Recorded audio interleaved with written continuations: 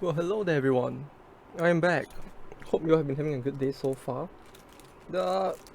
Yeah, you know, some people might be wondering, like, what the fuck is this guy even doing playing this game again?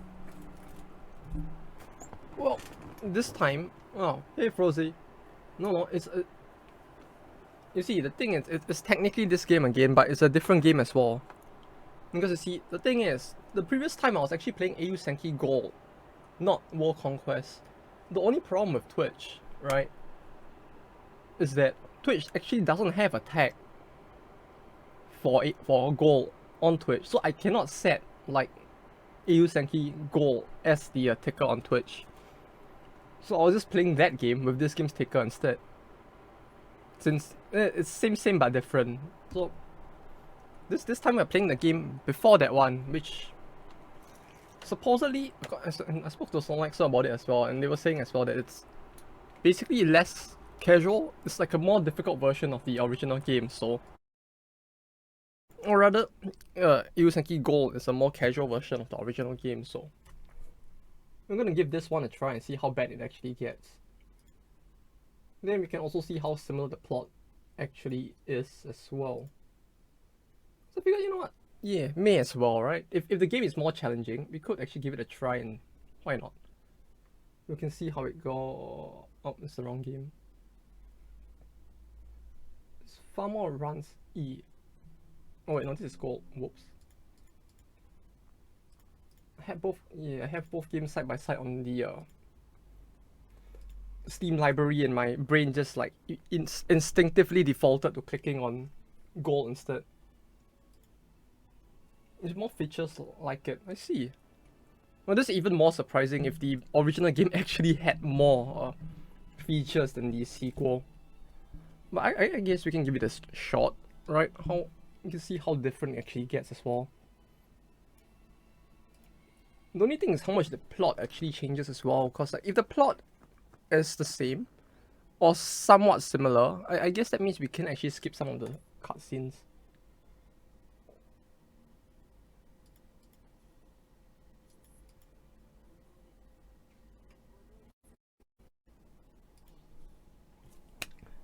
Oh wait, oh sorry. Can you hear it now? I was like toggling the sound to make sure it's like not too loud, hopefully. Or is it too soft?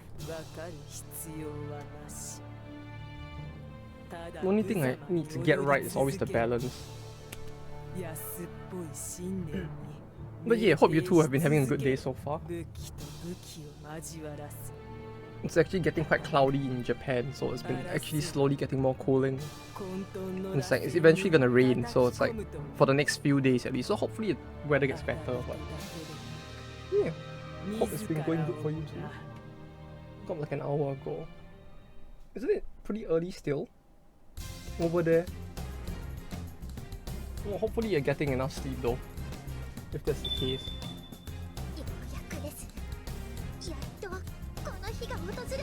Yeah, no, okay. So it's actually later than I thought. I would have thought it would be like 3 AM or something at this point of the day.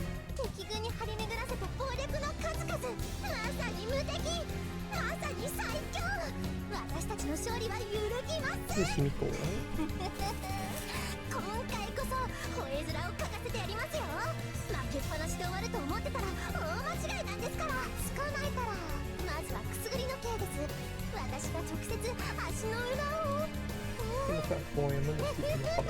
Eat and talk like shit. Oh, I can imagine, yeah. It's like, just not getting enough sleep really just makes things feel like shit in general. Well, I don't know. Well, I guess for me it's a bit different. It's like, if I get 4 hours of sleep, I actually wake up feeling alright. A bit shitty, but alright. Then if I sleep 6 hours, is when I'll probably feel the worst. Like 4 and 8 are fine, but somewhere in between, and I just feel fucking horrible. I hope you're feeling better now at least.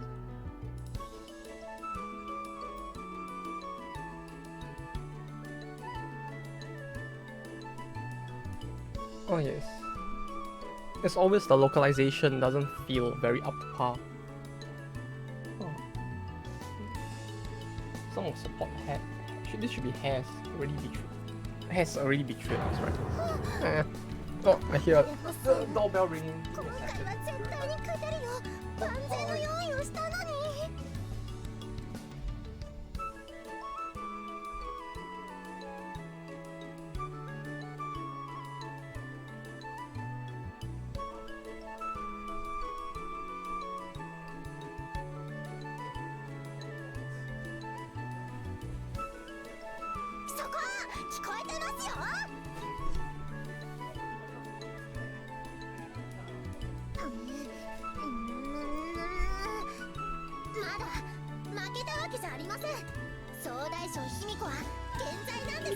Sorry about that. Arrived way earlier than later than expected. I feel like every wake up at night every now and then. It'll be fun. Well, hopefully it wasn't from nightmares or something though. If it was actually from like nightmares or something, it feels like could be due to something worse. If it's just like waking up, I mean, could it be the weather? Oh. Hopefully it's better now though.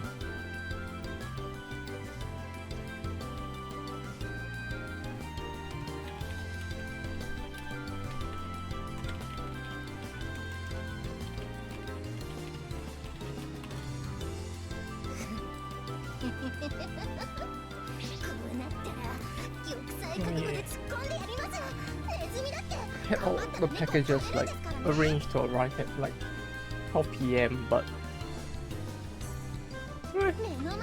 clearly something that wouldn't happen, you know. You would think that Japan's like delivery system would be more on time, but nah. It's 3 hours late. I'm just finally getting stuff to like fill up the second room in this house.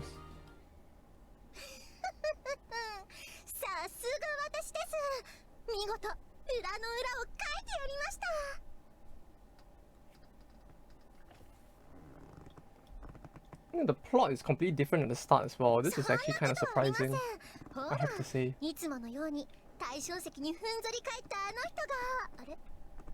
Like, I'm pretty sure at the start of the second game, you just wake up on the coast at Date instead. Wasn't it? Am I forgetting something? Could very well be, but yeah.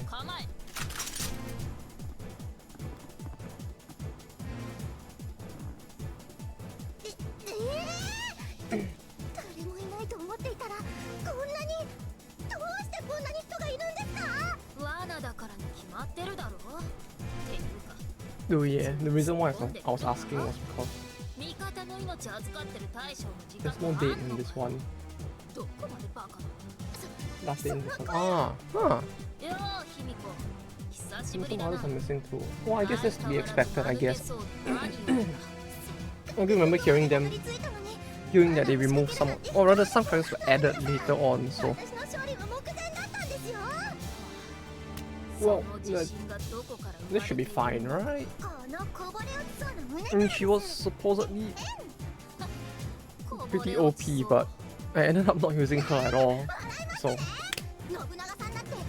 Well, it should be fine. One of those features of more characters. Ah yes, clearly a feature.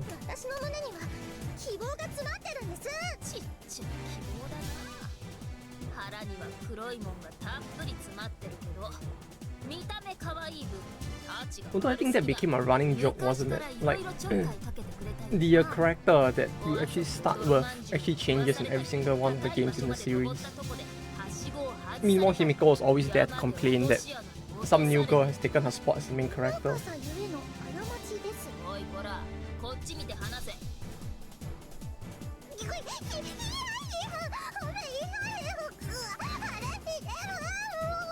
Like, yeah, in the second goal it was Nobun, it was Date. Then I think it was... In the mobile game, they actually just had the whole plot redone again except with Sakamoto Ryoma as the starting goal instead.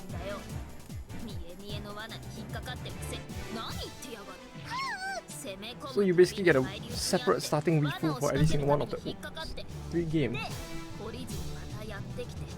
in every game, but there's only like 3 of them. Well, I mean, yeah, you know, in every game. I mean, they're batting 3 for 3, right? So it's kind of every for now. We don't even know if there'll be a 4th one. See, so if there is never a 4th one, then the trend stands because it's basically the main character changes in every game.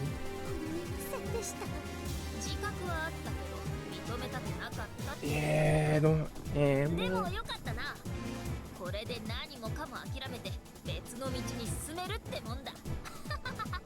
Yeah, it was quite unfortunate. Oh, so how ago was it at this point? 3 months ago? 4? 3 or 4 months ago, I suppose.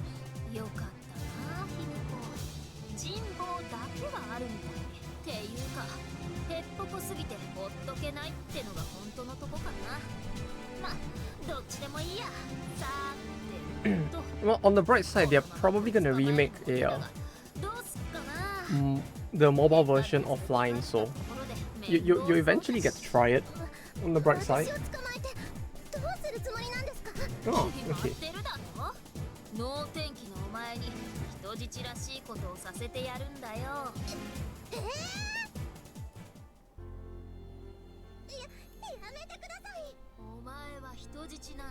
Wait, is this safe for... This doesn't feel safe for Twitch.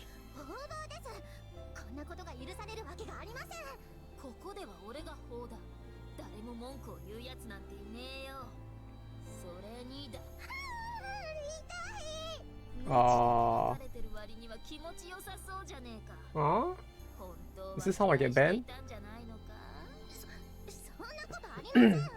It was different in the patch version, but yeah, but still. I don't know about this, Chief. This feels kinda dangerous. This doesn't feel very patched, if you know what I mean, goddammit.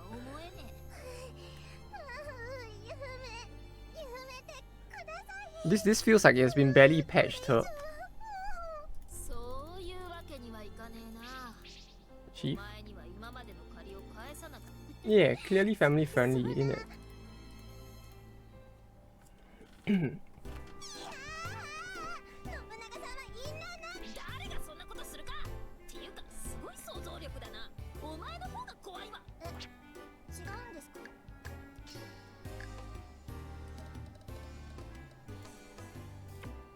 Okay. Okay. Part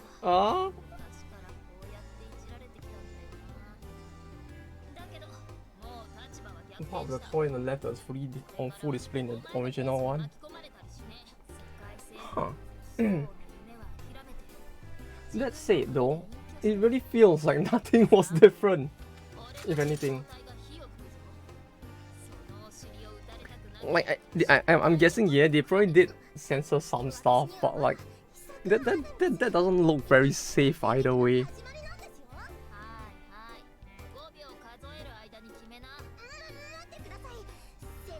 Is the volume balance better now though? Although holy shit, mate, that was still a bit of a very spicy one. There's less wax in the original. Yeah, I can imagine that. But somehow it feels like the wax isn't doing a very good job of censoring anything at all.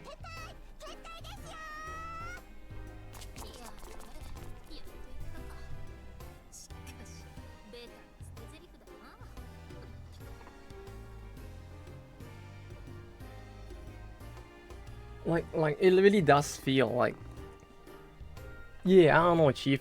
This feels potentially dangerous. Okay, that's good. That audio is good. It's doing its best. No, you see, doing their best would be what they did with Ivan, the Russian waifu lolly. Like, I'm pretty sure they replaced her lack of a skirt with a skirt. Like, they actually added one for her for the all ages version. Even though most other characters are like still the same.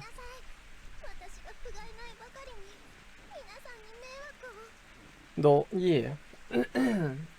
That was a bit of a spicy one.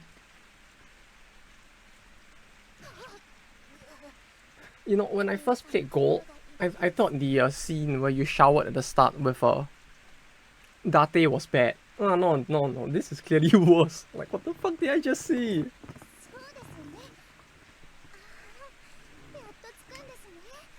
How Ashoka looks in all ages. Barely different. Really barely different. Like, if you were to like flip, like rotate between characters very fast and you hover over her image for a split second, you would barely be able to tell the difference. As someone who has seen both, I can tell you now, it's barely any different.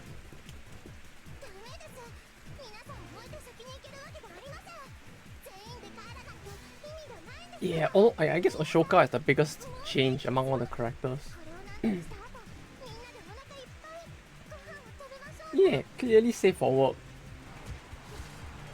Well, let me just add that as a tag, right? Because funny. Can I add safe for work as a tag?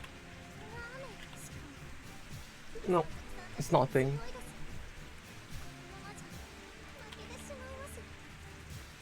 Huh. There's actually no tag for safe for work. Well, that's a surprise. I wonder why.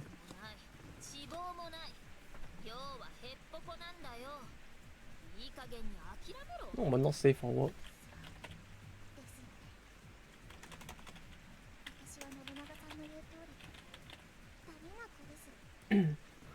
Wait, there are no tags for safe and not safe for work on Twitch? I would have thought that would actually have tags, but... Yeah, sure. It's not a tag since the opposite isn't allowed.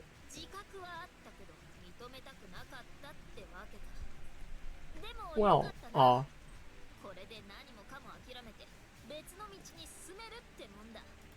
last I checked, this game wasn't on the game's banned on Twitch, so... I guess we should be fine?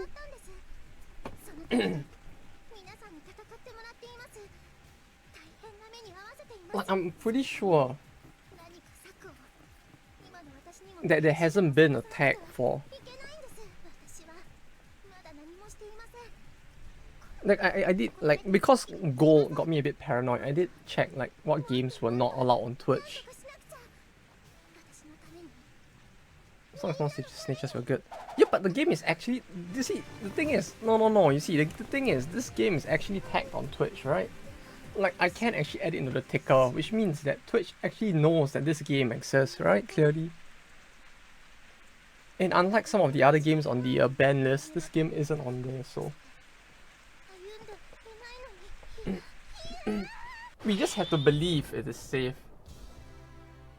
We just have to believe it is safe and it's safe, right? Clearly.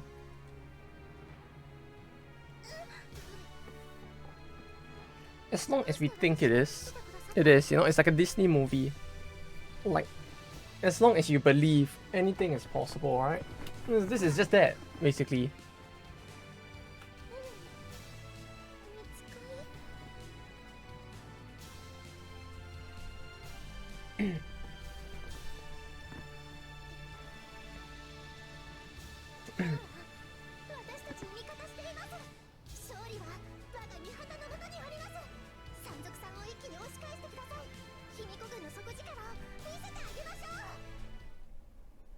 This is actually a very different start though, I have to say. Like, the plot is really completely different. And he looks a lot less demure than in the second game, I guess. Like, in Gold, he just feels like a beta cuck at times, but like, he actually looks, and the way he entered the game as well, like, it just makes him feel a lot more like a man's man, you know? The kind of man who respects his women, clearly.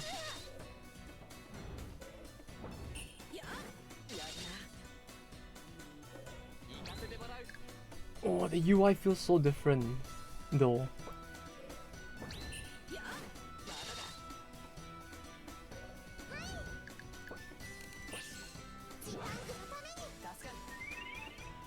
It's only 3 stats as well, huh?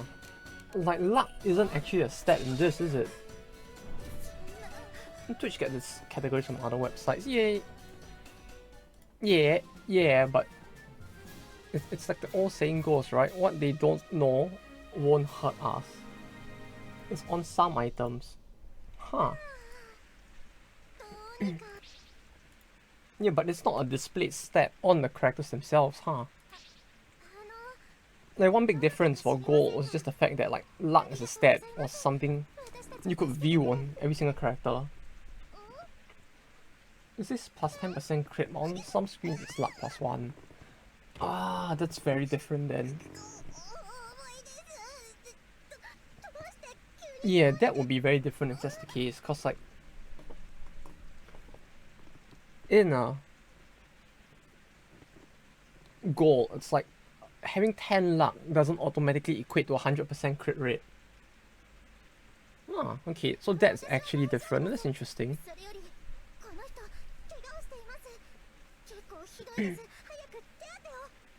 Yeah, this feels like it would be a very different experience, huh?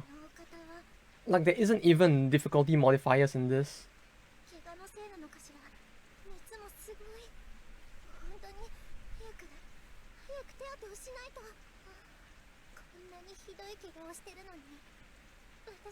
Even the same base of 10%.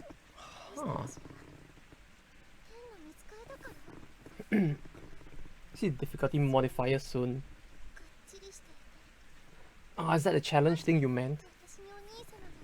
Like, it's just basically less... It's more immersive, the way they had the difficulty modifiers in this one. Huh. We shall see. Producted by Temco. Producted by Temco.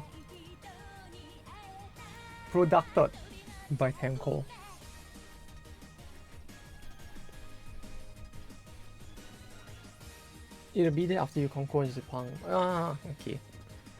I guess Japan is probably just the tutorial after all. Wait, there's no Boros? Is Boros not actually in this?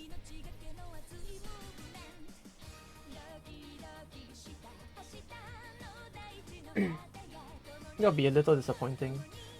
Base Tenko, hell yeah.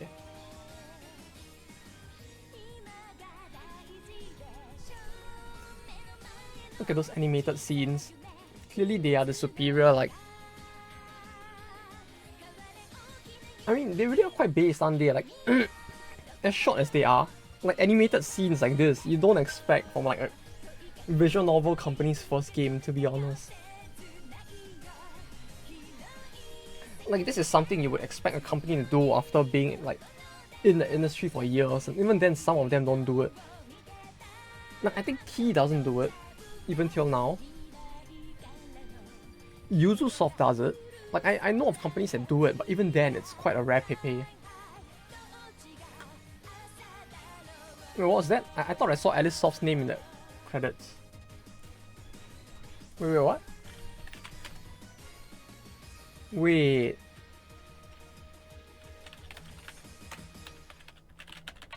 Could it be? Wait 1 second. Let me check something real quick.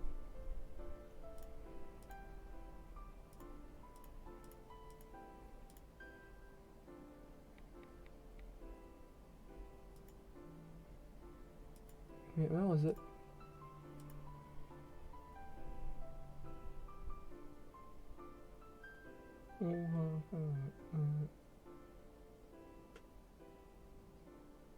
QP Flapper. QP Flapper. It's a 2-member illustration unit. Ah! yeah, they help with the art apparently. Maybe even more for that matter. Like, they never really specified what they helped with, but that name looks very familiar. You might be right. Like, that is the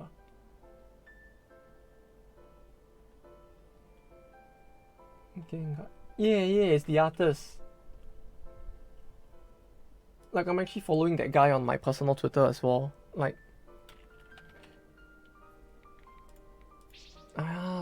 oh right. Right. Isn't there a character from Sengoku runs in this as well? I remember seeing screenshots of that on like the community page on Steam, but I could never figure out what that was about.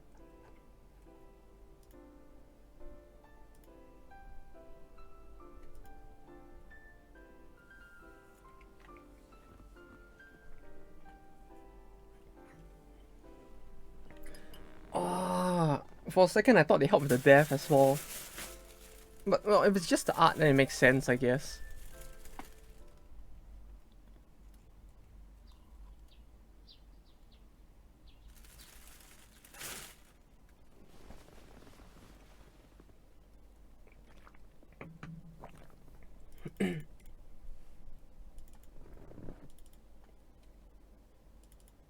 No, what's happening? But I should get up first. And then this goes into a point and click puzzle game, doesn't it?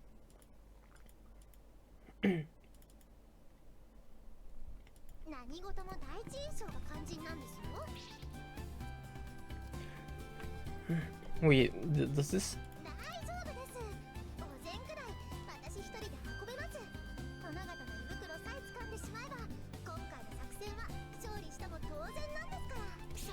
Is the plot gonna be completely different in this one?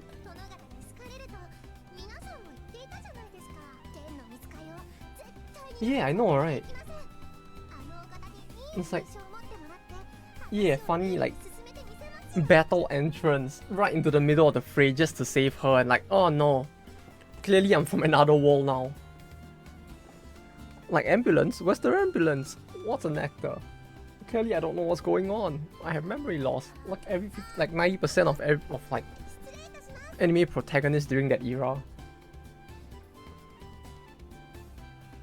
It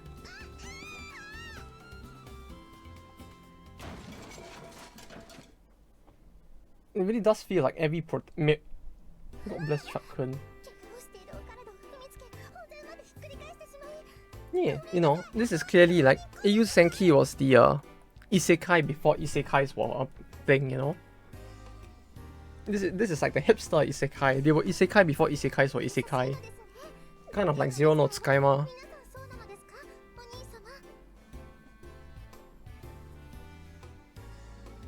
Alright, this was before the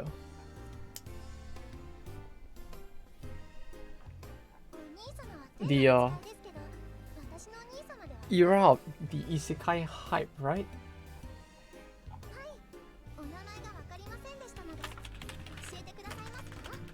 Right. 2012. 2012 makes it sound like it probably was. No. SAO is the Matrix, clearly. You know? If you die in the game, you die in real life. In the world where you can break the boundaries of the code, Kirito is the chosen one. So Matrix is isekai too. Oh no. Oh no. We're slowly getting towards the true isekai that started it all, aren't we?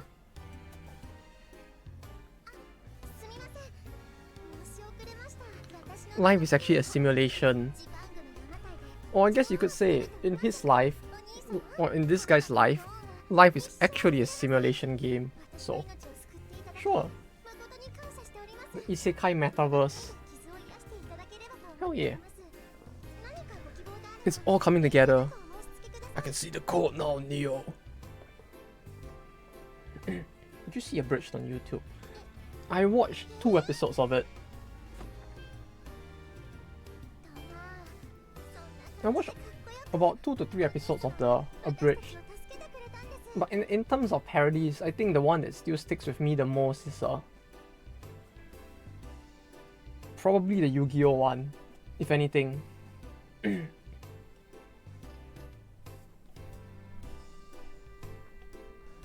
No, I do not remember the plot of the Abridged one. I might actually have to rewatch it in order to remember what it was about. Like, I remember watching SAO really long ago. I found the first season okay when I first watched it. I did not like the second season. And then I just stopped after the second season.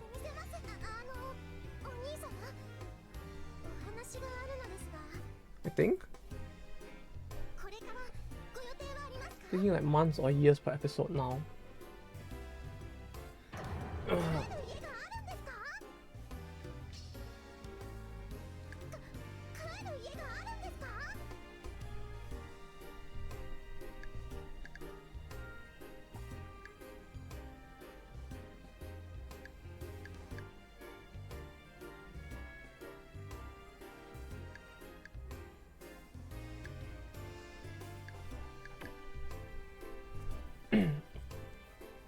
That's quite unfortunate that it's taking so long. I'm not sure, is it because they just like worried?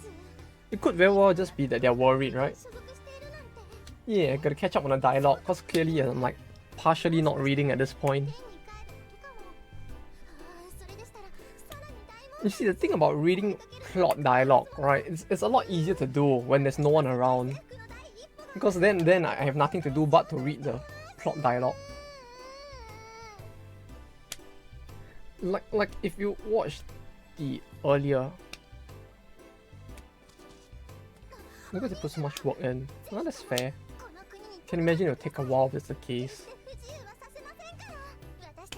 Especially with the voice actors and actors? Actors, yeah, this English.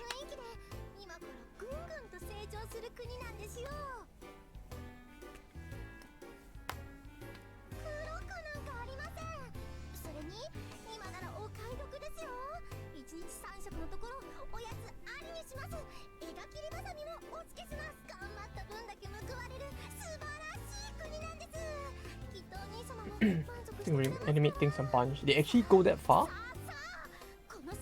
Oh, that I didn't know. If they actually go as far as to reanimate some of the stuff, that's actually kind of impressive.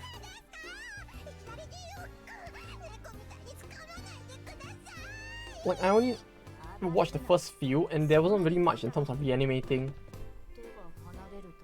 I think of Kirito's voice is the one from Abridged. Oh, I really don't know that. Don't remember his voice. Because that one actually has character.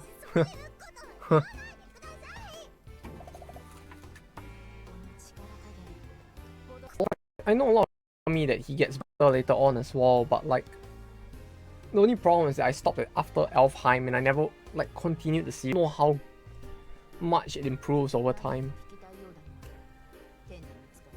All I know is that like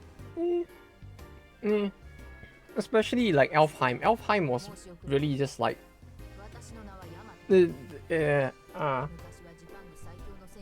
know, it's just an bit of, just with a little bit of an as well.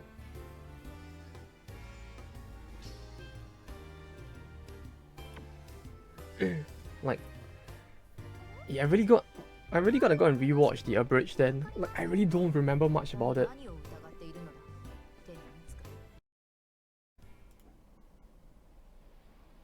Oh? Oh? Oh? Am I live?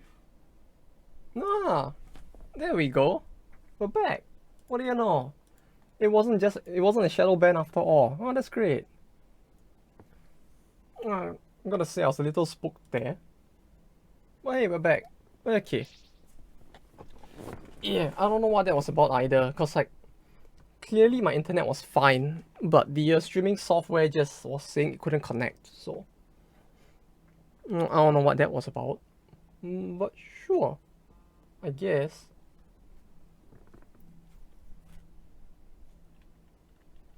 Yeah, for a second I thought it was like a shadow ban or something.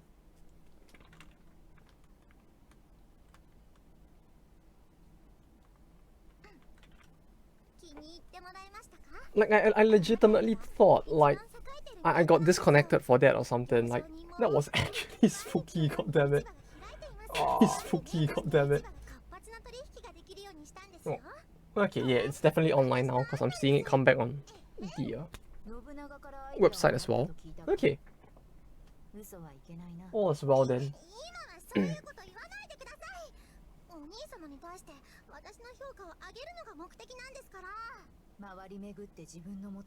Oh, the Zero Pass. First part of first season was yeah. Like it really did feel that way. Like at the start of season 1, up till when that. Would it be a spoiler if I actually said it? Is a spoiler warning actually needed? You know, on the one-off chance that someone's watching can say spoiler warning, right? Like spoiler warning. But yeah, it's like up till the point where what's her name died, felt like it was kind of like meh. I mean, up to that point it felt good, and then after she died, it was just like the whole thing just felt like it went to. It slowly went downhill from there. Although it's like, true. With how popular it is, it feels like most people would have seen it by now. Like, its popularity is no joke. It's actually pretty good. As in terms of like how big it got, it was actually pretty impressive rather, would be the word. Like how big it actually got over time.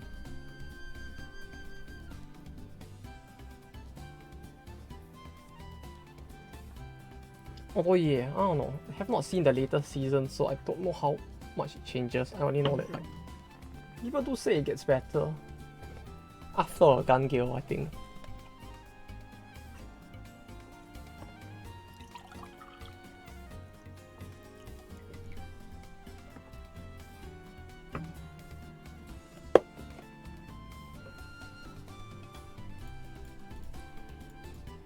Also, I like how like the mouse is off sync for this one as well. Like in true Eiyu Senki fashion, the mouse has to be off sync. Like right now, my mouse is on her left eye. You know, on screen it's like, yeah, that's nowhere near where it's supposed to be. It's a little fucky, but it probably shouldn't be a problem anyway.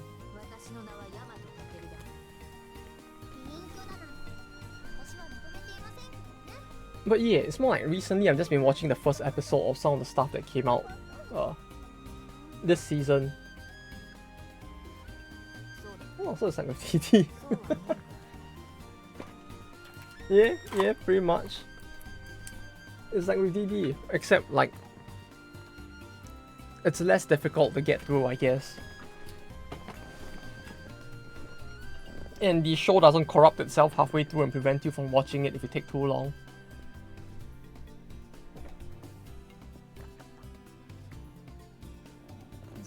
For DD, if you set it to borderless full screen, yeah, for DD it's fine. Like, I'm playing it on borderless full screen and it mostly works out. I think the weirdest problem I had with DD was just the screen. Like, I don't know how to describe this, but like, the background behind your menu is the same size, but the game UI itself actually shrinks to like 1/4 of the screen. So on the one hand, you see the background behind you, like the load screen of most menus, and the game itself is occupied like 1/4 of the screen. I think that happened on the first ever stream of Darkest Dungeons I did, and I don't know why I did that. But after I like fixed the, after I reduced the resolution, it kind of worked out. But it just felt kind of weird that happened.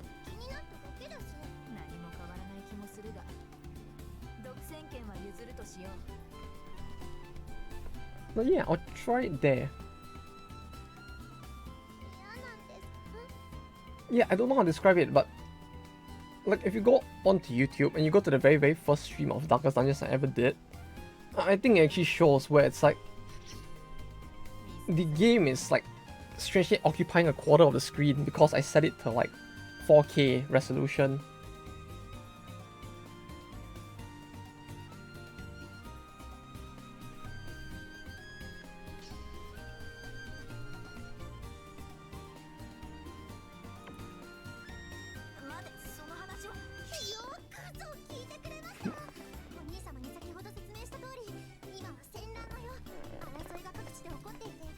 Oh, the plot is really completely different, huh?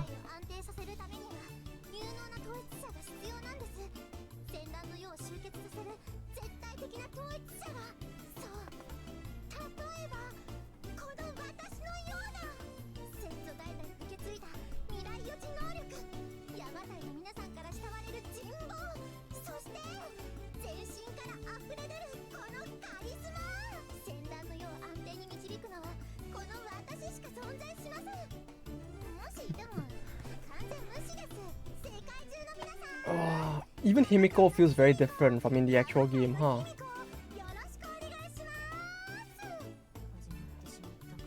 Like, even she feels very different.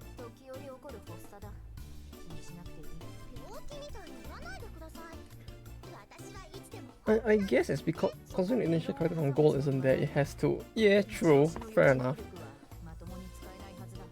Like she seems more energetic and less like a ditz, even though she still is like quite clumsy. You know, between the mascot was a ridiculous demand.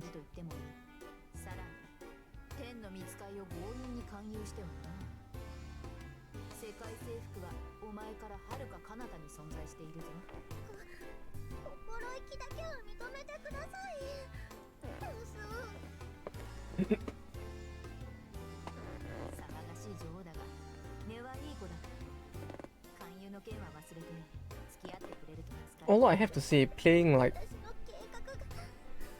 Eiyu Senki really makes me feel like playing a Europa Universalis again as well.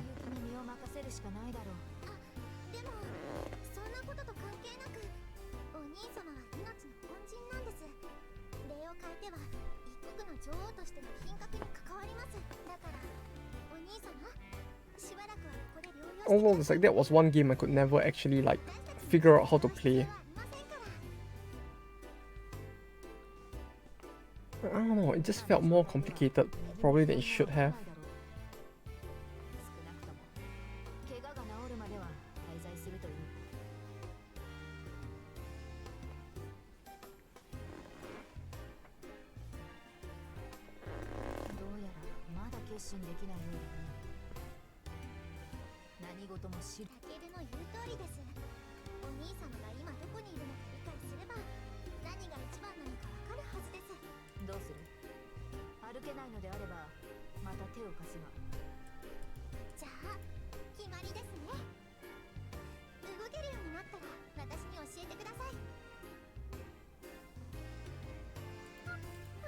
It should be in the same announcement that you probably saw whatever information you got that from.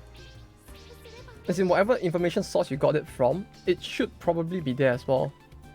Otherwise, let me check. One second, I remember seeing it on Twitter, if anything. Although I don't think I can actually... Let me check it on my phone.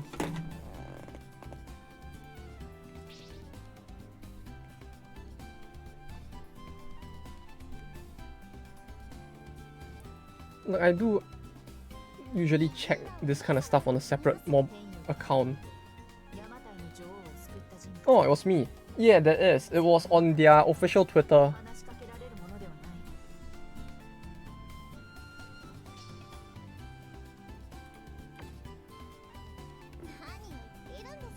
Like, let me see if I can find it.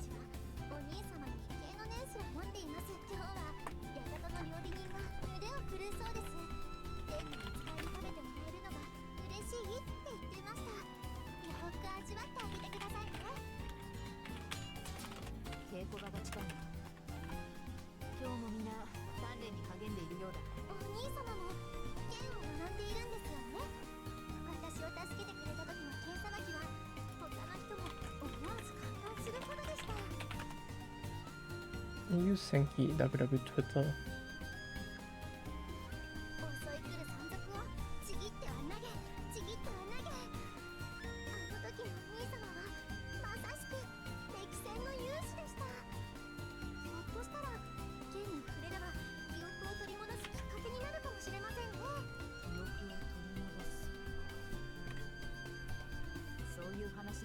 This should be the one, I believe.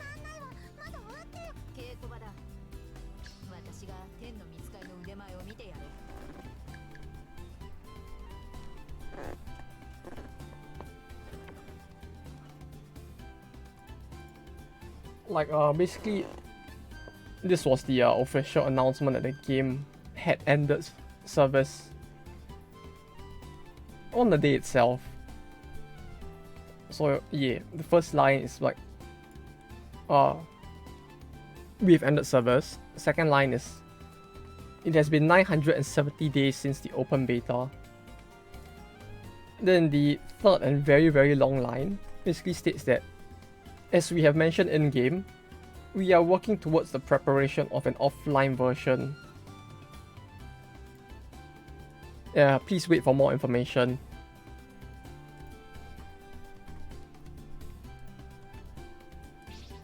So, I would assume that they are actually preparing for it at least, since the actual like devs are the ones that announced it.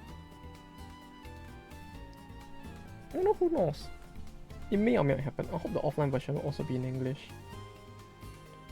As far as I know, there was an offline... The online version had an English version as well. So there is a possibility that it might actually be localized. But the thing is, I don't know how much different the English version of the mobile game was from the Japanese version. So I don't know how much more effort it would take to just release it in English as well, but considering the fact that the game was also released in English at the time, it should be doable. It's just a matter of whether or not they would do it.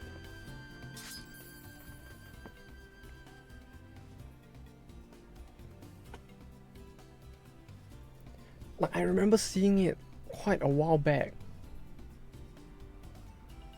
How the English version of WWE had very good localization. Well, it's good that they learn from their mistakes then, cause like, bruh, this and Gold, the localization was very, very questionable at times. As for WWE, I don't know how good the localization was, cause that was one game that I didn't really have an incentive to play in English at the time.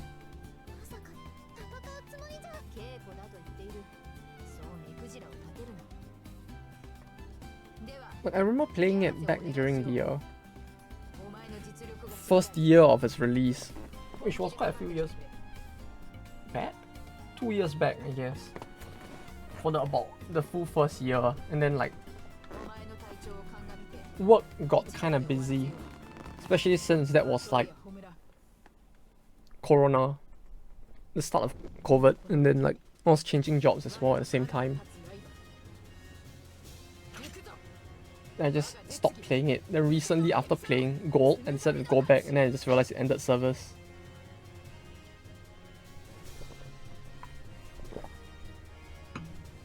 So I never got to actually experience the English version. I just know coincidentally from like seeing screenshots of the English version that they did have one, but for the English version, the only problem was that like all I got to see were like gacha banners and like the login bonus UIs, so I didn't really get to see like how good the localization itself was. But it's good to hear that they actually improved it. Like there's like a steady progression over time with their translation, I guess.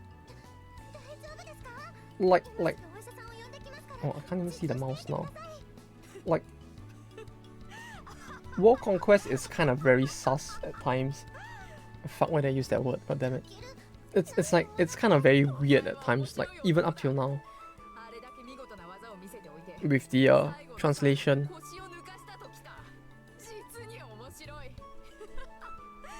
Then like Gold is still a bit weird here and there, but Gold didn't feel like there were as many fuck-ups in the translation. Like once in a while you would get like one small word that's off. Once in a while there's stuff that's like, in Gold I mean, it's like once you would get a very rare like one word being wrong. And then like the weirder stuff would typically be in how they decided to localize certain lines, which sometimes I will point out during the streams as well, but like it was serviceable for the most part. For this one, it's like there are more like weird lines than in Gold, I guess, even at the start. But it's fine. Like the game works, and like for its time, it's just like localization in general hasn't been the best of things. The fact that it's even localized is already a great thing, so I have no complaints. If anything, for me it's great, cause like as someone who also did spend some time doing localization work, it's like it's kind of fun to see how they choose to localize certain lines. Although for World Conquest, it feels like the localization is more literal than in Gold.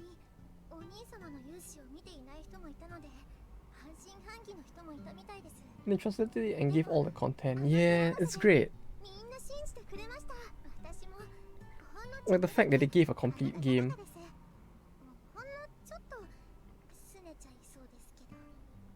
Yeah, they added so much content, they even added a skirt onto Ivan. Like, they really did add quite a lot of stuff and anything. They added more clothes onto Ashoka as well. Although I'm surprised that they actually managed to do this with all of the content still in the game, because like some of the content feels like by virtue of like collab IP related stuff, like with Alice Soft and the like, it felt like stuff that wouldn't make it into the game, but it's good that they actually managed to get all of it in and translated as well, without having to charge for DLC prices. Does the first 12 years old French girl remind you of something? Yeah, it reminds me of a certain British guy going like, "You don't have free healthcare! Ha! Ha! Ha!" Yeah. That's about it.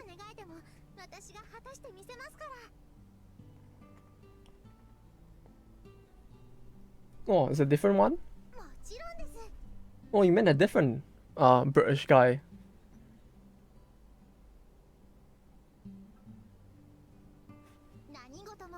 I'm pretty sure he had a similar accusation like tossed at him as well. Or something along those lines tossed at him many years ago. So that's what I ended up remembering instead. Or was there another?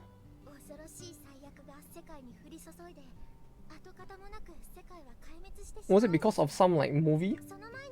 There was one translation of VN where they just cut all out content and made shit translation.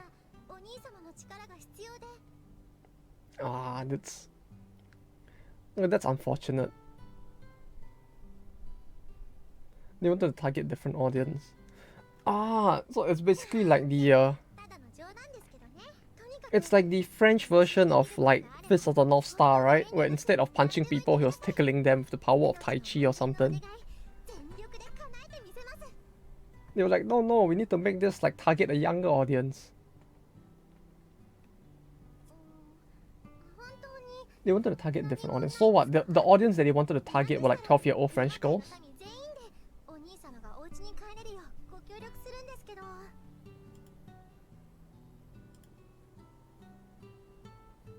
The sanitized conversion, it made no sense. Ah, this is unfortunate.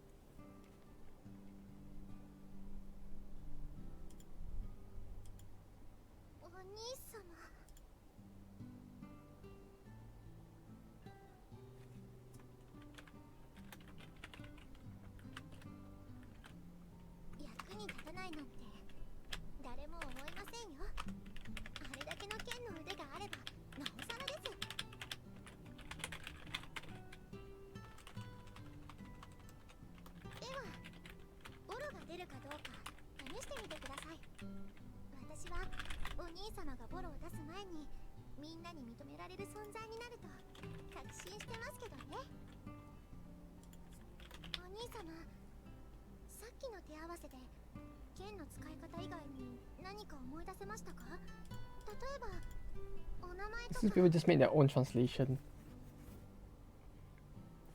Yeah, bless the fact that people actually did make a completely different translation for it.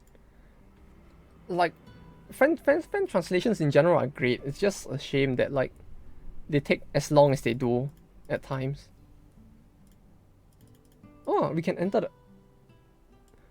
the main character's name, although the menu for it is pretty scuffed. Like, it doesn't even appear in game, does it? It's just a separate window application.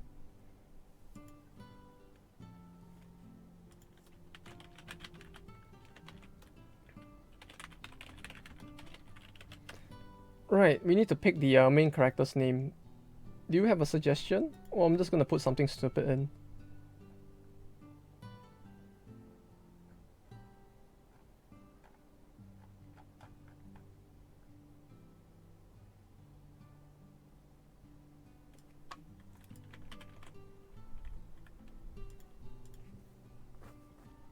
Yeah, the name thing.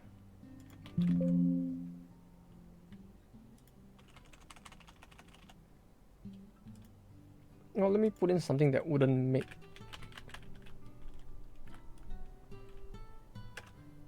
What was that guy's name? Let's not take too long with this, but I feel like just like... Fuck, what was his name?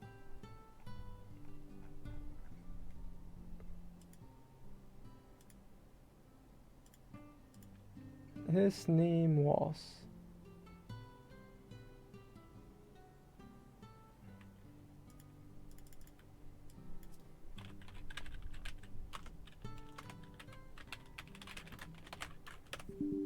Name is longer than 16 characters. Fuck! Okay, never mind then.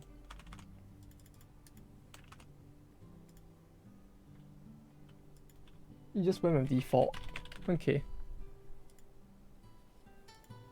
Default it is.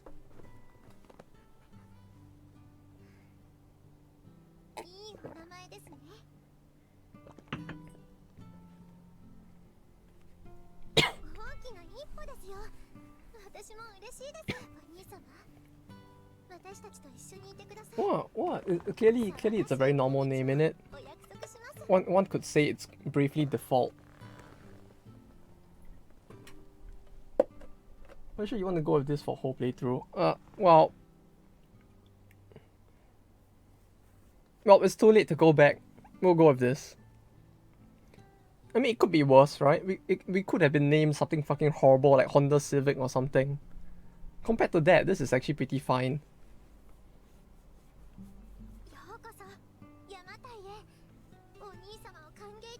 I mean, like, next to no one is gonna use his name anyways, right? Like, everyone is just gonna, Arthur is just gonna call him Oji-sama. Like, Himiko is gonna call him Oni-sama. Same for Geronimo. Yes, thank you. I am the greatest default kun.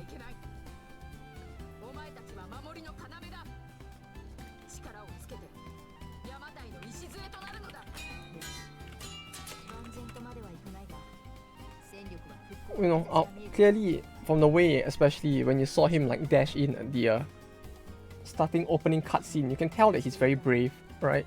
One could even say he is bravely default.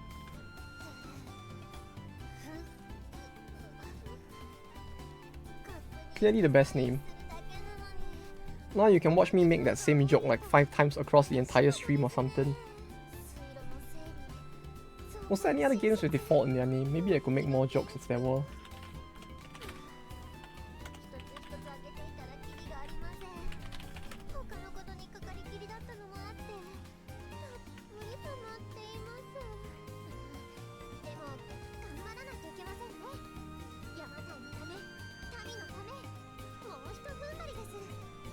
Well, speaking of disappointing animes, I watched Extreme Hearts yesterday, like the first episode. It was extremely weird. It's like, it's so bad, but it was so fucking funny watching it with someone else that I kind of enjoyed it.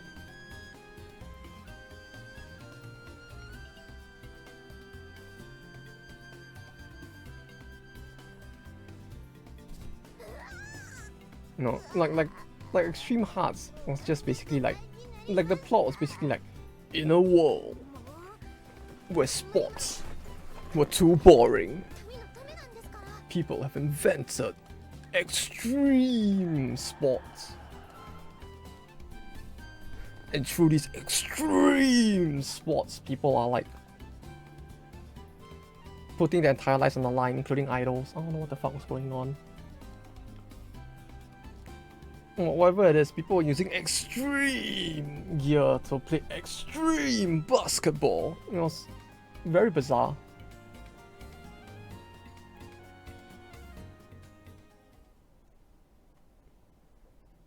clearly the opposite of being a very default person, you know.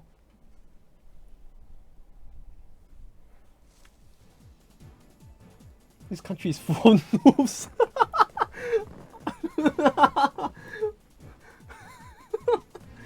I'm sorry?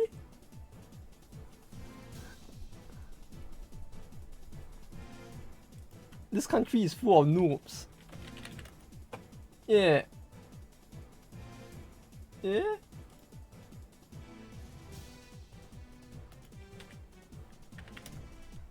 Oh hell yeah. Where's my snipping tool?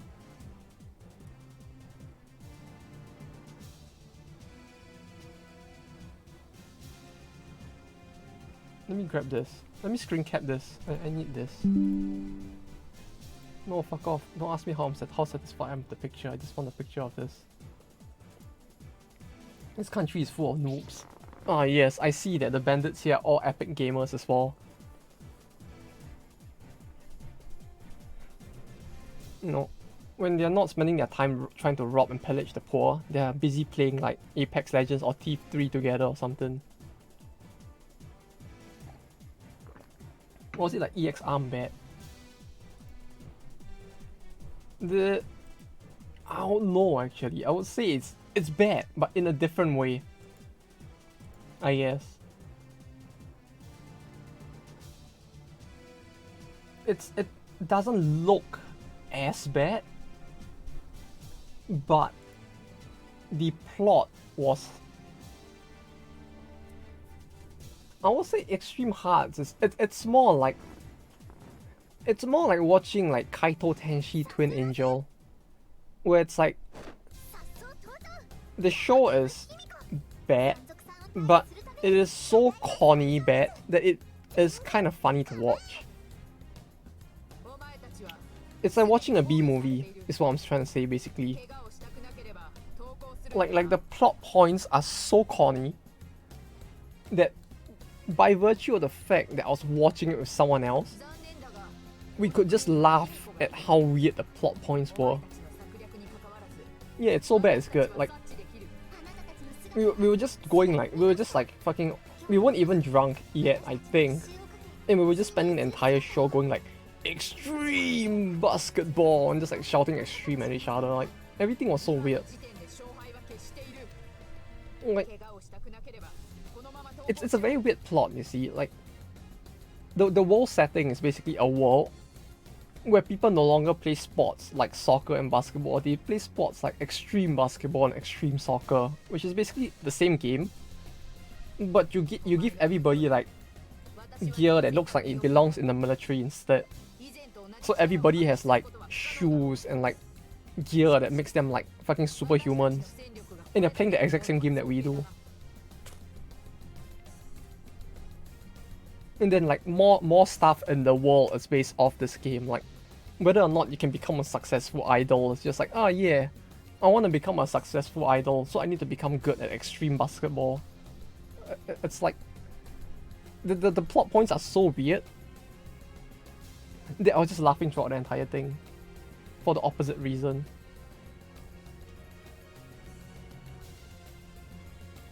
Extreme billiard pop.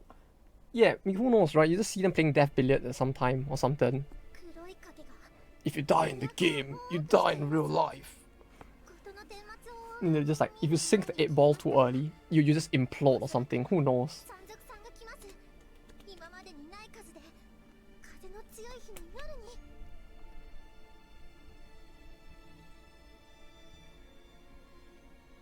It was weird. It was very weird. It's not good. That's all I can say. It was not good. But I had a good time laughing at it. It's like the only reason I ended up watching it was just because of the artist that was, like the artists that were put in charge of the artistic design for that show.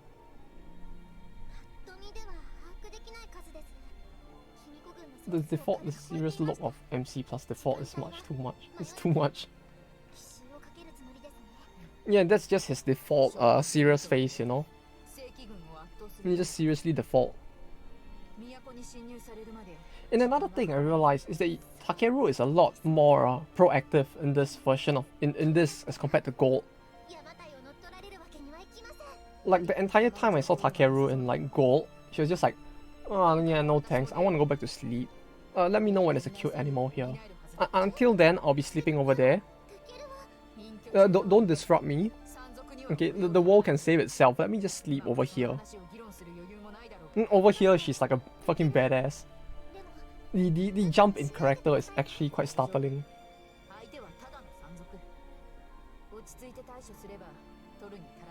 She's like a completely different person. It's like, I don't know. It feels like in Gold, the game basically took place after all of this happened, and she's like, yeah, I'm just gonna retire and never like do anything again. I'm not gonna spoil much. Okay. Things will change. I see. I see. Well, we will find out how it goes. But yeah, the plot is surprisingly very different. I'm actually impressed. Like, it is clearly like, this is like, you don't need to play one to play the other. Like, the plots are just like,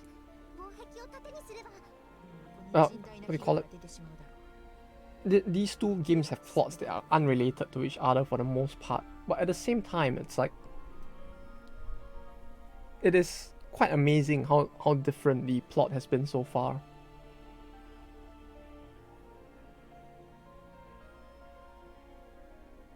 Usually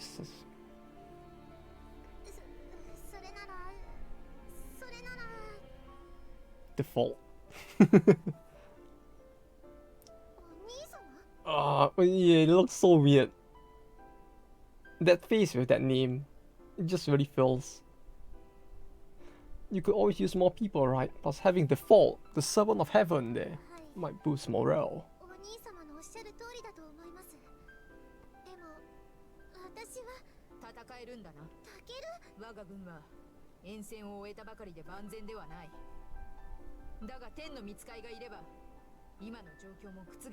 It's not because default is good, but serious default is better. Forcing unavoidable situation. Yes, you shouldn't force default into an unavoidable situation. He might actually just default in trying to help you. No, I just need to wait until he does a serious face again. Although I must say, I do prefer how his clothing looks in this compared to the second game, compared to Gold. Like, I don't know why the main character's clothing as well had to be so radically different.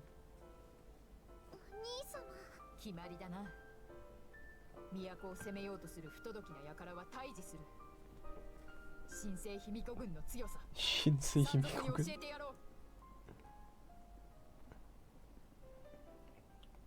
Oh, if only this game actually had the characters like read out your name.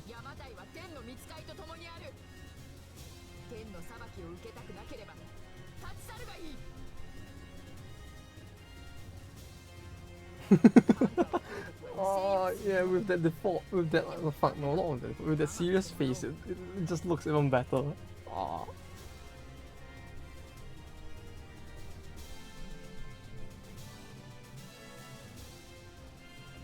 Truly, he is the most default of heroes.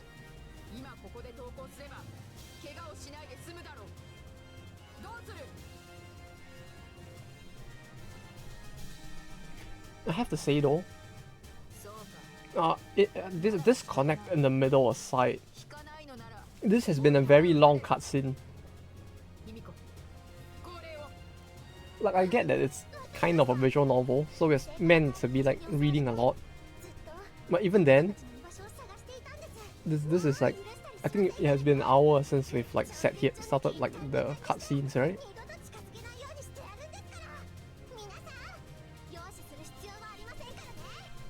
It's one fight in the middle of 30 minutes of reading, yeah, and then after that it's just another 30 minutes of reading. It's very surprising. Wait. Takeru's HP is the same? Like, she also uses like... Reading again. Wait, Takeru's skill is actually like Like she actually... Wait, does she actually use like normal HP? Like she uses like infantry count, right? Like the rest of them. Default. This is gonna take some. This is gonna take some getting used to. Like seeing this. Like it just feels off to the point my brain just can't process it right. These two. 5, 3. Okay. We got this. We got this. I mean, it's just a tutorial battle anyway. Yes, finally more fighting though. You know, it only took like 10 years for us to get here. But we did it. Finally more fighting. I'll make sure the point on your screen there accounted for offset. Yeah, yeah.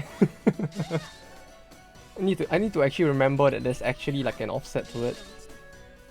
It's very confusing.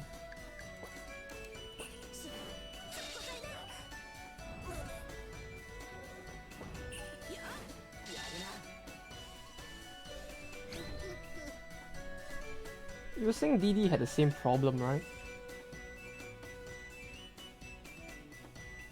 Because for me in DD never really had that problem, so... Well, I don't think there was that full screen, windowed full screen. I don't think this is what I wanted to do, is it? Oh, my eyes, it's so bright. No, I don't think there isn't a... I don't think there is a borderless full screen in this, is there? Either that or I need to set it like outside of the game before I actually enter it.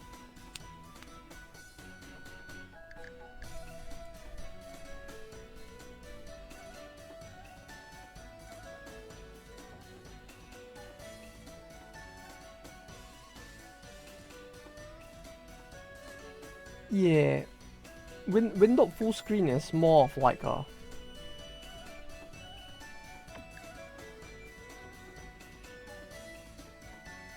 Wait, uh-oh. Wait, did they kill the streak?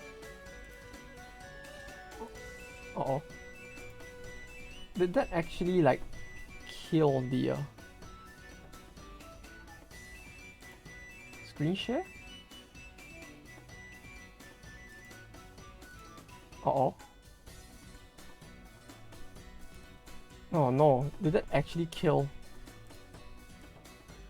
screen share?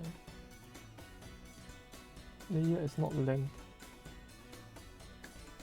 Uh-oh. Uh-oh.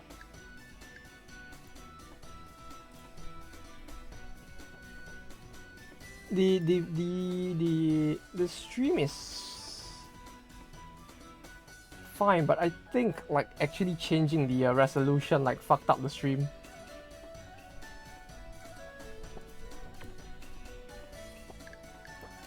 Let me finish the battle and hopefully I can quick save during the text. And then I'll reload the game and see if that helps. But yeah, apparently clicking windowed full screen actually killed the game itself, I think. Oh. Oh. Oh. Let me try to like...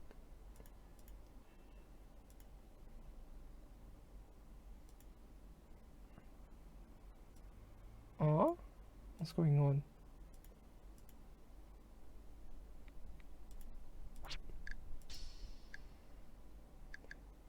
Wait, you can still hear me, right? Can you? Hello?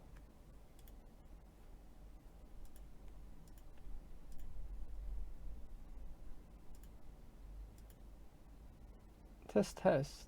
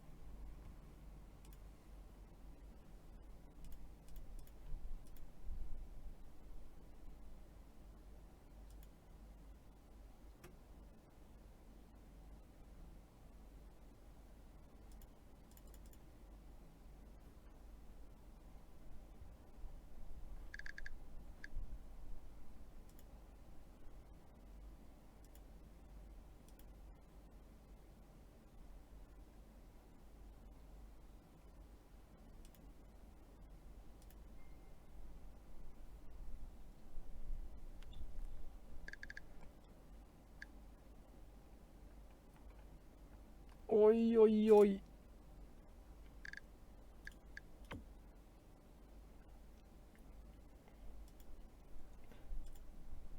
Oh, this is new. Okay. Okay.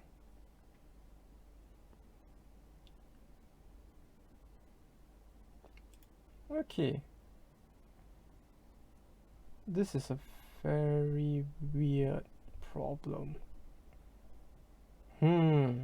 Do I have to... I'm gonna have to do it again, aren't I? Look, can I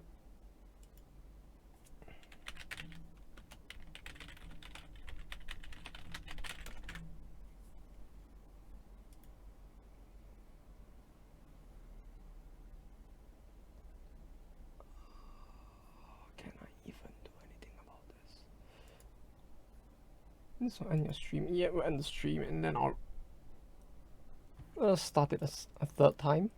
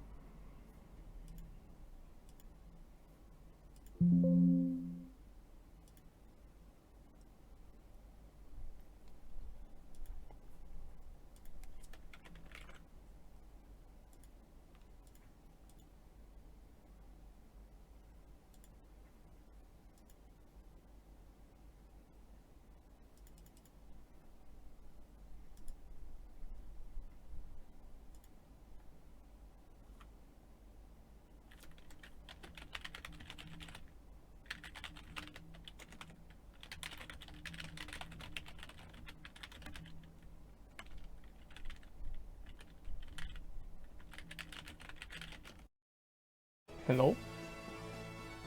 I think I'm back.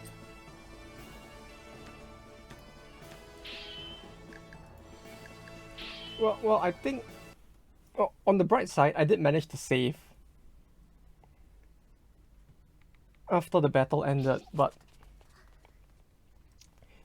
Yeah, we are not clicking resolution settings again, that is for sure.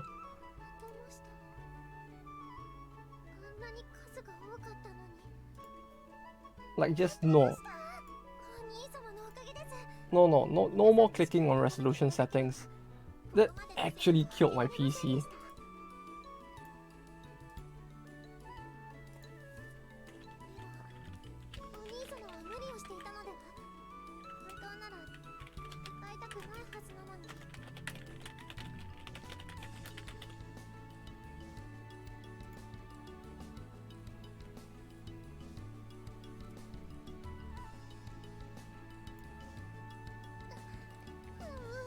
Yeah, that was very spicy. I got very spooked by that. Like even the worst, the least optimal game I've streamed till this point has not caused something this bad before. Like there was actually a very short period where like, yeah, my PC just, I couldn't click anything. I couldn't open Task Manager, like nothing worked. Like it wasn't just like Twitch Studio lagging, or the game lagging, or both, or my internet dying. It was my entire PC was like slowly starting to get crippled by whatever was happening. So I basically had to close the game.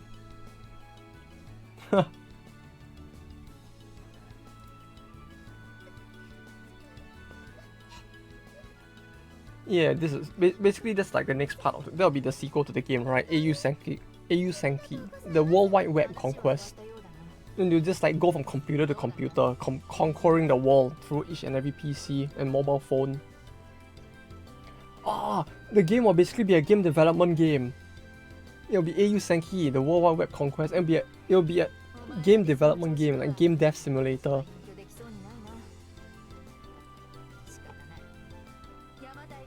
The reverse isekai. Oh, that might actually be interesting though, if there was actually a reverse isekai plot as well. Like I'm all up for seeing a RPG game which is actually just a reverse isekai instead. Where you get waifus of current political and pop culture figures. Oh, you mean like there is a visual novel like that, isn't it? The one with Putin and Obama. Yeah, what was it? My girlfriend is the president, I think it was called. Like where you had the choice between Obama, Putin, or spaceship. Or ninja. Because why not? It's Japan. Obviously there's gonna be a ninja somewhere. Oh no, I'm not sure if you want to. Yeah, it's a weird one. It's a very weird one.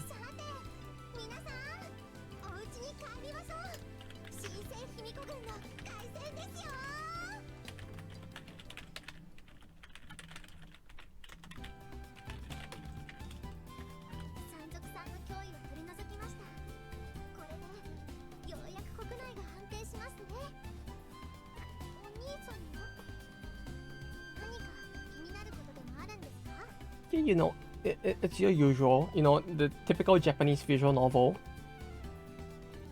where your next door neighbor just happens to be Obama, or a female version of Obama, and somehow the female version of Putin like moves across next door from your house. And meanwhile, there's a lolly alien spaceship UI that comes down, which you can bang. You know, the usual Japanese plot stuff.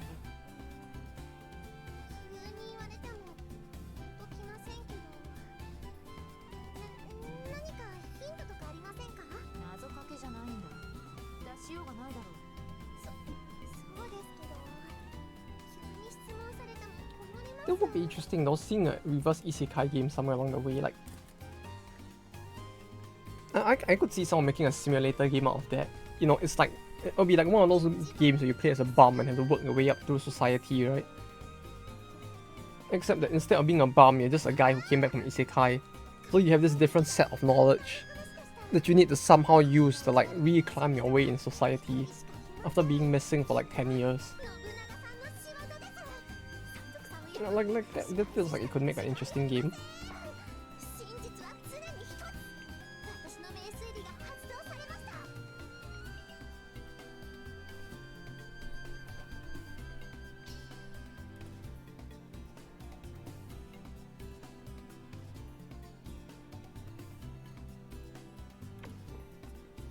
I could already imagine it, you know, like a game where like you suddenly return to your world. Your childhood friend who has been like looking for you for the past 10 years and been worrying about you is glad to see you back. They have opened their own bakery and they offer to allow you to work there as you try to reacclimate to the world. And then the game is just about you trying to earn money. And you know, try to survive in this day and age as some guy who basically has no like social skills as a result of being an isekai for 10 years. Using all of the skills you've picked up along the way to like survive, and then the game just ends with like both worlds colliding. And it's up to you to save the world from the clash of worlds due to some malevolent force. You know, just another average day in Japan as well.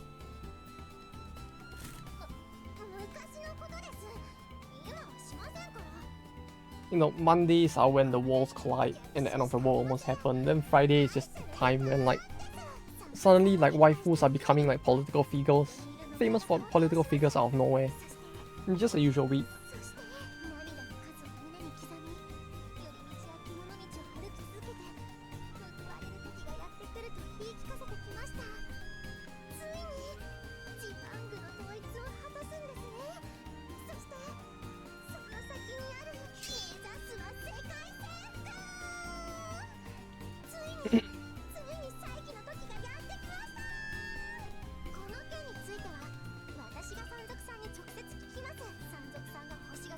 she basically has the same plot point that Date Masamune had in the second game, huh? It's like in the second game, it's just like Date is the one that's going like, yes, we must conquer the world, and it's like Himiko was basically doing that in the first game. Oh, that's interesting.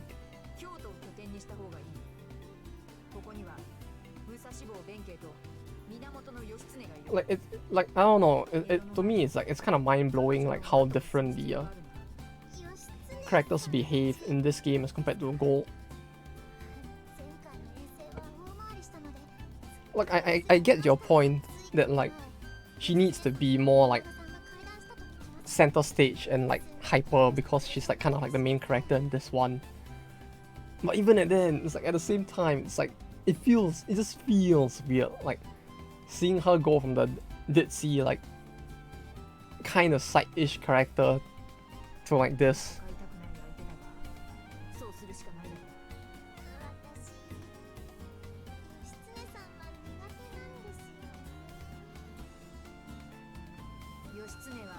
Although I do have to say, as a result of how the plots are going, it does feel like in this one, you don't get as many of your like, we don't get as many of our like fetishes and strike zones hit, you know? Like, you have Himiko as your little sister, but you don't have an older sister to baby you the way like Date Masamune did in the second game.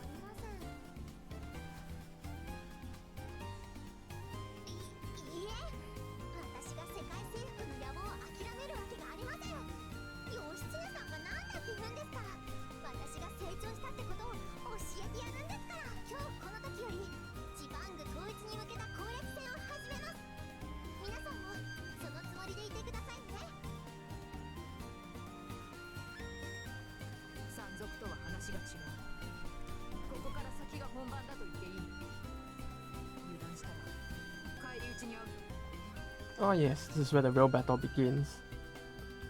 Of course.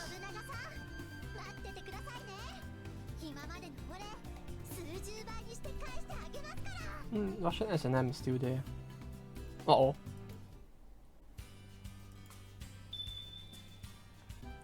Uh-oh. It's not gonna be even more extreme than it was in Gold, is it?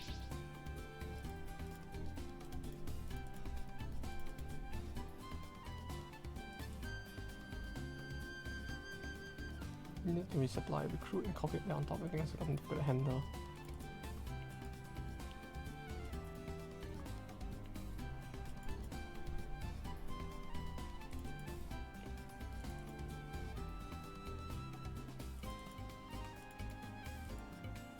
Funding for everything else is mainly managed separately, so please handle the troops as you wish.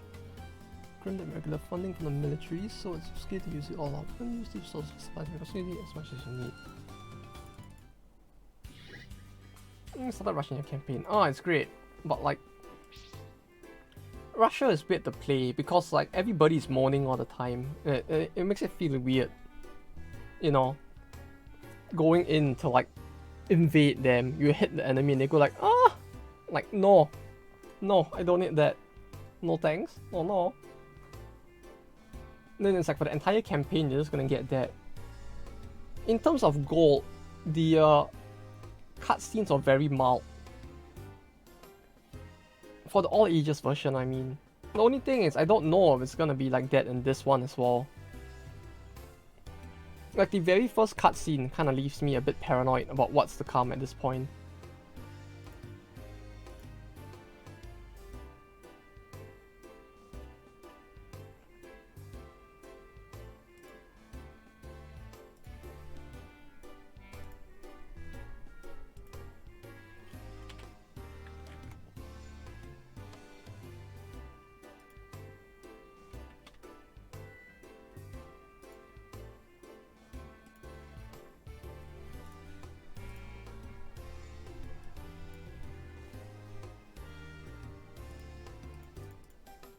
And then for the pick ones, I should have only got Joe checking out. Okay. Alright. Mission unlocked. Action points, funds. No, the buttons actually look better designed here. Those are many scenes to be honest, at least it's mid-game, except Himiko, which is like 50-50 whether they be doing her activity. Does she get that many? If she does, that's actually kind of surprising.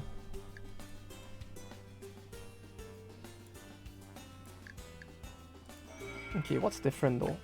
This is USA. This is India's. Wait. All of this was under India. Huh, okay. Incas. This is independent. This is Azteca. Okay. Mostly the same for Europe, like map-wise, I think. Maybe? I feel like this... No, Egypt is the same at least. Russia is smaller? I guess maybe more areas will get added later on, but... Oh, Jakarta and Bali are considered independent. Huh. There's like more independent areas in this one, to say the least. Suppressing the bandit survivors. This is a battle. Fruits of your labor. What's this? Why does it feel like there's gonna be more to do in this game?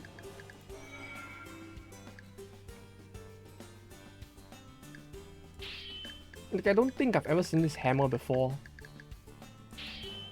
So it really feels like we're gonna get more stuff than funds required 56, available 105, yeah, that's fine. We can't declare war yet.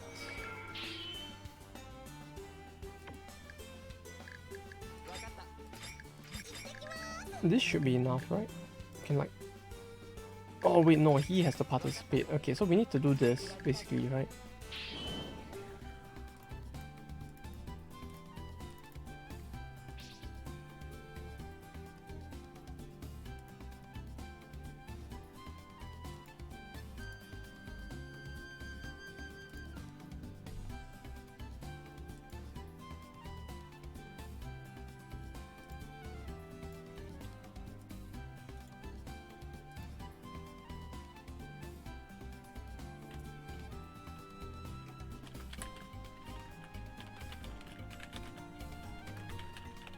Judge them or tie them and put their favorite dish before their faces.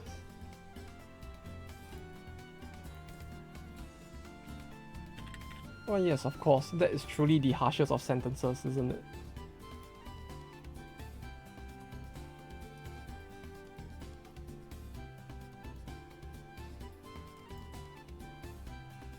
Clearly.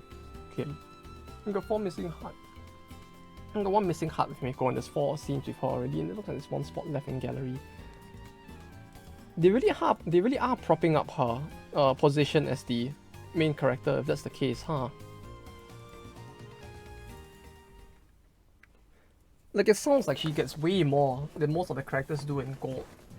Although then again, I didn't play Gold. I need to play Gold with the actual like scenes in order to actually find out.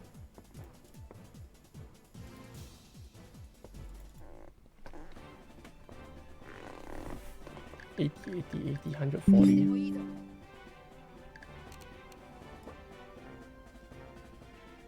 1, 2, 3. Yeah, this is fine.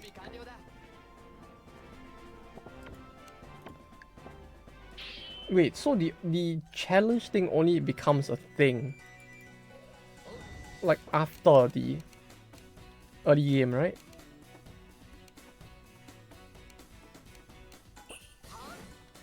Like for now, it won't actually matter at all.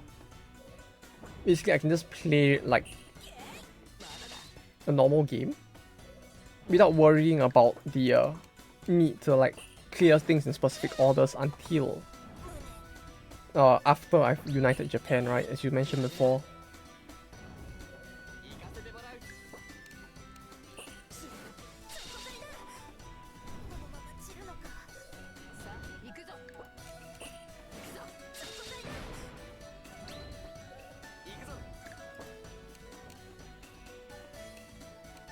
Yeah, that one. That only applies after Japan, right? Okay, that's good. Good to know. I mean, we should be fine for now if that's the case.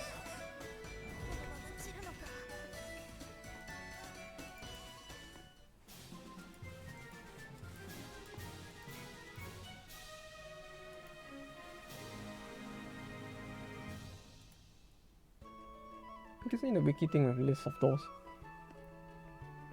I mean, you have an English one, it would help. Currently, I'm looking at the Japanese one instead, cause like, it's easier to find documentation or stuff like this in Japanese than English for me at least.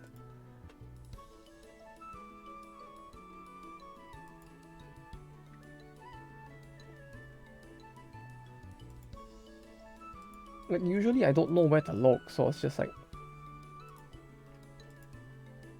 I just end up going to a... It's only... Like, I'll usually just end up going to like a Japanese wiki instead. Which I have that one, but it's not very well ordered, to say the least.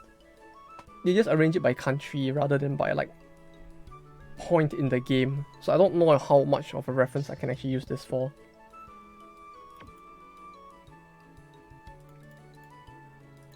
Oh, we got items, okay. Oh, it's an image, huh?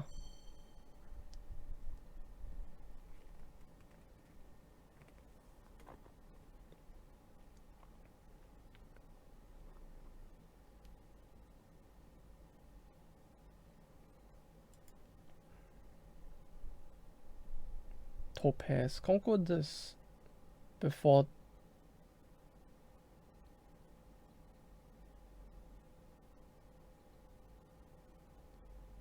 Conquer this before this.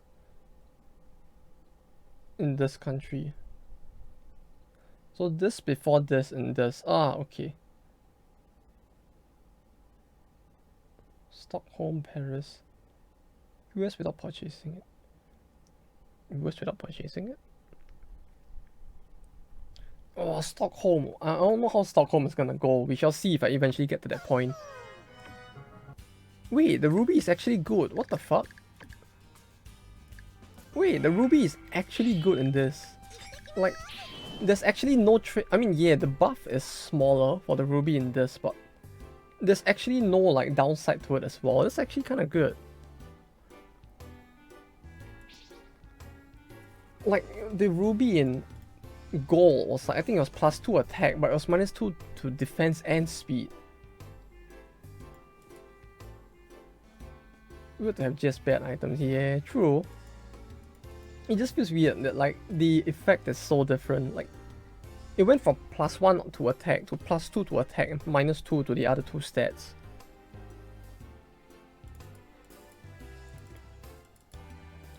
Which is like, it feels more questionable. Well, I mean, if you've seen how the crafting works, it's fucking horrible. Like, the system is not very well thought out. Like, you wouldn't know what can craft in what, right?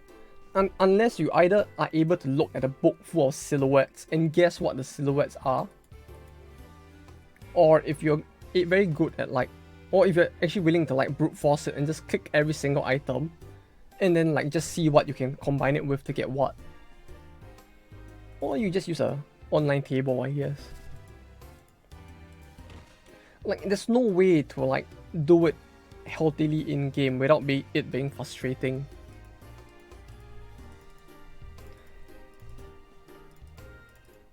Like, it's the items you can get at the end of the craft are way better, but there's also the problem with the fact that you can't craft all endgame items in a single playthrough. You would actually need multiple playthroughs in order to be able to get all the items.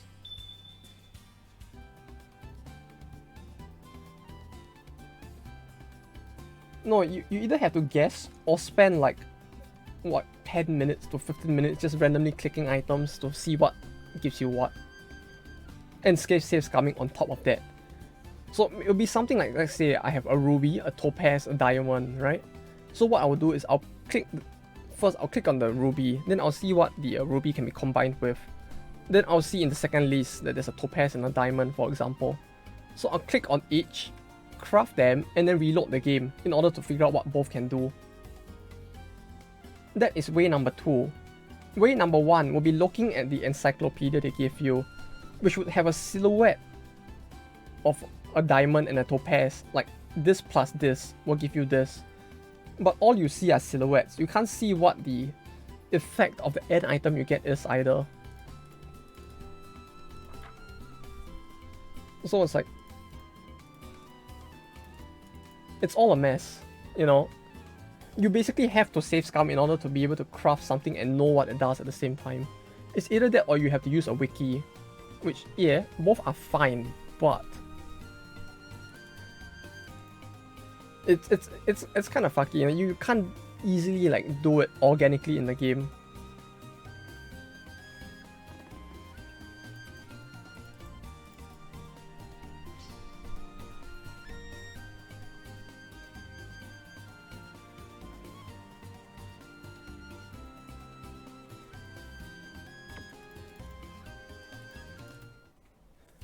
That sounds very convenient, not frustrating. Yeah, very, very so. Like, it is very fun, I have to say. You know, just sitting there, trial and erroring like items for like 30 minutes. Oh, the suffering. And the worst part is you can't actually craft all items either. Like, since there's a limit to how many items you can get, there's a limit to the variety of items you can actually get at the end of the game as well.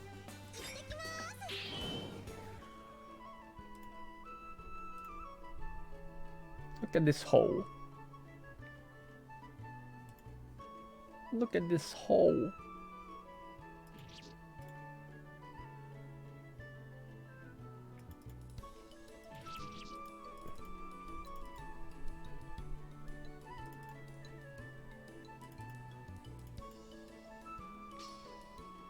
It's just the thing I have to know for tests. Oh yes. It really is just an isekai plot in this one, huh? No need to save. Also, no need to save constantly. There's the autosave. Yeah, it became a force of habit, I guess. Like, I'm just doing it instinctively without thinking at this point.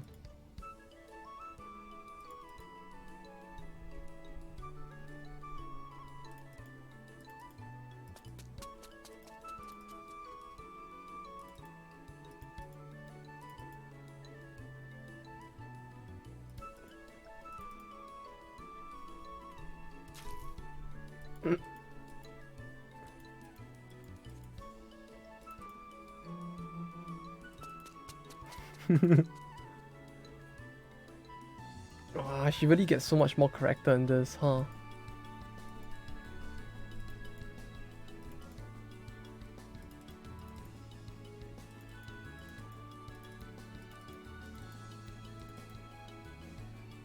Like even Takeru as well, both of them are so different. It's quite interesting.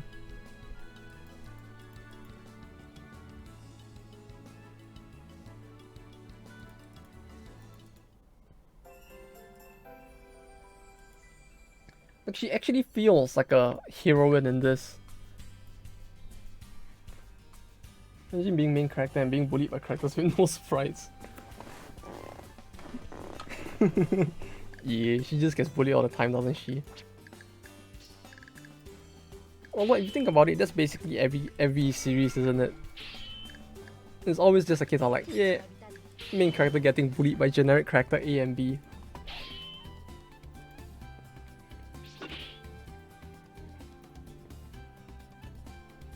It's like in Vivid Strike, you know? Was it Vivid Strike? Yeah, it's like in Vivid Strike where like the main character just gets bullied by like random like generic looking characters who somehow become central to the plot anyway at that point in time.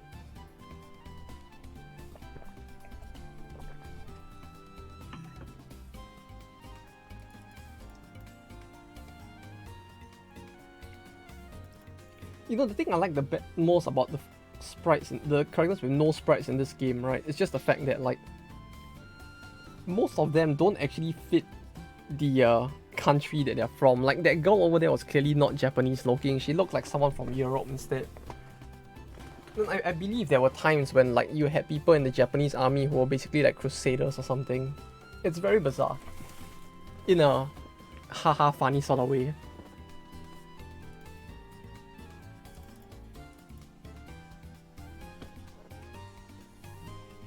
Why does it feel like Takeru is getting so much plot as well?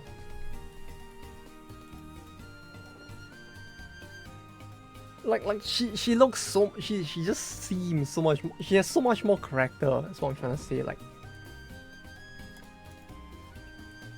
it's actually very surprising. Even Takeru has character now. She went from a disinterested bum into like an actual One-san character. I'm actually quite surprised, I have to say.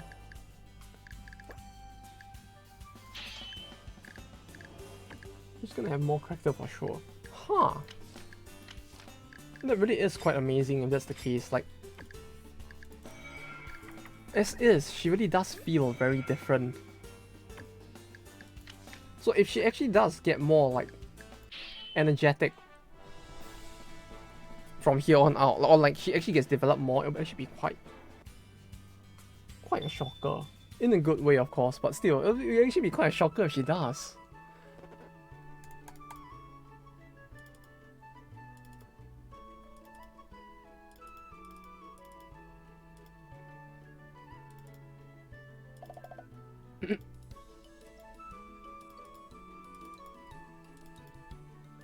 Imagine not healing to 90% to make use of passive regen. Oh yeah, that's the thing. Ah, I forgot. Well, it's fine. It's a small amount of money, right? Hopefully. I forgot about the passive regen. Yeah. It's like at some point in the game, I just got so used to like getting slapped all the time that I just like started healing up to max, because it's like most of the time I wouldn't have the luxury of using the passive regen. Yeah, I should start to make use of that more, especially in the early game.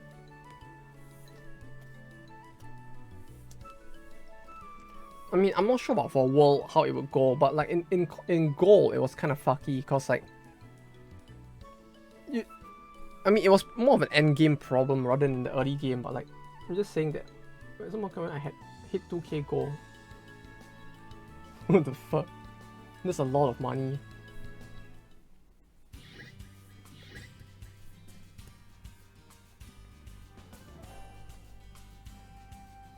Does it actually stack up that much?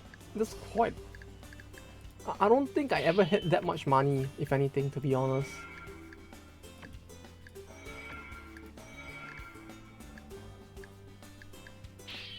Oh, it's really just a bunch of like cutscenes, huh? Oh, that's convenient. Yeah, she automatically like removed her. This is the one even per turn and passed. Ah.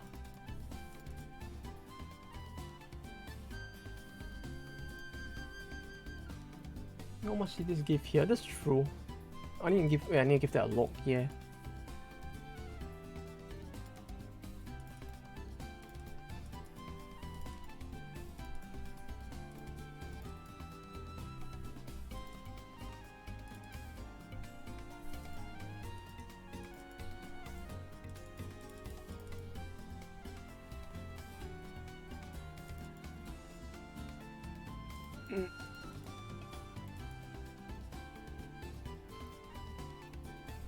Short of breath and needed oxygen. Yeah, clearly. Oxygen is tough to get. Let's sort by gold as in cities. Yeah, I'll do that after this cutscene. Let me check it.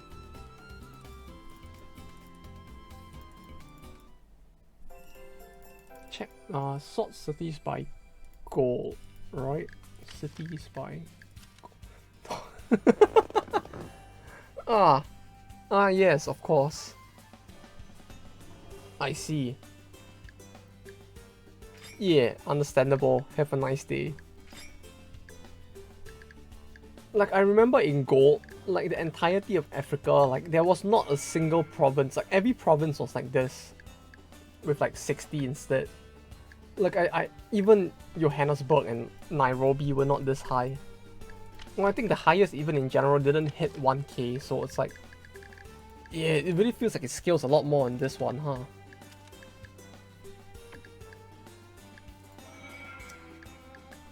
Huh.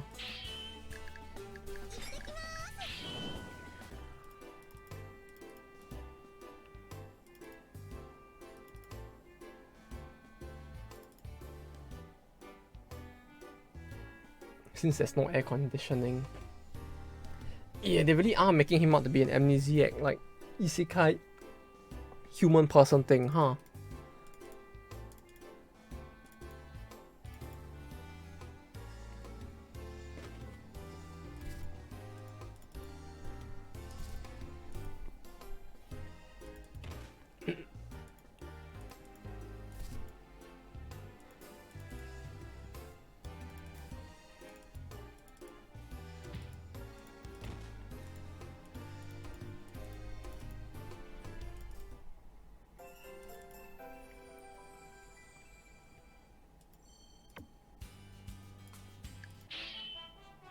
It's a very slow start though, I have to say.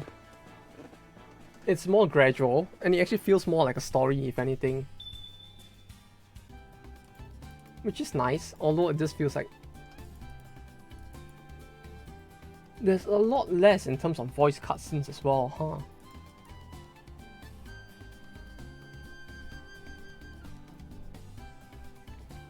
Yeah, she's just getting bullied by Bad Kid A and like Mischievous Kid B.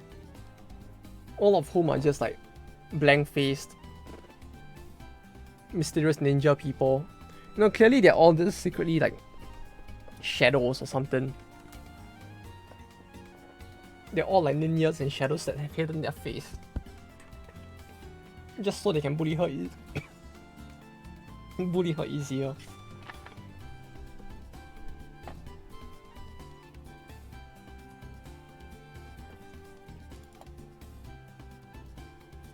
Everything but young lady C. Yeah, even like random like young boy D is bullying her. What has the world come to?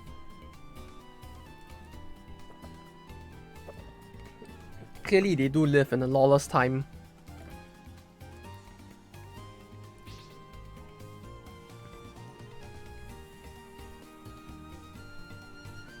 Uh-oh. Oh no.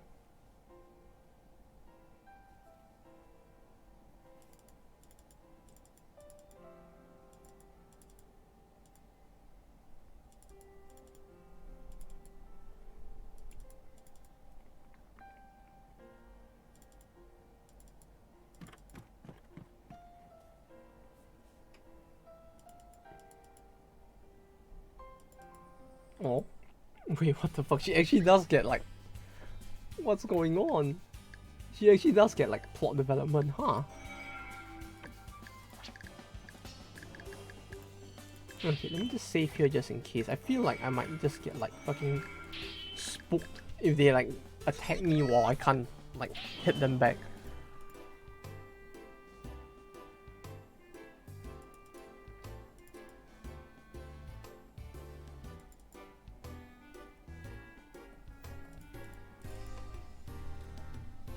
Is this war's rule to declare when you want to go to war, or are you going to get shut out by everyone else?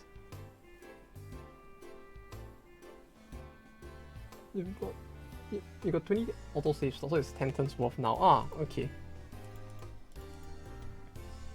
I really should just like get used to not having to save all the time. Like at this point, I'm just doing it out of habit without even thinking.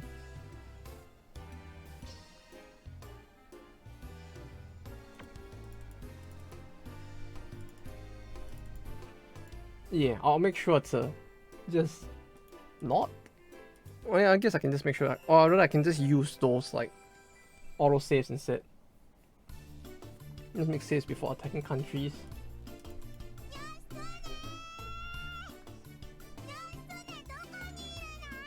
Oh no, it's the jailbait. Yeah, before attacking countries feels like the most sense, I guess, because like you might actually like exceed the 10 turns if you're trying to invade the entire country.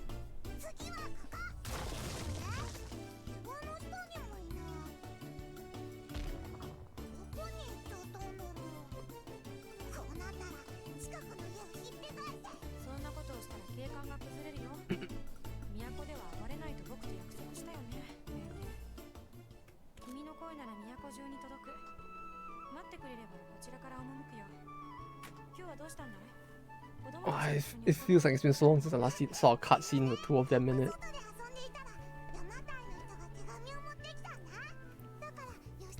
it still feels so bizarre though that Yoshitsune's voice actress is actually the person who does Noah from the Hyperdimension Neptune games.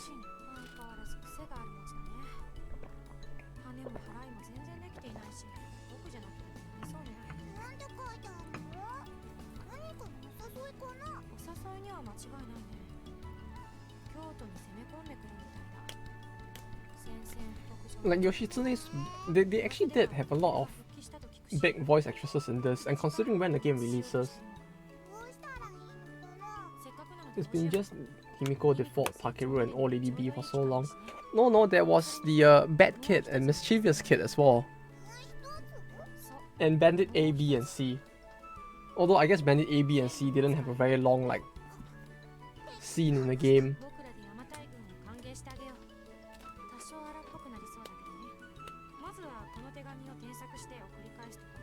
You're gonna proofread this letter and send it back. Oh, they're gonna do what Sweden did to like the Russian embassy's letter, aren't they? Was it Sweden or was it Canada? The one that like corrected the letter and sent it back. Was it Canada?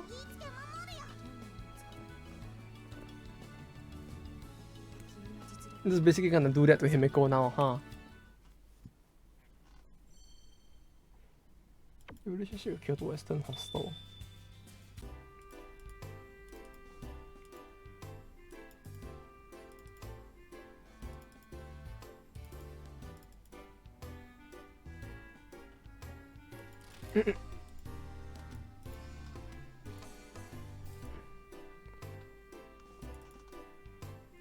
She really did, huh? Aw, it's fucking priceless.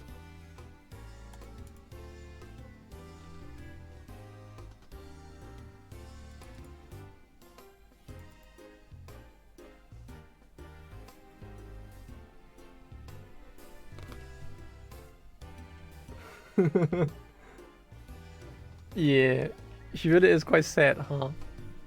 He just gets bullied by Nobunaga and Yoshitsune. Just everyone around her other than Old Lady B.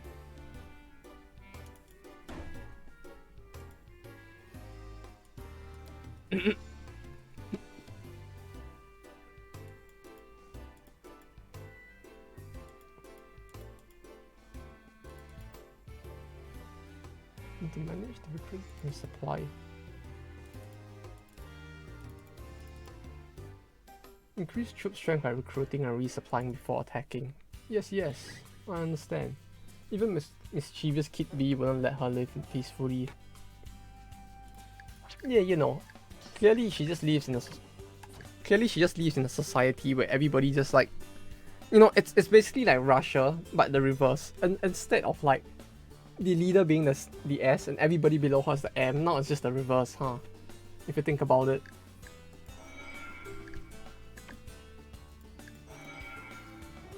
Got it. Vladivostok. Why does the map feel a bit different as well? I don't know. Something's off. Wait, no. We have money. We can use the money to do stuff, right? Do I just attack? Feels like it would be weird to just attack without like, with just the two of them, but I mean we could do it, right? Oh, we'll wait for Himiko to be available. Nah, we just go hard, right? We just do this and click this and click this. And clearly it's gonna work out. What's the worst that could happen? It's quiet. Too quiet. What is this scene is actually voiced.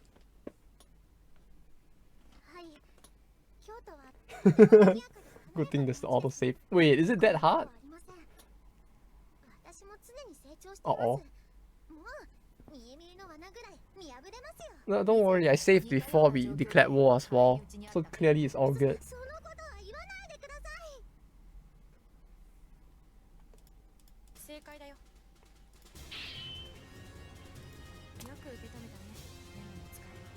It really is, huh?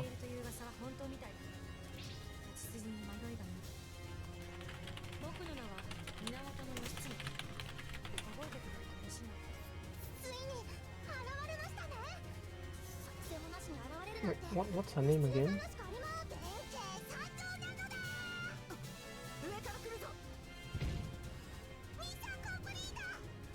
Imai Asami? Asami Imai. Others for him was the first country after Japan. Huh. I can't imagine yet. It feels like the game actually just scales up in difficulty quite a lot, huh? Or at least Gold had that problem. I don't know how this one will go. We shall see.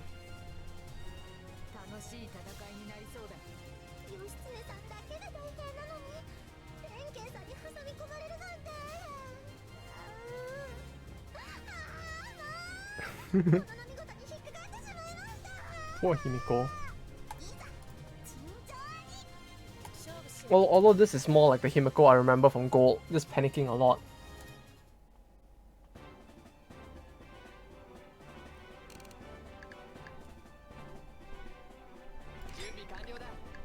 Oh, this one might be a bit annoying, huh? Speed attack, strike, magic. Oh no, it's the meme skill. Magic missile. Magic missile. Magic missile. Magic missile.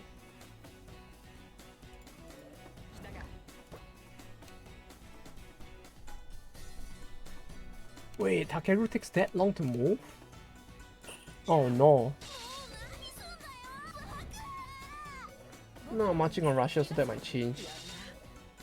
Maybe. Like, I don't know how much harder Russia is in that compared to Gold. Like, Russia in Gold was quite a bitch to deal with. More so because of the fact that, like,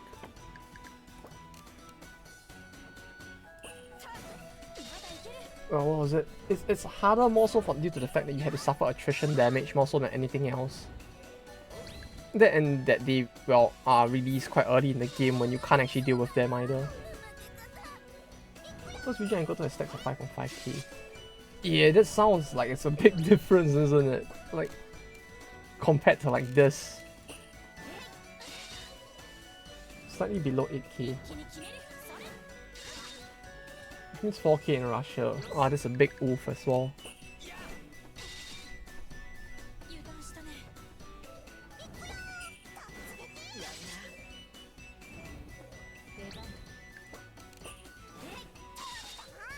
This feels like, yeah, maybe bringing Himiko along would be more budget friendly. 6-9. We did it, boys. Oh, it wasn't 6-9 again. Benkei's voice actually sounds familiar as well. It's weird how EU has about same stats, but Russia has same, but you get half. That was because both were supposed to be done like around the same time. Like I'm not sure about in World, but in Gold they gave you Russia early, but you had no incentive to do Russia early.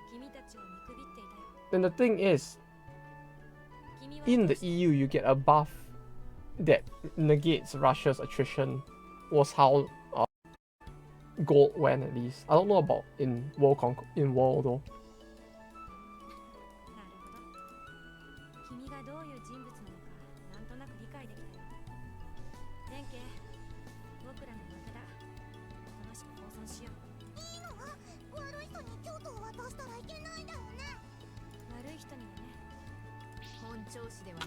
Good attack Russia after first 3 countries. Yeah, it's like the main problem feels like they allow the attack on Russia so early, but it's realistically very difficult to actually get it done as well. Especially if you have to do it like early in order to get the high difficulty challenge unlocks. Like in order to get those, it will probably make it a lot harder as well.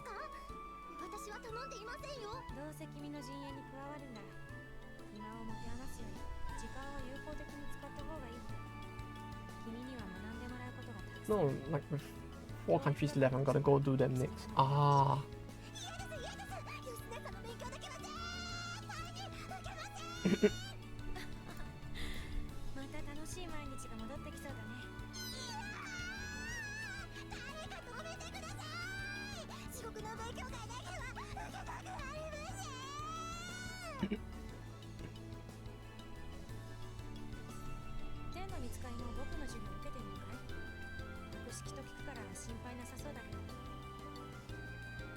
Let's do them before EU. Ah.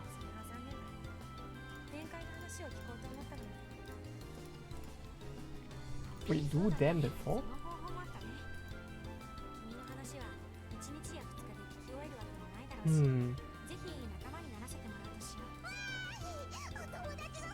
Okay, this might be. I'm not sure if it's a translation thing.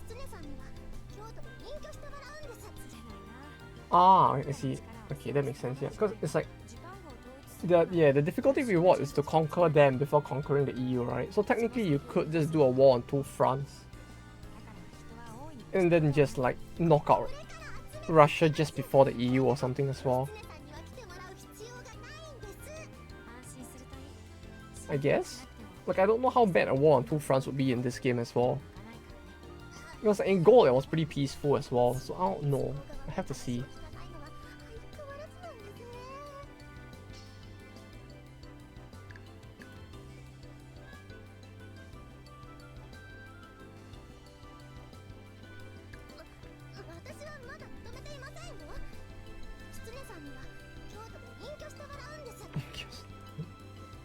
I said EU to certain city, then Russia, and then finish EU. Yeah, that sounds like it makes more sense. Though I'm surprised that there wasn't like a... There really isn't anything to like remove the attrition in Russia.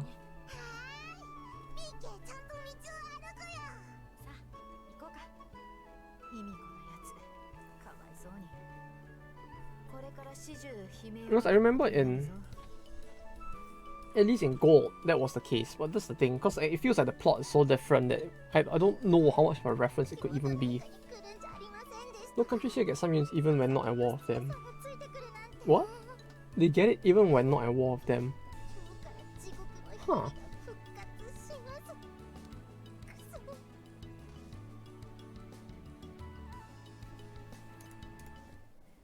We tried Russian at turn 50, they had like stacks of a bit over 4k. At turn 50 they had 5.5k. Ah, so they actually do slightly scale over time. Huh. She sounds like... Benki's voice actress sounds like Koihime Muso's Rin Rin. The Chohi from Koihime Muso. Feels like, I don't know. So it's not that big, they do grow. Well, at least the scaling isn't too like horrible or oppressive. That's comforting to know at least.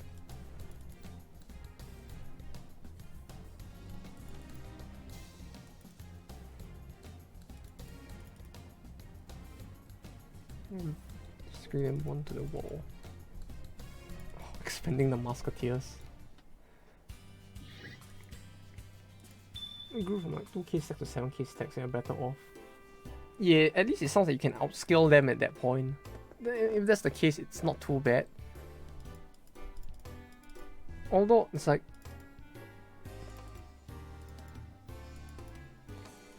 If I recall, it's like... You do have a cap on how far you can level up your own units as well.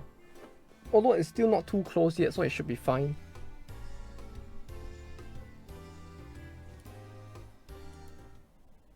Although it doesn't seem like, at the very least, that the AI would overly like outscale the player, so it's not too bad either, hopefully. Yeah, the cap is 9999 in gold as well. The only thing is I'm not sure if that will like outscale itself, or like if that would like become a problem if the game takes too long. Yeah, you can only go above through the victories after that.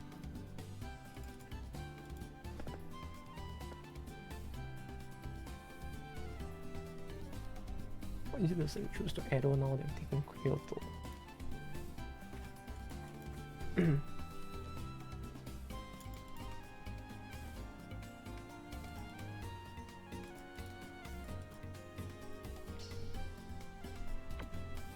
She's gonna retire? Wait, does that actually happen?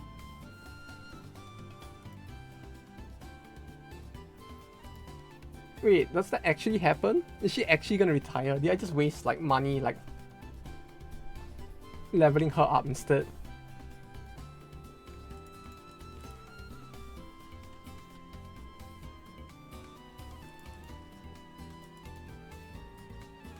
Makes a 30 from battles and that requires a specific item. Ah, that's a lot slower, huh?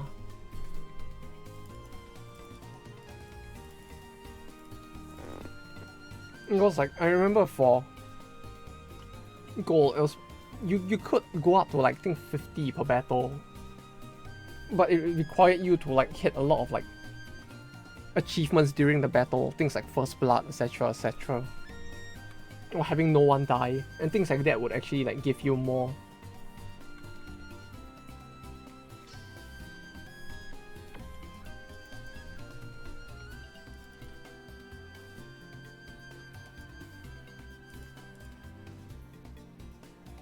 It's extremely troublesome unit armed with very troublesome weapons called guns.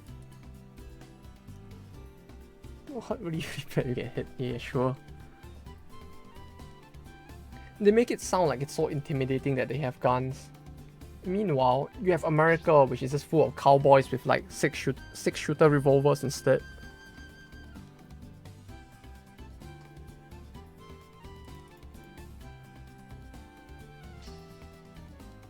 Doing more muscle on someone else, you could get ahead of her and defeat them before they can group up. Usually we stop in our tracks here, but this time it's different.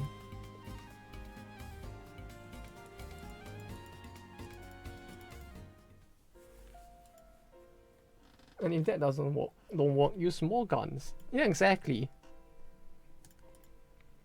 It's like the funny Frenchman once said, right?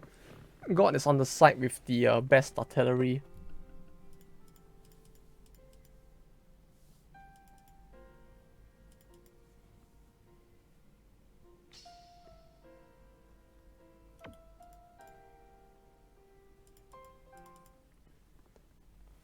Why they really do feel like they have like a very big like plot line going on between them, huh?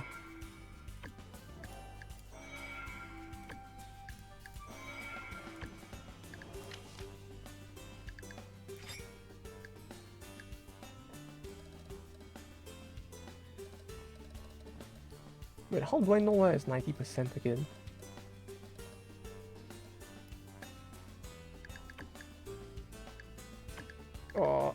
I guess I'll just do the cutscenes first, right? And we just see who is left. And then I'll heal up accordingly, I suppose.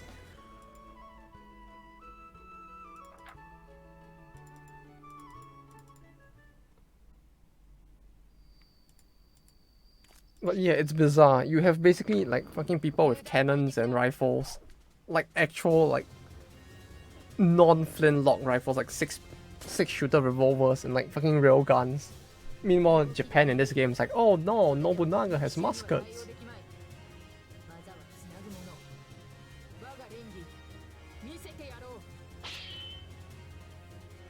Like there's this very big like weapon disparity going on, isn't there?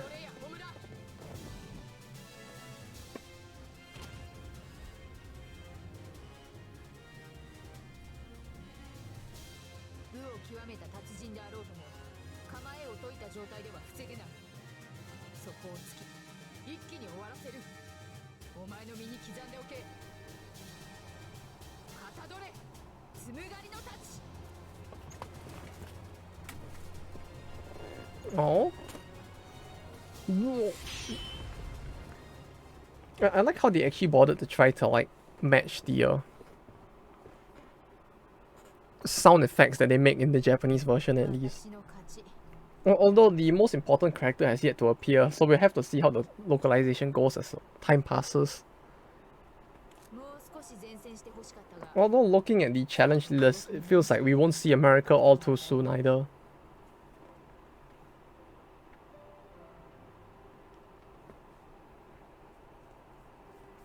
So I don't know. It feels like it might take us a while to actually see Perry and Perry's industrial grade English, but I'm looking forward to that. I actually want to see how they are gonna translate her English in this. You'll be in Asia for a big part for the game. Hopefully we get Perry at least. What about Perry? Is she not in this?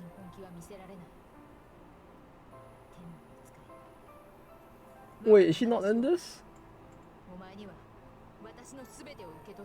No, no, no.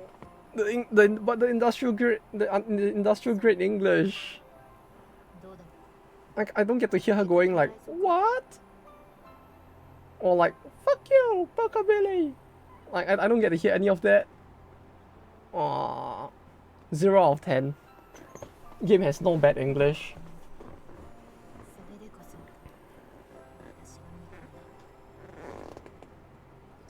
You know, that means I won't get to see the funny localization either, right? Where she goes like, what?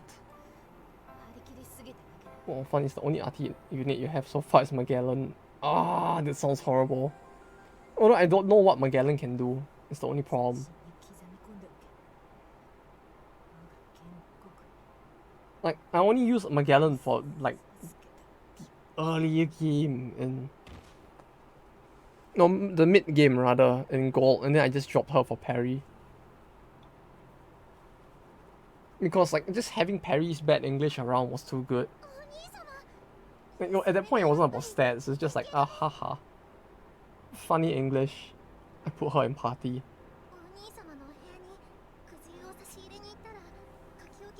Like, it was to the point, right, where you could literally hear her say in English something like, what? And the translation would be like, how could this be? And it's just like my brain rotted a little when I saw that. Like, nothing adds up. It's just a big haha.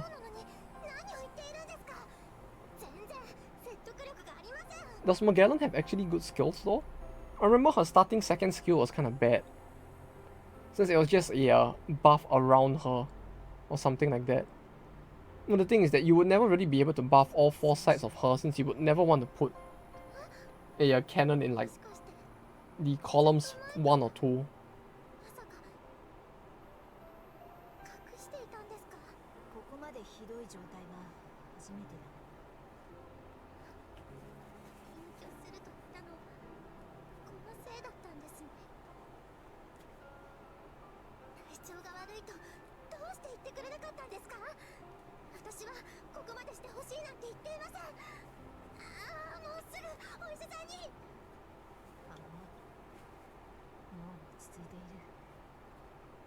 I mean, the more I play this, the more it makes me feel like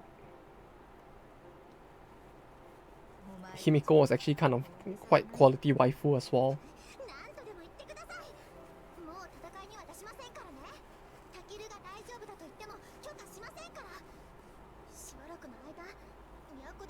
Like her life is so sad, it just like it invokes like some kind of like she needs to be protected sort of feeling. She gets 2 RT moves, 1 throw for short range. Okay. That sounds not too bad then. At least it covers for the main disadvantage of artillery.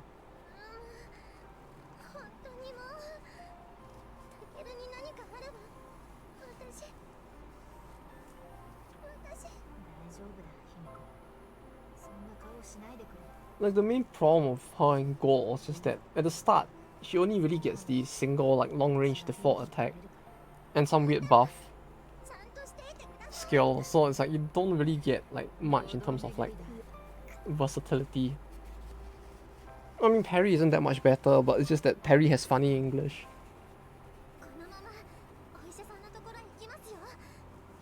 And the decent hero skill as well. Which could actually be used for a variety of ranges, provided the enemy actually lets you hit it.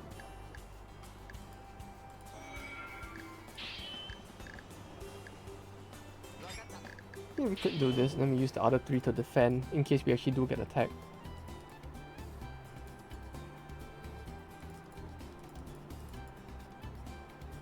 Once you die in 3 years, the fuck is that?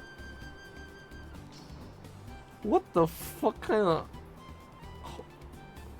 Is that really a thing? Like, I know this game actually has quite a lot of like actual like educational facts, but like, oh, it really is a thing. Ah, huh. Like character-wise, not gameplay. Ah, Tatatanakam, without a doubt. The sarcophagus skull.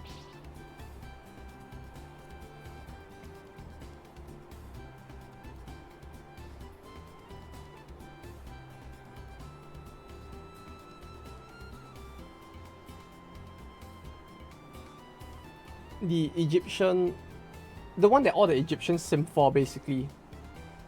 If you haven't reached that part yet, then it's the it's a bit hard to explain, but it's basically the sarcophagus skull.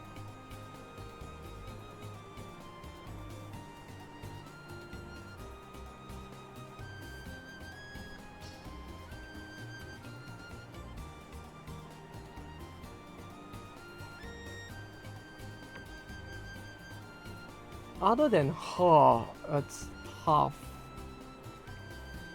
Maybe Boros. Boros had a very nice like character arc. Like, I think like Tatatanakam was top waifu material, but Boros had a very good like her character stories. Like, as you progress through them, they really feel like a romance arc. Didn't die for last minute. Oh, rip. I'm guessing you didn't catch it then, huh? But yeah, just in case, what I was saying was like, favorite character, go, Tatatanakam or Boros. Like between these two, it's a tough pick. I would say either Boros or Tatatanakam. The Egyptian like sarcophagus girl or the green hair girl in the round table. Like, Boros had a very good story arc, although she's not in this game, I think. Like her it really did feel like Boros' arc really felt like a romance story over time. And Tatatanakam was just because like she is the best girl to sim for. All the characters in Egypt know it, right? You know, the Egyptian characters, not just the characters, the entire nation of Egypt in this game gets it right. You know, Tatatanakam is the best girl. And Boros is very close to top as well. Rip the buffering. Internet's dying again, huh?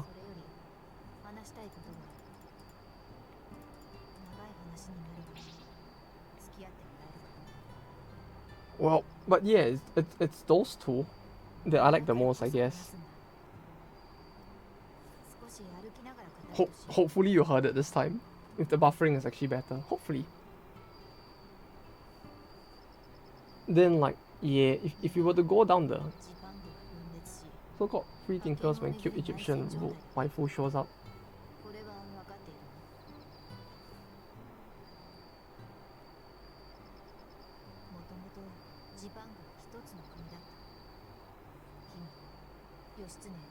Yeah, clearly she is the best waifu. She just shows up in her coffin. And the whole world sims for her. Or the whole of Egypt sims for her. And it's like, yeah, totally radical, dude. I can get behind that. She is top simp material. Simping material, rather. Then Boros is great, but Boros is like... her story arc starts a bit slow, I guess. I mean, Gold to begin with doesn't have as much story development, but Boros' story was pretty good. Like, you get people like who's a good example that isn't a spoiler? You have people like some of the pirates, right? Or like some of the Russians whose arcs are basically just ends with like they were no closer to you before than they were at the end of their story arc. But Boros is really, you just see her go from like through the plot points to the point that she actually becomes like waifu material. The same for Tatatanakam, I guess. Tatakaman? I can't pronounce her name right. In English at least. In Japanese it's just like Tutankhamun. But yeah, the Egyptian sarcophagus skull and balls. Though I guess, yeah, only Tutankhamun is in this game, I think. Then slowly, I think like lower down, I would say like, who else? Like, my top is those two. Probably. I don't know which to rank at the very, very top. Maybe balls. Maybe.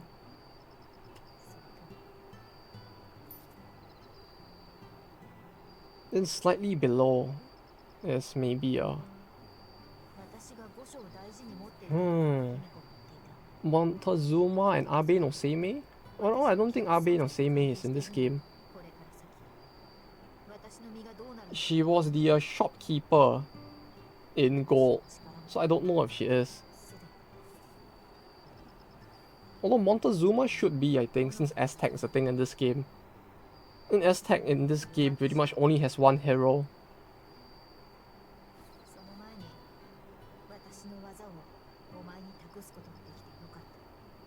Abe is here? Ah, well, that's great. Like, I really love her voice. Yeah, Montezuma I can see being here. Like, the fact that Aztec is here means that there's a very high likelihood that she is. But Abe I wasn't sure. Since, like, she used to appear in Kyoto. Or rather, when you reach Yamatai in Gold, because your conquer route is the opposite. Instead of, like, Yamatai, you go towards Edo. You start in Date land, and you move down through Edo towards Yamatai. And then when you reach Yamatai, you get Abe no Seimei as well.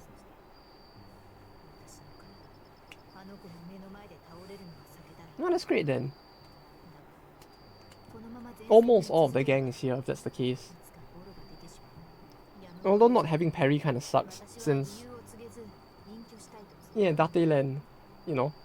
What was it called again? Sendai! Sendai. I remember things.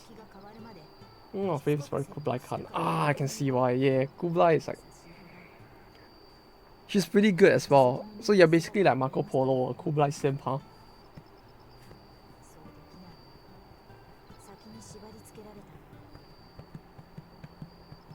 Ah, I see. I think you and Marco Polo might have a lot in common then.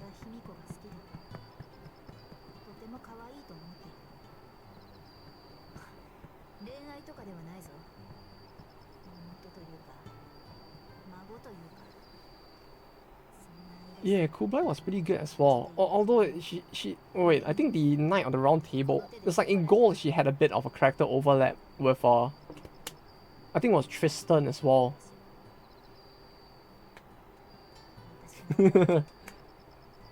Yeah, she has a very good point. And I mean a point that aside from her umbrellas. Like, yeah, I don't know if all the Knights of the Round Table are in this, but like in Gold it felt like there were two problems. One was the fact that Kublai didn't have much of an arc in the story. And two was the fact that she kind of had a bit of a character overlap with Tristan as well. Like they were both the kind of like Ikemen lady type. The only difference is that Tristan has like a luck of 0. So like they were similar to some extent, just that Tristan just got shit on for no reason. You know, she's basically like me when I roll the gacha, just no luck.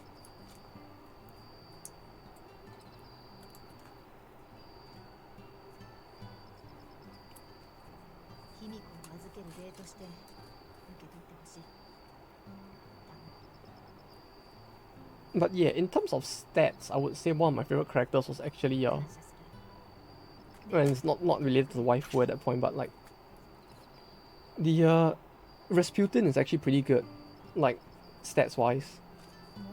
It is actually quite interesting. Oh wait, Tristan is in it, huh? I guess it's because like the order of conquest is different. So maybe that's why, like, you get to the Knights of the Round Table pretty mid-game in gold. So you kind of get to see, like, the Knights a bit more than Kublai. Like, for me, the order was, like, I get the feeling I fucked up the order. So I didn't actually, like, hit any part of China and Central Asia until near the end game. Like, I was done with... Like, I could tell at some point that I fucked up the order, because, like, I was fighting against Egypt, and Egypt had, like, stacks of 8,000 per unit. And I still had not cleared the story arcs for, like, I still had not even reached, like, India or China yet.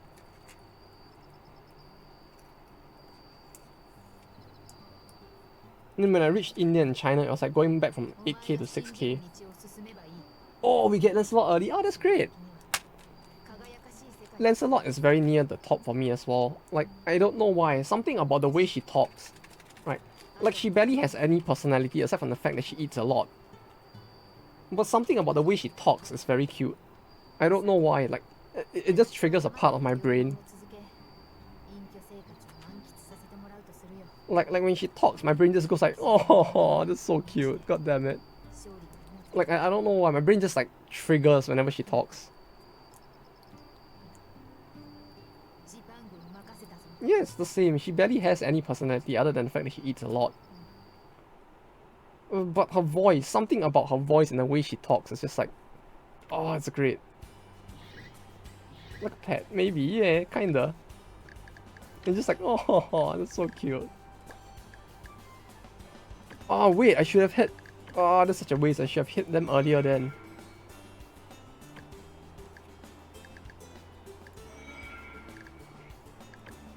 Would they actually attack me though? That's what I'm kind of worried about. Like, it kind of hurts to do that, but let's do that. Wait, Benkei starts with 2 slots. Huh. They both... Okay, we give it to her for now. No, wait, I should give it to Benkei actually. I think if this battle works out like how I think it does, this would be better suited on Benkei.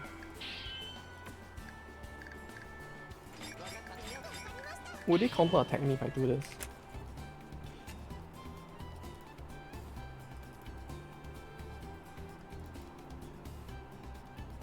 Man's got to play fair and square. That reminds me of a... You know, the funny thing is she says like ranged weapons are cheating, right? But it's like, if you think back to like Japanese like Bushido culture, it's like it was common etiquette for like the samurai to like start the battle with a exchange of arrows, if anything. Like, it used to be a case of like, in terms of battle etiquette, both sides will bring out their archers. The archers will shoot at each other until one side routs, and then the main force charges in. So it is actually kind of funny that, like, I don't know, to me at least, that like this is a line that a Japanese dev would put in. Considering that like it was actual like battle etiquette in the era. And there were actually like historical citations of this, and how like when Mongolia first invaded Japan, the Japanese tried to use these etiquettes against the Mongols. Only to be ridiculed by the Mongols, who were like, haha, you funny, etiquette in battle?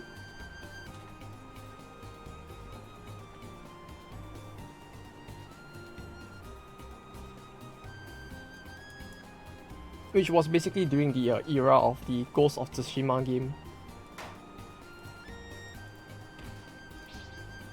And before that, I guess, like, that was the era where it was actually a case that like ranged weapons in combat were actually an etiquette to start the battle, if anything.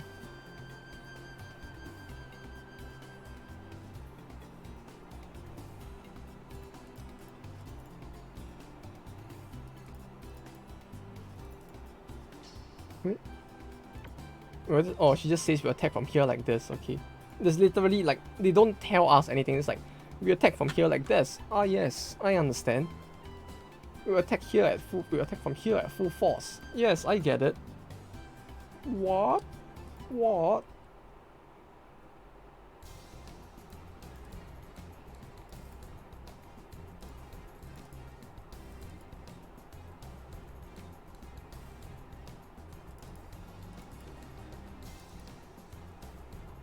It's not a cliff, it's a slope. It's diagonal, not straight. Ah, yes.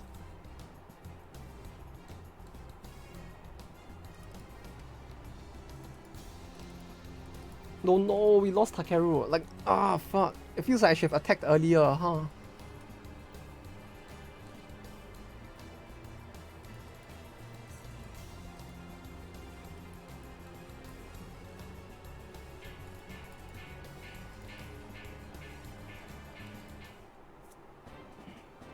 But well, this should be fine. Ah, yeah, okay, this is actually fine, cause like, everyone is actually super effective against the gunners as well. Oh, okay. They made this easy enough, I guess. Although one thing I don't like about this game, which is the same problem that Darkest Dungeon has, is the fact that like, speed doesn't really mean anything much, does it? Like, in the end, like who starts first, especially at the start of the battle, is still kind of very random at times. Like, I may have the higher speed, but it doesn't necessarily mean I will be the first to start the battle. It just means my turn will come again faster. In this game at least.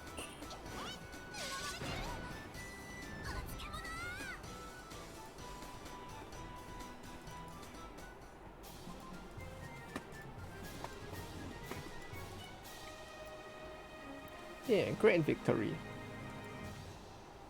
I mean, speed DD is very important. Yeah, speed in this is pretty important as well. If you want to like pull off combos right as well, but it's like it feels very RNG in this is the problem. Like 3 or 4 above someone, you almost always go first. I see.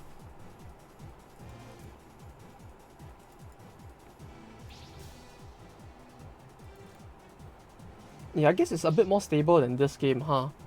Like, the annoying thing in this game is that sometimes it's just like, especially in the first turn, it's not very clear who will go first. Like, speed affects more of like... Does it really affect how long to your next turn? It feels like it doesn't either. It just feels very RNG in general.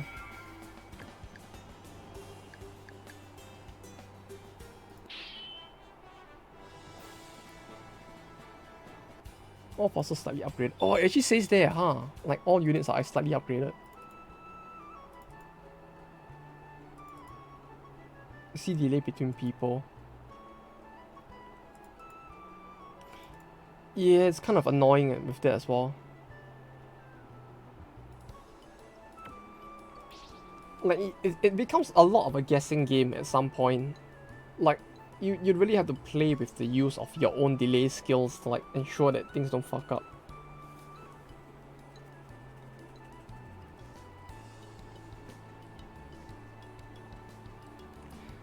Yeah, the most confusing thing in my opinion is how like channeling works in particular. Like, if someone channels a skill and you hit them and you cancel the channel, the time, and if they were to re-channel the skill, the time between their second channel to the actual skill cast feels shorter than the first time.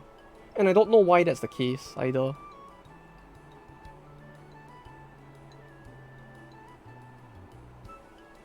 Ah, they really made Himiko feel so much more like a main character here.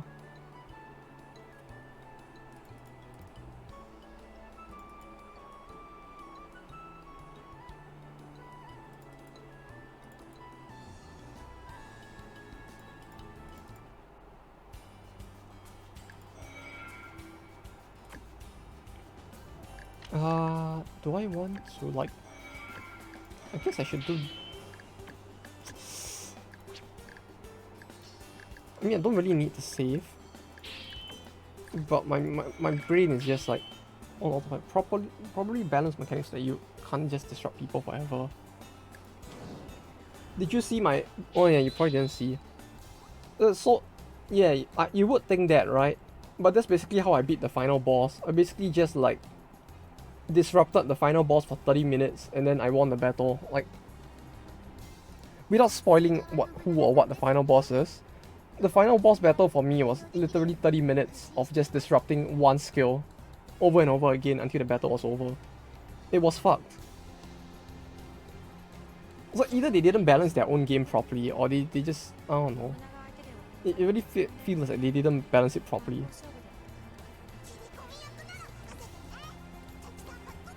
It was kind of anticlimactic, but yeah, it's like the entire battle was just managing like the character turn order so that I could perma disrupt the boss. Basically just like having certain people wait and camp for the boss to channel and then just cancelling the boss, and then others would wait as others would hit. Yeah, it feels like it could use a lot more at points. It could use a lot of things, a lot of QOL improvements as well. Like with your 6 character party, right? Basically what I did in that battle was I had 4 people who would camp and wait for the boss to channel. And then I would try to get one of them to cancel the boss, and then 2 people would deal consistent damage. And then with this 4-person cycle, you could just kind of like stop the boss from attacking permanently. Because you're basically getting people to pass their turn so that their delay is so low that the moment the boss channels, you would definitely be below them. And then casting haste skills when necessary to like change the turn order. And then by doing that, the boss basically does nothing.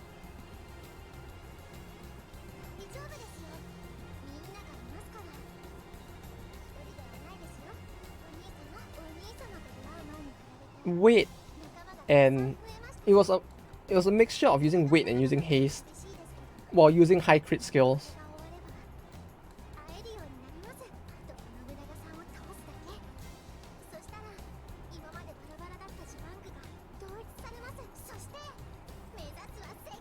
Because the boss constantly went for its like highest damage skill, which was also its highest channel skill.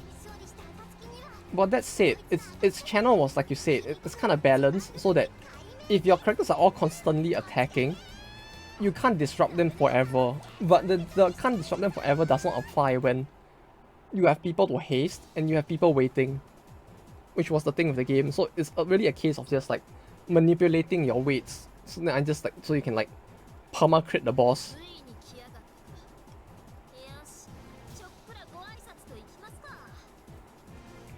Because crits cancelled in gold, I'm not sure about in this one, but like because crits cancelled, you basically just needed multiple people with high crit and you could more or less like stop the boss from doing anything.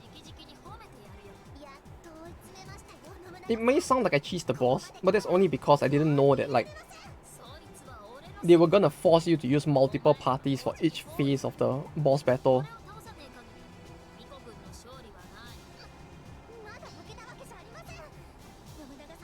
Oh, okay, so that's about the same.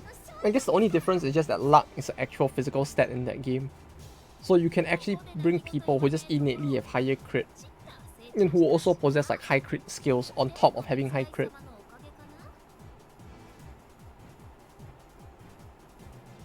Yeah, I guess that's the biggest difference. Like, wait, what did she say?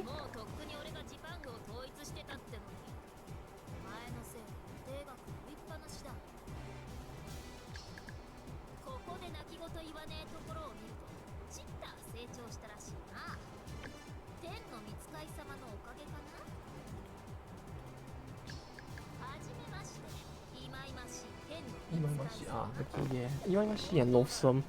I guess it kind of works. But yeah, it was like the main difference was just that like crit was actual stat in gold, so you could manipulate it a little easier as well.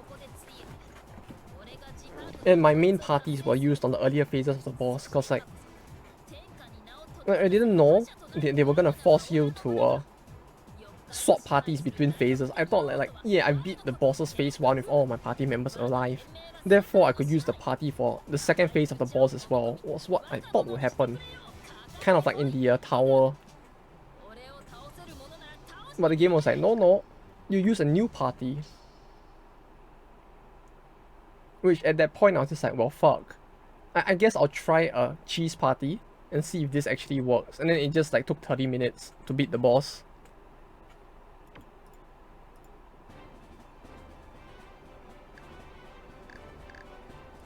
$30 minutes for a party that had no gear, by the way.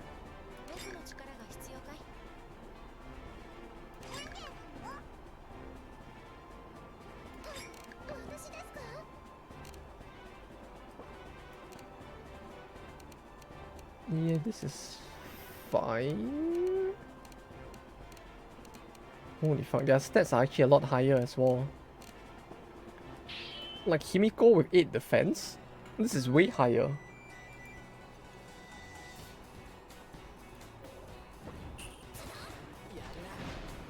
Also, one thing I like that's actually the same in... Go back to side. Yeah! I should have. So Nobunaga has to move. Yeah! Good point.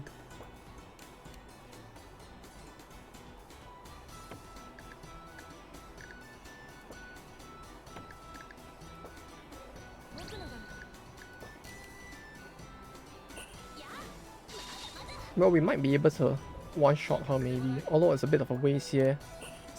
I should have put her to the side so that I can focus on the rest first.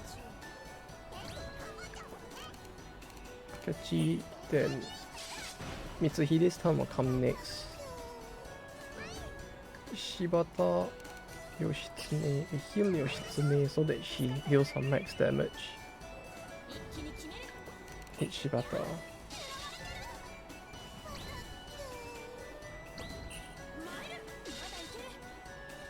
Yeah, the use of the biwa is really very nice in this region. Like the biwa is a great like instrument. The only sad thing is that like it's not used much in games.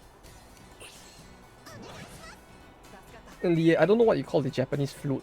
Well, they have a separate flute that is kind of different from the one used in the rest of the world. But the combination of both in this area's music has that very like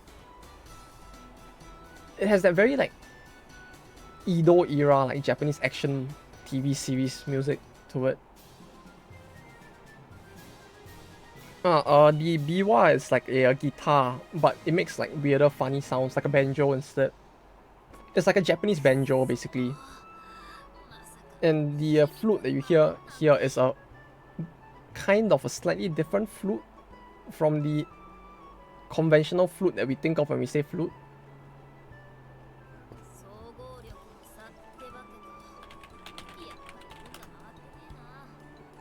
The shakuhachi. It's a mix. It sounds like a mixture of the not the biwa, the shamisen. Sorry, there should be a shamisen and a shakuhachi, I think. Basically, just like yeah. The shamisen is basically like a Japanese banjo. Basically, it's in the same family of instruments. Like it's a guitar without as much reverb because it doesn't have the thing in the center to like reverb more sound.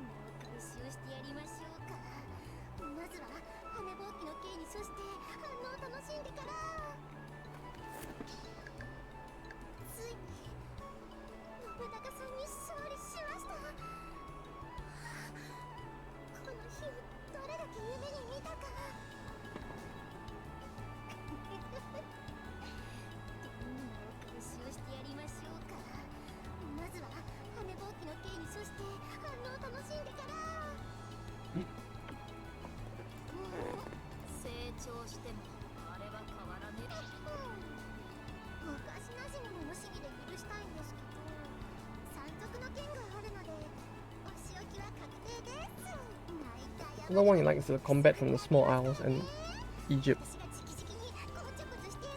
Egypt was... By small isles you mean the Southeast Asian islands, right?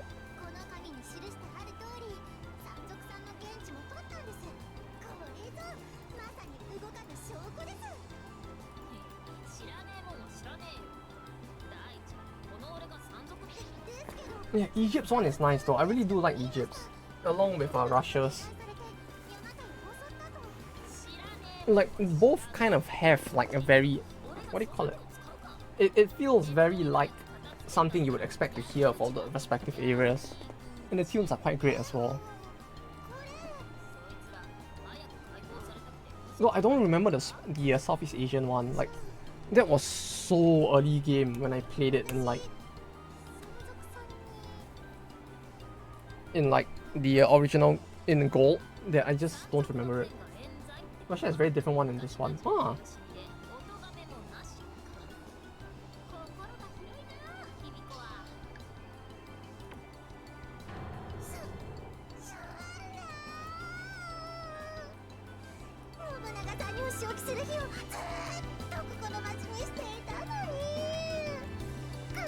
Gold's one is much better, huh?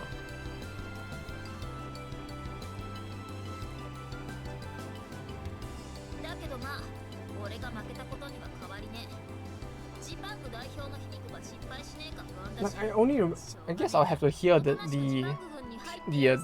background, the BGM for this one as well then, because like I don't know how different it's gonna be, but is the one for World that much worse? Or rather, is it that much different from Gold to the point that Gold is that much better?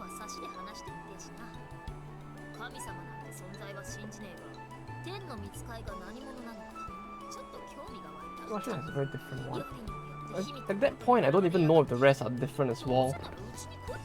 Because I don't even remember the Southeast Asia one, so it's like it could very well be just completely different and I wouldn't even know. Okay, attack Russia early so you can find out. How about no? I guess I could attack them just to listen to it and then like reload the save, huh? But no, we're not gonna like kill ourselves in the snow all too soon.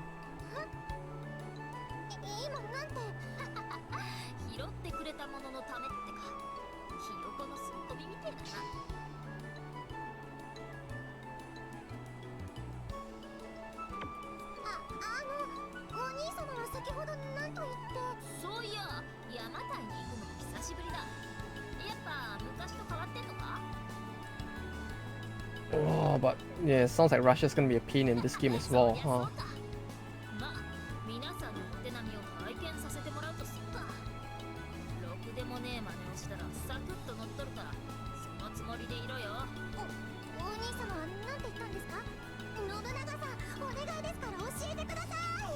Yeah, sometimes it's like, especially for the voice lines, it's like I just want to just double back and like listen to it in particular, like.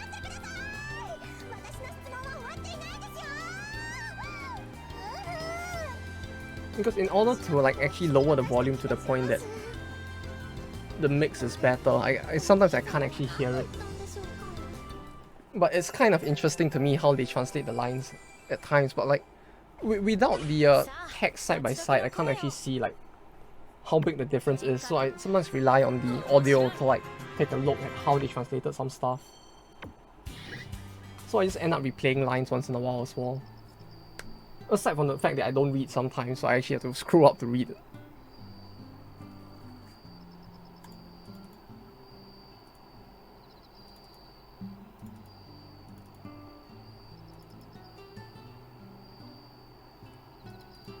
Whoa, this is gonna be a pain to stream if anything. Actually, does it have?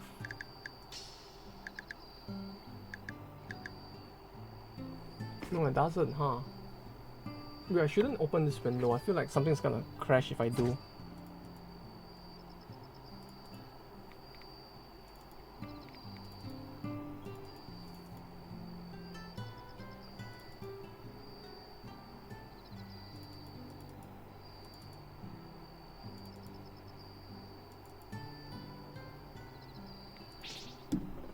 Just play two versions at once.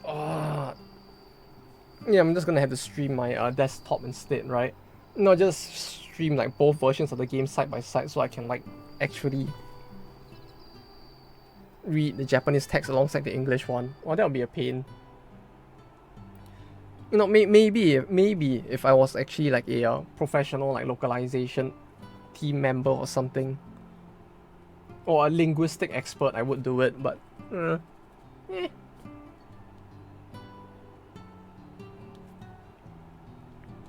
For me, it's more of a interesting more so than anything else.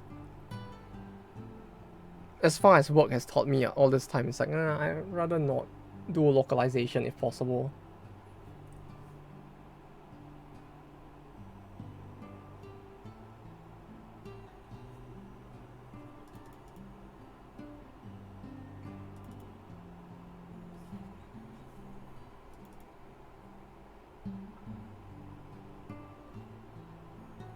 What's the objective? Being ruled by a monarchy rose in rebellion. Yeah, I don't think that's something that would happen so easily, especially in those times, but sure.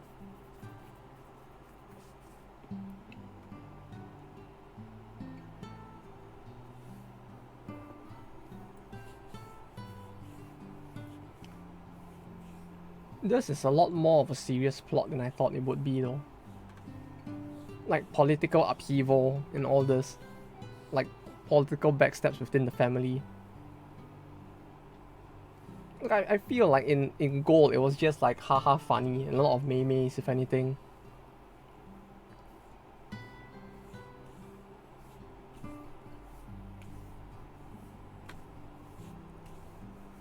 Like there's so much difference in terms of like the plot as well.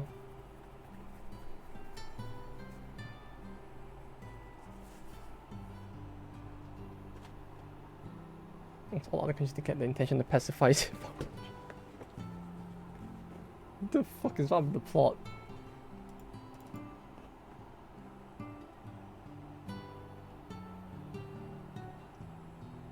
Yeah, it really did feel like that. Like it's a lot of just memes with a very like loose plot.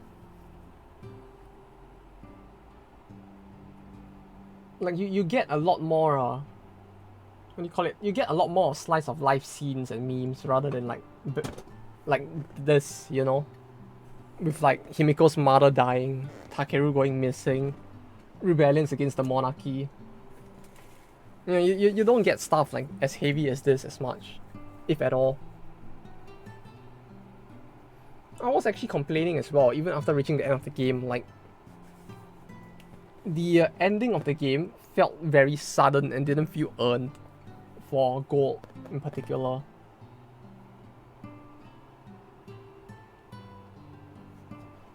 I don't know how the plot's gonna end for this, but at the very least, there's a lot more development, and I'm actually enjoying the plot.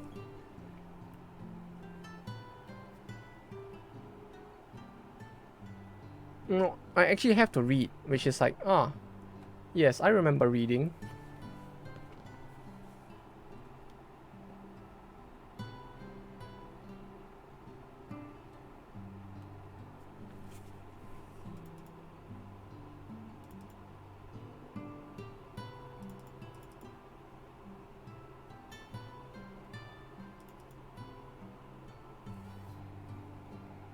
Oh, this feels so much darker.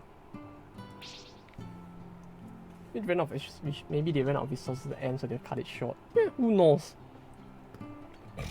The story writer was probably like went on strike and asked for higher pay or something,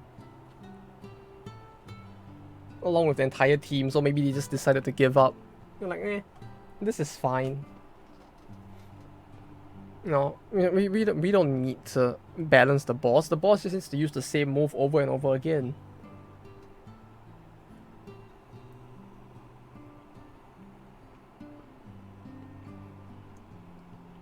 Like it was legit a case. Like the boss's AI, I feel like in that battle was really a case of like something as simple as like an if-or statement, you know. Like it's just like if Brave is at this point, use this, else use this. Like, oh, you think 200k was what they gave it? Oh sir, you are so wrong. It's almost double of that. Literally almost 400k. And the boss just repeats the same skill over and over again because its Brave never goes down. Basically the boss's logic was really just like, use this skill if your Brave is above this, and it doesn't have any like other reactions per se. Like it's not a case of if you use this skill and this skill gets cancelled like 3 times, use something else. No, it's just use this skill if you're at that point and don't use anything else. Yeah, that's why it took half an hour. Literally chunking the boss because the boss doesn't do anything different.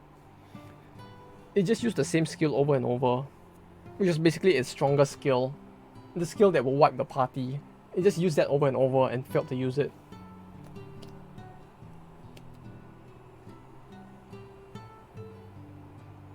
Like there was barely anything you could even call an AI there. It felt like something that could have been written in like 1 line of code.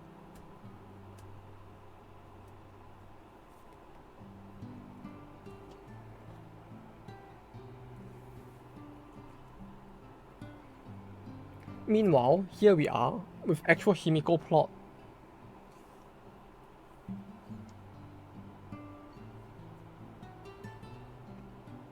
Like, she actually feels like close to top waifu in this. The eye part of AI was missing. No, the eye was still there. It's just that it wasn't intelligence. It was more like idiocy, I guess. Like the AI was actually playing like an idiot would have. Miss? What do they mean by miss?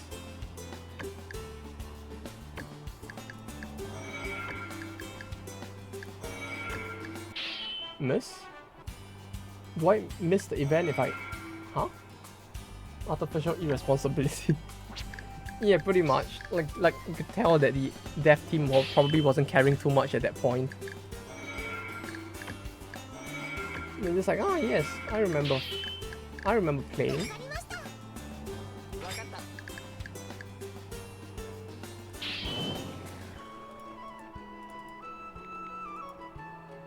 Would this actually be voiced? Oh, it is. I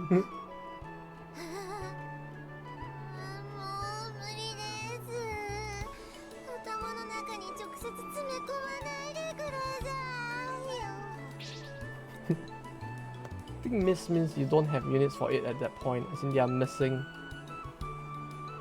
Ah, so that's how it... Huh. Wait, so I can't do it?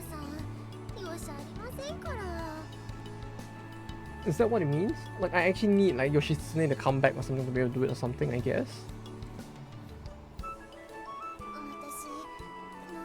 Those that are like character story arc. No, that's good. At least those still are then. Because it's like parts of the main story felt like they weren't voiced either. So I was like a little suspicious of whether or not we would actually get more voice acting for even some of the early character stories, but this is good. They were unavailable after battle. I understand now. Alright. It's good to know.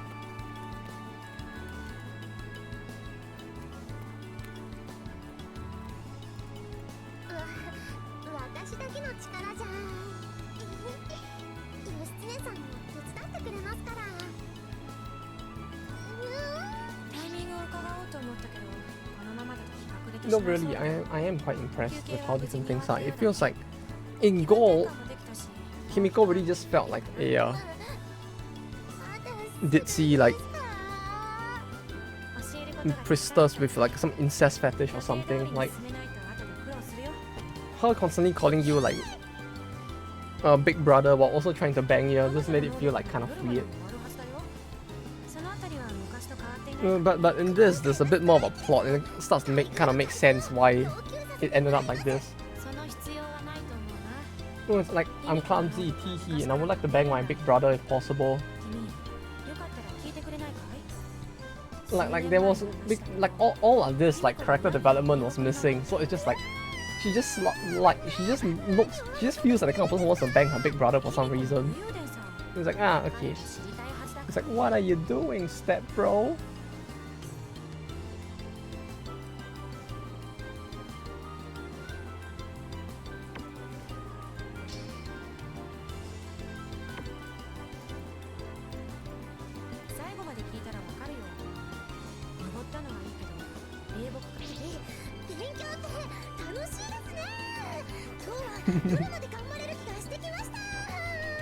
Well, Date is basically no character here. Wait, Date is in the game?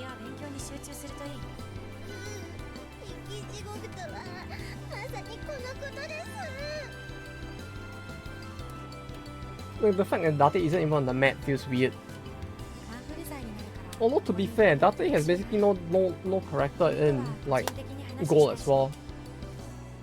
She has as much character here as she does in Gold, to be honest. Like, I don't remember her doing anything that's like a character arc in the entirety of Gold. Like, Boros has more character arc, and like Boros is just like random Knight of the Round Table.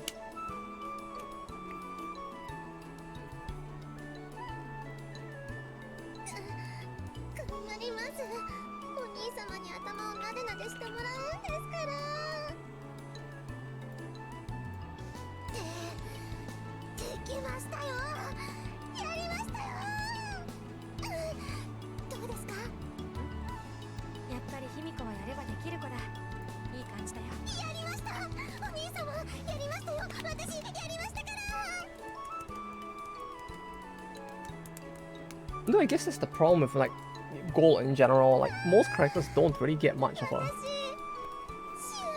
plot development aside from in their character story arcs. Even Date herself didn't get any, to be honest. Oh hey, another ruby.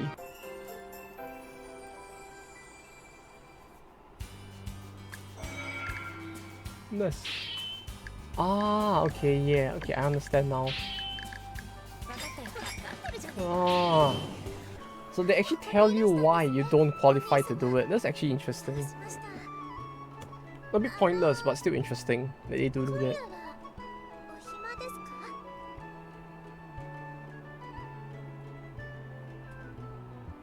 Although I don't know, it feels like it might have just been a possibility that because they had to remove certain adult scenes in Gold, they just outright removed the entire scene, and because they removed the entire scene, like it didn't make sense plot-wise. It is a very real possibility as well.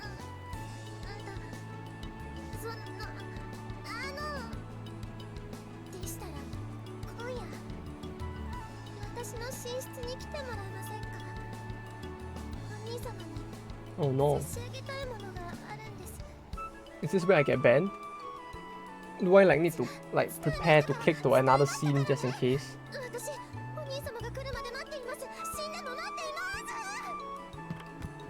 Like do I actually need to like... Yeah, some scenes would feel like that, and it felt like they removed the scene completely, and as a result it's like maybe because of that the plot felt more thin than it was, but I don't know.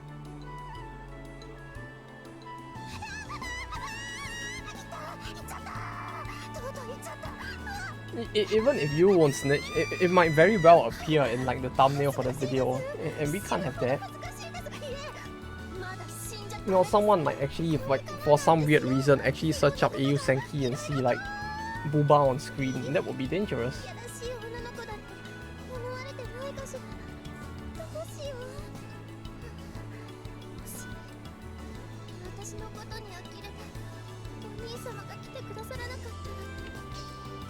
I like how she's like so she's like, yeah, what if he thinks I'm dirty? And it's just like, yeah, he probably doesn't even know why she's calling him. He has that like oblivious main character vibe to him. Oh, okay, uh-oh.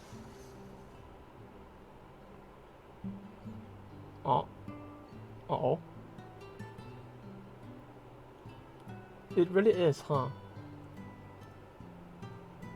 So since this is the all ages version of the game, they're just gonna talk about how they wrestled and jumped on the bed, right? And so they had a fun night of wrestling and jumping on the bed. The end.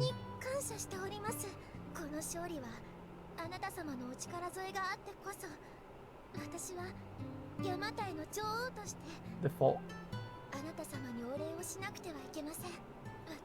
And see, that's the thing. It's like, uh-oh. Bravely default, clearly. Oh, he isn't as oblivious as I thought he would be. No, I thought he would be a lot more oblivious to the fact of that she was asking him for this.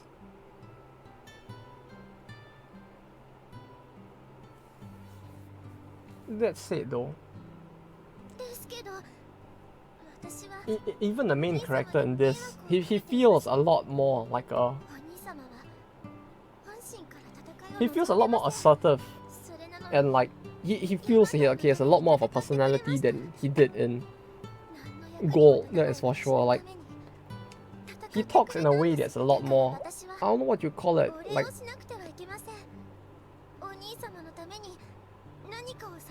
a gentleman? He doesn't sound as much of a beta, is what I'm trying to say. Like he's very demure in Gold to the point that it actually feels weird at times. Even though he has memory loss, it's like compared to this, he actually acts a lot more like, you know, a manly man. I don't know what's a manly man, but you know, like it's like the Japanese word, you know, otokoma. I can't think of an English equivalent. Chivalrous, maybe. He's not a cuck. Yeah. Basically, he's not a beta cuck. He's not a soy boy. Would be the best way to put it. No, I can't think of the positive word for it.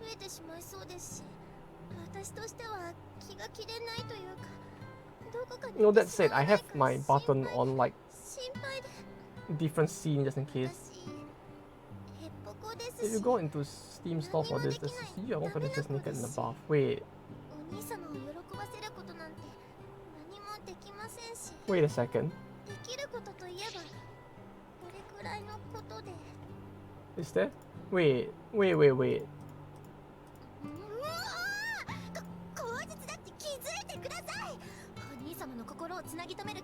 Are you pranking me? Oh, there is. It's going on. Uh-oh.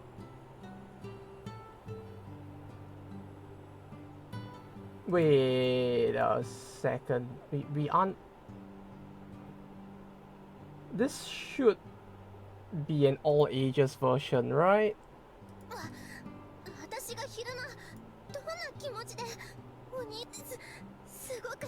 Hey, Sudo, welcome back. Well, you have a point, but at the same time, I need to make sure like I don't get like ban hammered. Yeah, you know, it's kind of like how Senran Kagura isn't not safe for work, right? It's just Zero D, even though you have outright booba in it. Clearly, this is gonna be safe. But just in case, my hand is just gonna be over the scene swap. Like just in case. I'm a little paranoid with this. You know, it's kind of like in gold, right? In Eiyu Senki gold. Like,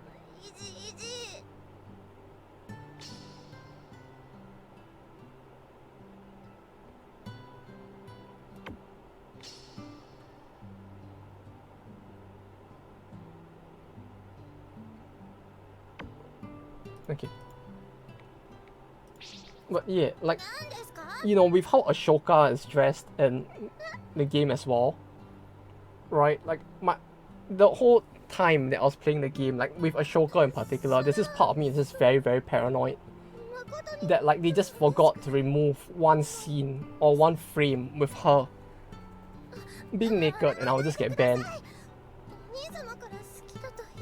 Just in case, you know.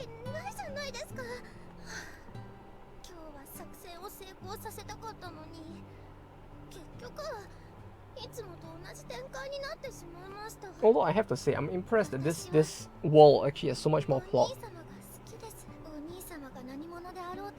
Like, it actually makes sense why she's trying to bang her big brother. You know, clearly this incest plot is taking a more detailed turn than it did in the original game. I mean, in Gold, in the sequel.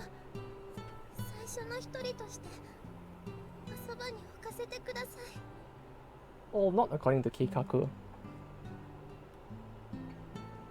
Well, that depends on what happens next, I suppose. Especially since she doesn't have a bag of chips to pull something out from and eat it. Wait, are we actually gonna get the entire scene though? No, okay. What are you doing, step bro?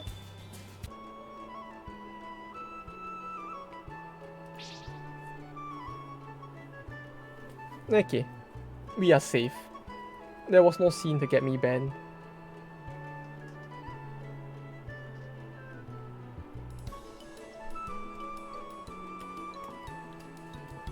Yeah, and they're not blood related at all, so it's totally fine, you know. It's like in Kiss Axis, you know. It's fine because they are not like blood related. Clearly. You know, somebody should have told the writers of Da Capo that, so they wouldn't have spent like 12 episodes of the anime just talking about whether it's fine to bang your like half sister.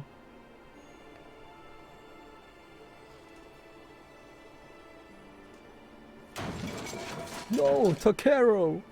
What's wrong? Oh no, it's getting worse. Is she actually gonna die? Like, she has gotten more plot in the first 3 hours of this version, of this version of the game than in the sequel. Like in the almost 40 hours it took me to clear the sequel, it feels like she had more plot point in this in the first 3 hours. Like, bruh. Am I playing the same game? I mean, I'm not, but still. Holy shit. I'm actually down for this.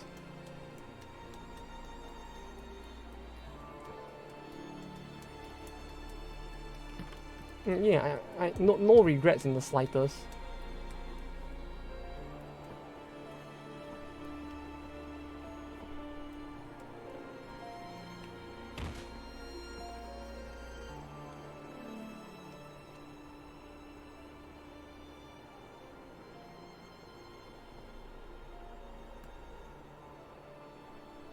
Although I have to say, like, Takeru is supposed to be pretty OP in, like, the first game, right? Like, I remember, like, people were saying that she used to be very OP in World, and then she became quite shit in Gold, because they, like, nerfed her quite a bit.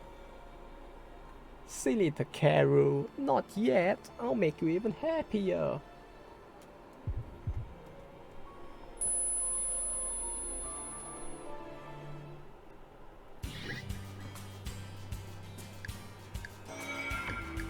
It's the end of the turn. Triumphant return to Yamaha 6-3. Okay, we could do both, right? Like this and this.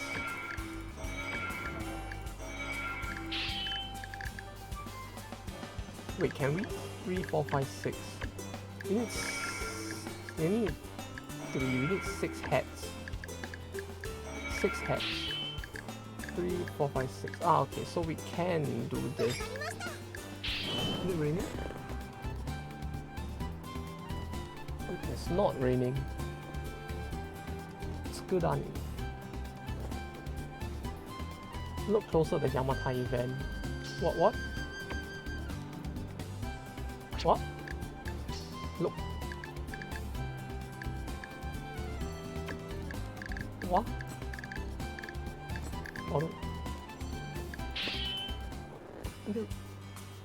Oh, it is raining. What the fuck? It's just a sudden downpour outside. Okay. Hopefully it doesn't knock out the internet. Yamatai requires. Oh yeah, it does have a battle. Yes.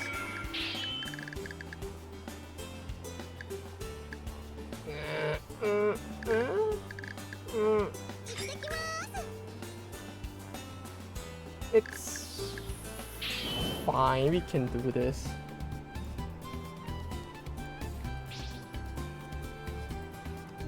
If my understanding of this game is correct, which it probably isn't, we won't be using Himiko for too long, so it should be fine, right? Unless she's actually like way better in this game than in Gold. Because like in Gold, Himiko is just like upper fucking. She's like one of the worst tier healers in the game.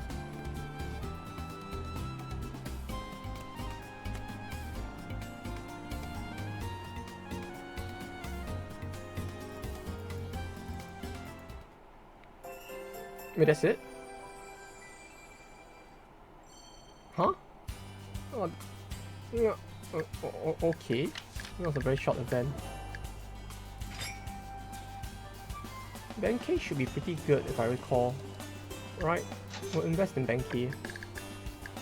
Nobunaga was average. Main default is default the best, so we'll up him.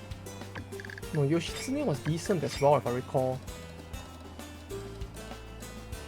We'll do this. Well, next healer you're gonna get is the Egypt wife. Was it that far? You have a point. There are no like decent healers in the main story, is there? Like it has always been. Yeah, default is gonna be very useful. Like the biggest regret I have is that I did not use default in the or Honda Civic in Gold, I guess.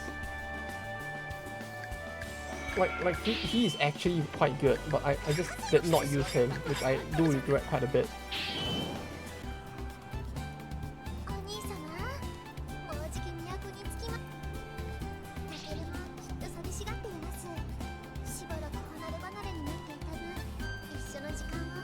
Like the relationship between her and Takeru is so much like, it's so much more developed. It's still mind blowing. Honda Civic, that was the name of the main character in Gold, right?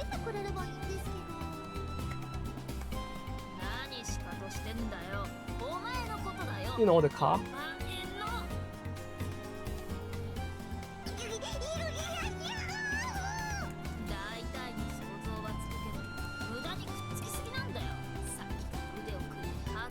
Like, I was looking for a name that would exude like authority and like, you know, influence from it. And clearly that was the best name to go with.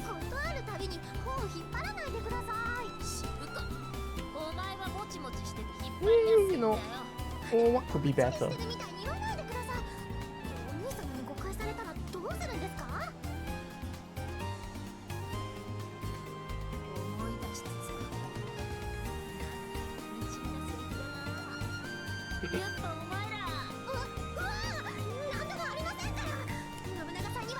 Only in Russia, Africa, British and some EU left. Only have 2 fillers, so they're not that common here.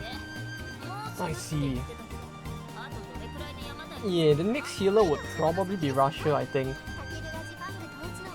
Like, in the original game, the only healers that I remember you would get are basically Chemical. Like, excluding the side characters that you get for certain achievements, you would have about the same, if I recall. You would get 2 from... In Gold, you get 2 from Russia. One is Rasputin, and one is another character which I won't spoil, but you get her from like clearing the entirety of Russia.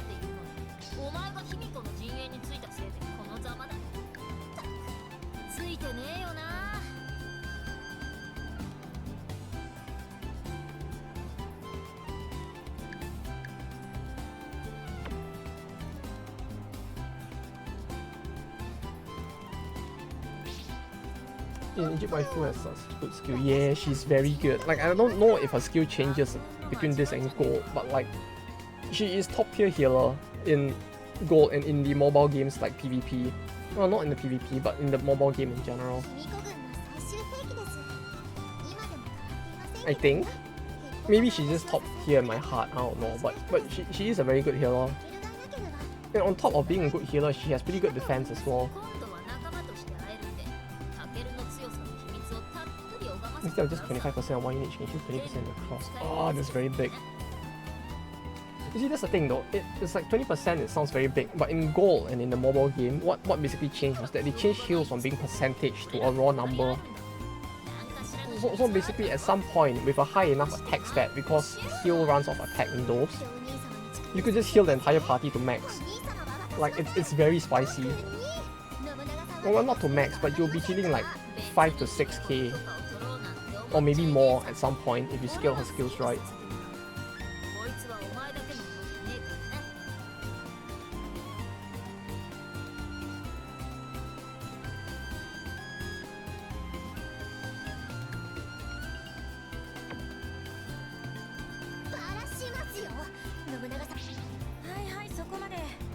Yeah, here you don't need to put resolution to kill us. Huh, oh, that's good to know. At least I don't need to like rush to increase her unit size.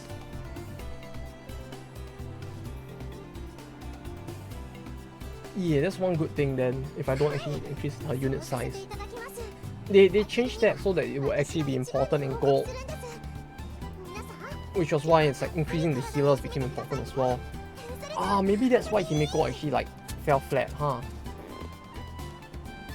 It's like because it's no longer percentage and her multipliers weren't very high.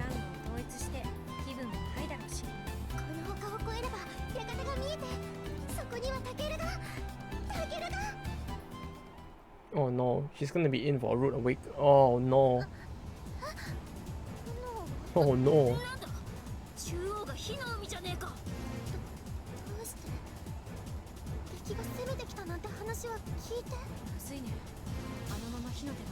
Oh wait, is Takeru actually dead? This is Himiko a bunch, she's still one of the lowest unit characters.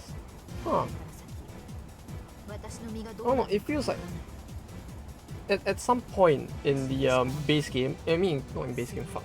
I mean, at some point in Gold, I just like completely stopped using healers until I got balls. Like at some point, it just became like it started to make more sense to just like rush down the enemy than to try to heal, because like Himiko couldn't like keep up in terms of heals.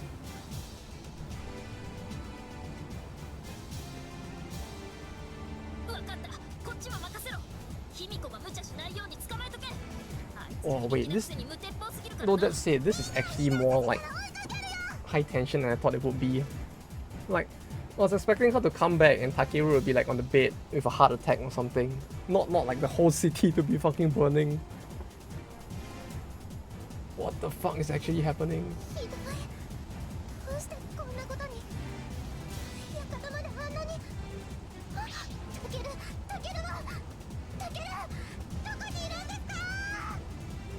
Should be goated in Russia? Yeah, pretty much. Especially if you can heal through the attrition.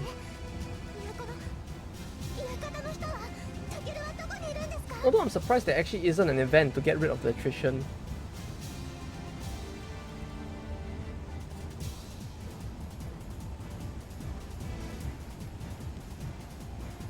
Look, I would have thought that like, since you actually got to the EU first, there should be the event that like nullifies attrition as well. Since it doesn't require you to beat the entire EU, I think. Or is that just a gold thing? It might just be a gold thing, I don't know.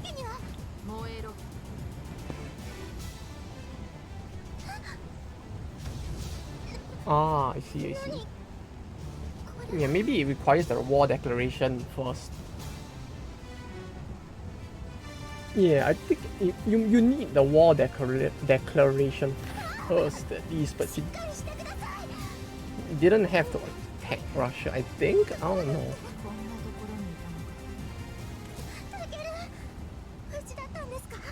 Like, I just remember them complaining, like, I just remember getting an event halfway through and I don't know why I got it.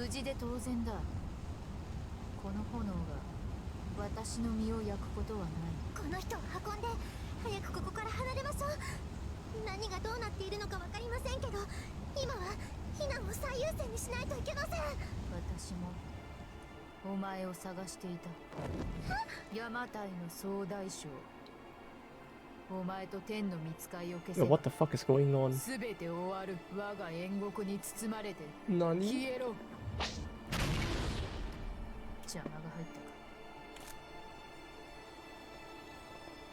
Wait, what the fuck is actually going on?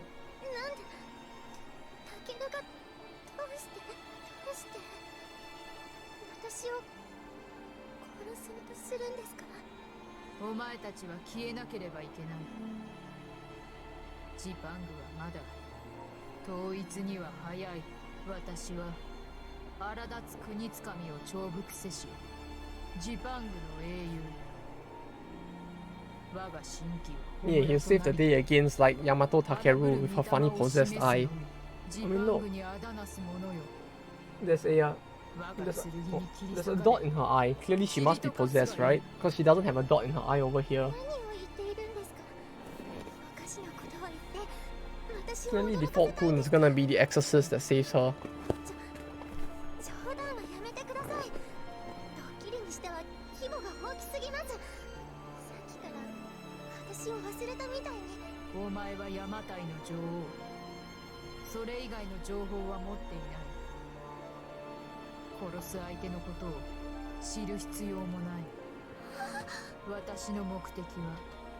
Yeah, I guess you could say he is gonna make her default on her objective.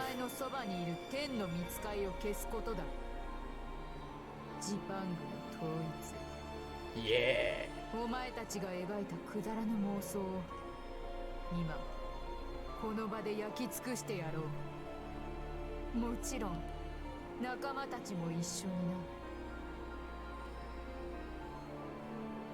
な。私の名はヤマトタケル。それ以外の名は持っていない。お前が信じる道を進めばいい。その先には What now? 輝かしい世界が広がっている、ヒミコ。Wait, what?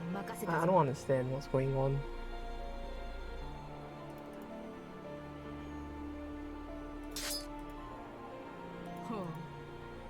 私に立ちその心意気に免じて私が手を下してくれよう。せいぜいその賠償な力を振るいあがいてみせろ。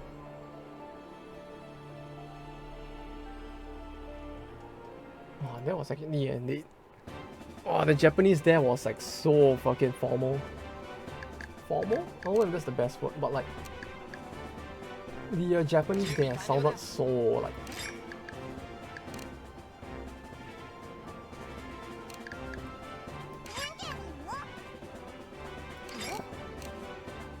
One, two, three. Okay. It sounded so like old and formal. It was actually kind of cool. Yeah, actually, I don't know. The English was a bit but it fit well enough. It feels like.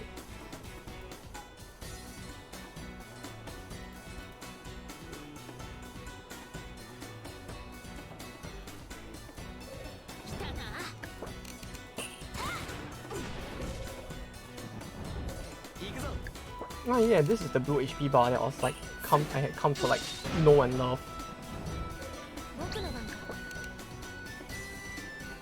5 bars to cast, so should basically use a basic attack first. Most likely.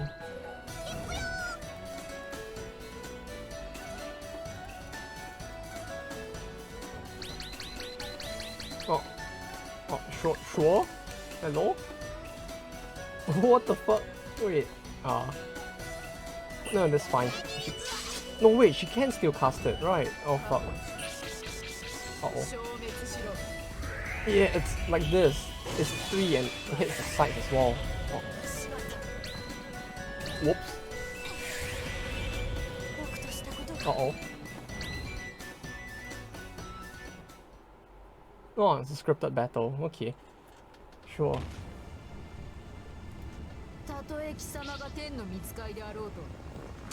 Like, I get the idea of doing this in RPG games to show how strong the person is, but still, it's like... It's a little corny. Like giving the player a battle that they have no way of winning at all.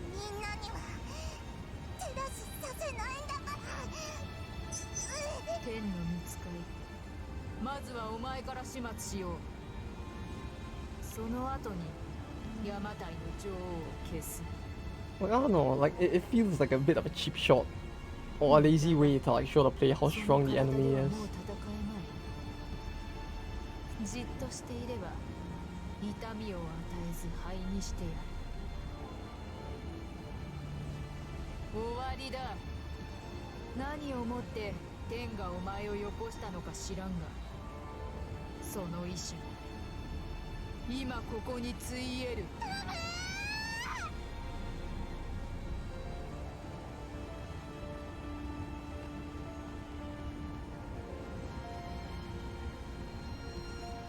Oh no. Oh no?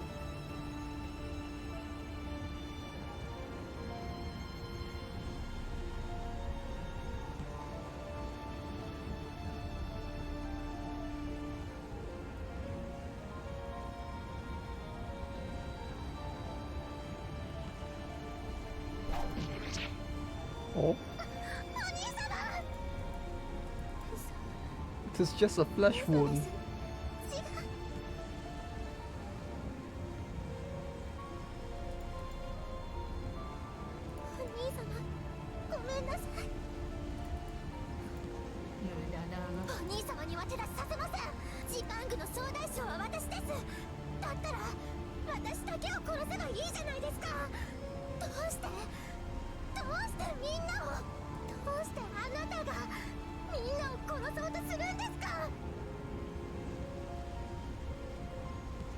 You see, like here, it would have been nice if this one, like the U was capitalized or emphasized more. Like with how she enunciated it as well.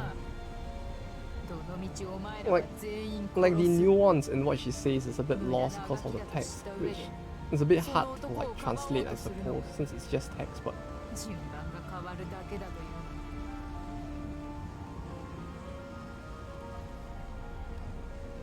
Like the fact that the enunciation emphasis was on you instead was like, it would have made a big difference as compared to having another word in the sentence, like, be the one that has the stress enunciation on it, but still.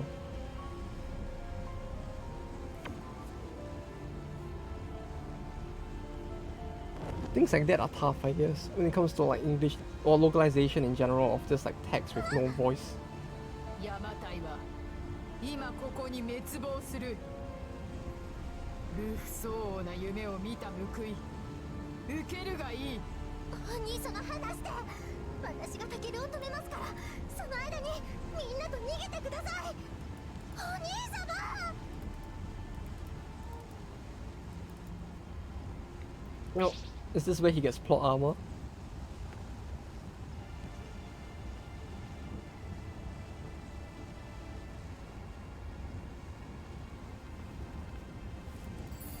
さらばだ天の。 Yeah, but like here they actually use like caps with bolts. It feels like the U over there should have been like caps and bolted as well. To emphasize the fact that she's like, why would you of all people be the one that would do this? 闇に包まれようとしています。 Oh, plot armor. それが何か There は we わかり go. ませんが、 Main character plot armor activated. 訪れる出来事です。 This is where it truly turns into an isekai. 私たちが生きている時に、私は世界の意志を統一しなければいけません。闇が世界を覆うよりも早く、誰よりも早く、きっと私の言葉は信じて Oh, there's even a flashback. 私の余地は迷い事だと Like- 一周されます。 Yeah, it is a nice. It is a very nice CG. 私はやらなければいけません。今のように小競り合いを続ける場合ではないんです。ならば私はお前を信じよう。いいんですか？私なんかと一緒にいたら変な風に思われてしまいますよ。 Like, Himiko really just looks so cute in お前は私に居 this. 場所を与えてくれた。 In 卑 the 弥呼の意志が I don't そこ know にあ what る you call it, sepia? Oh, it's not sepia. This colorization as well gives it a very like 邪馬台の女王 dramatic 卑弥呼 flashback feel. 私は今ここに There's 宣 a 言す Steam る。 library この icon for ヤ a マト bit. タケルの Huh. 名にかけて私はお前の矛となり盾となろう。卑弥呼忘れるな。 Oh, wait, it didn't? 私の心は Steam library 常 icon. にお前とあるのだから。ありがとう、タケル。 Wait, it. すごく Oh, yeah, it doesn't, huh? 嬉しいです。 Huh. これで終わりか。どれだけ領土を広げようと。 Yeah, it feels like most of the other CGs probably won't come as close to that in terms of like how dramatic it looks. 私の役目も終わなんだこれは。貴様、私の炎を受けてなぜ生きている。答えるのなら今一度切り捨ててくれる。今度こそその命を刈り取ってみせよう。 No, she's gonna kick her bad leg and then she's gonna explode into gore as well, right? その立ち筋、まるで私の A bunch of stuff that Steam library just isn't there. 私の権利が防げるわけがない。 I can imagine that they probably didn't care enough to put it 仕 in. 事灰にしてくれる。燃えろ。 Oh, nice. I mean, it really does feel like they wouldn't have bothered to do it because like none of the other platforms they're on would have such requirements anyway. You know, like those things like the Steam library icon, it's like it would have been nice to have, but I can imagine that like Tenko was just like, eh, 世界の意志 we を made this game for 統 the 一しなければいけ the ません。 PS3. The PS3 doesn't have it. Let's not do it here either. 誰よりも早く。天の御使い。 Oh, this is so dramatic. Oh, the library stuff came after this releases. Ah, that makes sense. 防ぐ暇など与えんぞ。邪馬台の女王、卑弥 Yeah, they probably wouldn't go back to retroactively do it if that's the case either. 今ここに宣言する。この大和武の名にかけて私はお前の矛となる盾とな Yeah, ろ so う。 yeah, that makes sense as well as to why there wouldn't be any.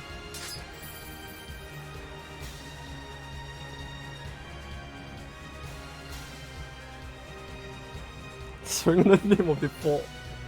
Ah, it sounds so bad. I regret a little now. Just a little bit, I regret. この神経まさか Although this still like, you see, the fact that we can continue to make Bravely default jokes is just like, it kind of covers for it, but at the same time seeing him say like, I swear on the name of default, it's like, ah, it feels a little bad. I feel a little guilty now. 跡形もなく消えてしまえ片取れ紡がりの太刀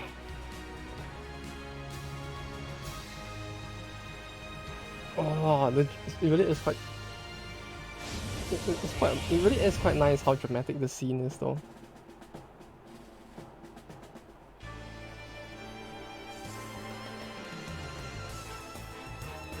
Ah, okay. Oh, that image is pretty nice as well. Wait, that was in the game?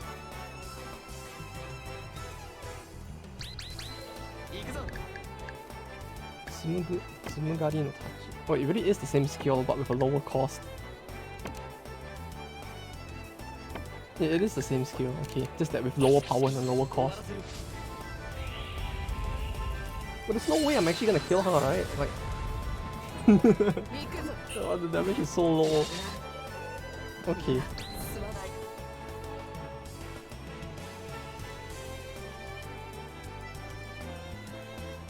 Oh, begin the counter-attack. Both nations here get a CG before you go to war with them.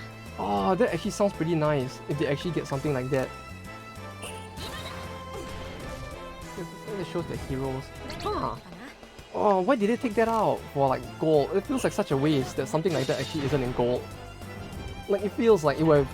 I mean, it's not like it's gonna affect like the weight, the file size of the game to the point that it's not worth it, right? Ah, it's such a waste that isn't in. Well, that's quite a stat boost he gets as well. She can't use her thing, she can only hit once. Well, it feels... Yeah, it actually isn't. Like, I don't think I've ever seen that vertical like image before. Oh, he went down again. Wait, is this battle lost? Can I still actually do it with him dead like this? Oh, okay, it's still scripted. Although I have to say, I like this entire scene a lot. Like, this one scene is better than anything I saw in Gold. Like, right down to the whole scripted battle, like, it's so dramatic. It's so much more dramatic. And like, the whole scene has so much more tension to it than anything else I've seen in Gold.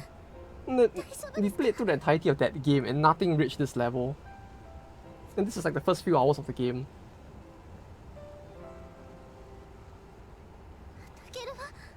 No, you know, and you know what's one thing, like you mentioned about the vertical icons, like, even if they don't show all of the heroes, right, at the very least, things like the vertical icon, it feels like they could have just easily changed the logo and reused it. It's kind of a shame that even those weren't reused.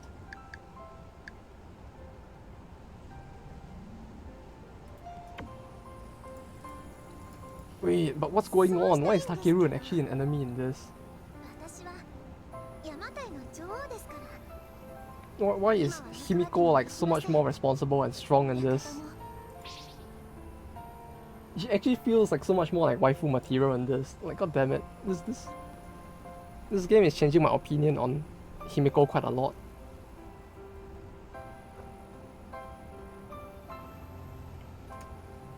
You know what? I'm starting to feel like playing Gold before playing this was the better choice. Was a happy accident.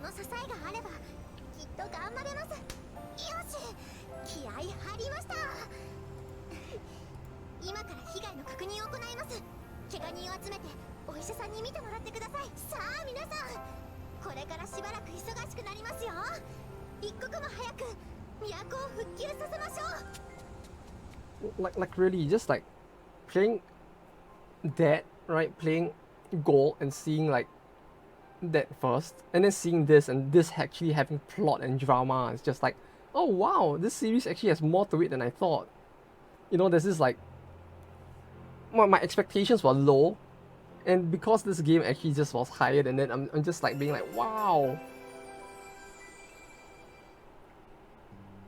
Instead of like the reverse, like it feels like if I would play this after I was playing gold after playing this, I might actually be disappointed if anything. 何を言っているんですか。昨日は私が最後まで残していた羊羹を丸ごと食べたじゃないですか。あれはお前が食べてもいいって言ったんだろ。少しならいいって言ったんです。私の好物だと知っているのにひどすぎです。食べ物の恨みは怖いんですからね。そいつは俺のセリフだ。わざわざ取り寄せたもんを食いやがって。絶対に許さねえからな。 Sweet bean jelly. By the way, when she says sweet bean jelly, she refers to yokan, which is like something different altogether, but yeah, sure, why not? This series has plot, Himiko has character, huh? Yeah, a lot more than I would have expected. Like, I'm actually surprised. Like, this isn't even a meme, I'm like actually surprised, like my mind is blown after playing like Gold and then coming back to play this game instead, like... Who would have thunk it? The prequel was better. It's just like Star Wars.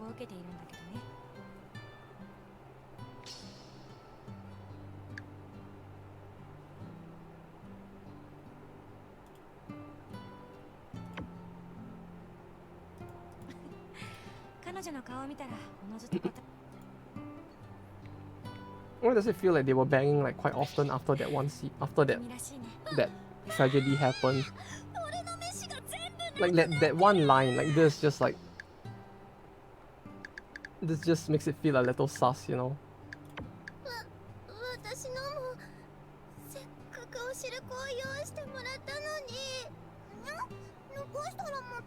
Yeah, imagine if you didn't like this. Even after clearing Gold, my impression of the series wasn't negative. It was just like a eh. But now it's like oh, you know, like kind of like my brain is shining a little now. Red bean soup? Wait, what did she say?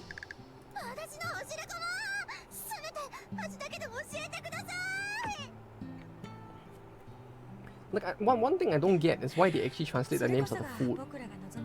Because like it's like the names that they're giving to the food is just completely different. Like if you were to Google that into like English, you probably wouldn't actually get the food they're referring to.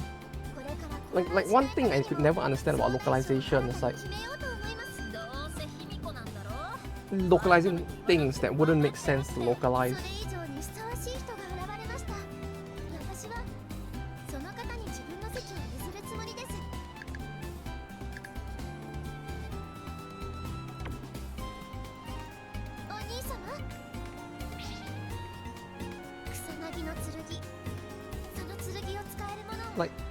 Like legit, it's like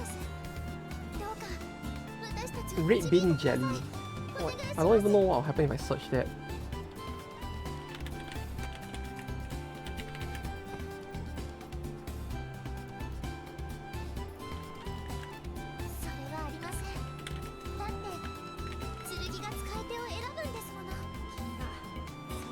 Oh, it does show up. It does show up yokan. Okay.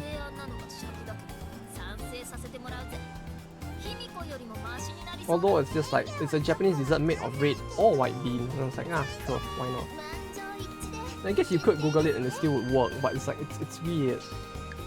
When like, even Google will give you the name yokan first.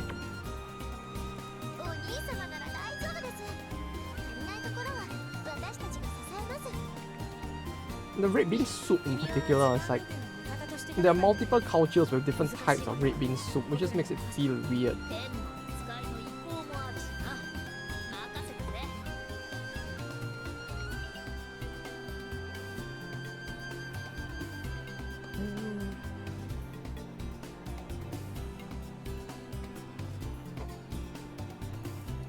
There's so many mysteries that remain.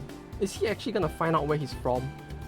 Or is he just gonna be like, eh, it's fine, I don't need to know where I'm from.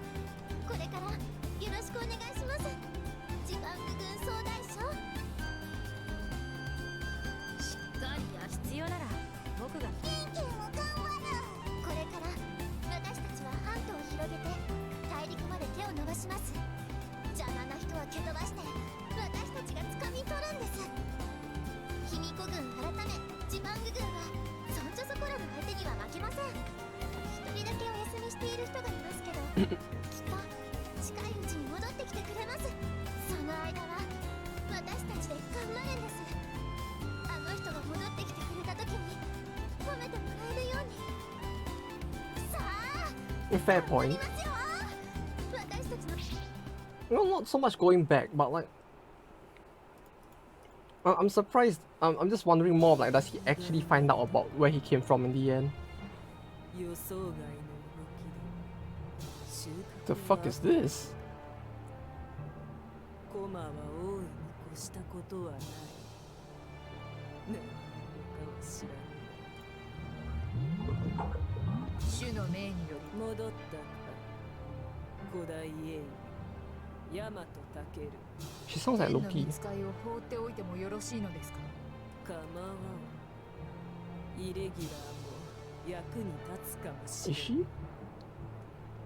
Hmm. 御意。手持ちの駒に不足はない。盤上の駒を無駄に減らしては遊びがなくなる天の使い。何者かわからぬすべて。 Oh, she's a chaos god, isn't she? She's basically the chaos gods from Warhammer, huh?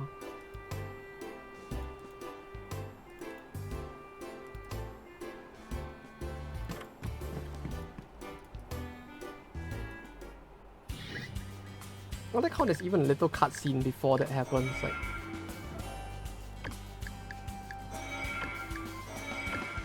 Like they have this like little like it's inconsequential, but that they even have those cutscenes before that happens is kind of nice. ガウェイン、ガラハド、控えていますね。はい、ここにご用でしょうか。 Well, it's the Love Knight. I mean the Love King, Queen. 同じく。そういえばアーサー王、以前お話ししたファーストフラッシュリーフが届きましたの。御前だ。死後が慎めカウェイン。でも王のご希望で取り寄せたものですよ。もちろんあなたの分も用意しておりますが、ガラ。私には2時半。ティータイムは後だ。そうおっしゃらず。さあ、ありがとうございます、ガウェイン。今日のティータイムを楽しみにしてますわ。 Oh, it's the booba that can turn into a lolly, それは後 and にし the ましょう。 funny ice blade lady as well. おう、 Huh. 私たち2人を呼んだ以上雑事ではないと思いますが、どのようなご用件でしょうか。私の片腕であり、全幅の信頼を置く円卓の騎士。わざわざお二人をお呼びしたのは、ある情報の真偽をお聞きするためです。そういうことだったか。 Oh, すまない。 Twitch had a cameo in the game. Who would have thunk it? 遅いです、ガラハ Oh, no worries. ド。なんとかごまかして。ああ、そうい Go えば rip the video. メイドが珍しい茶葉を見つけたと喜んでおりましたわ。それは興味深いな。私も飲んでみたいものだ。今すぐにでも。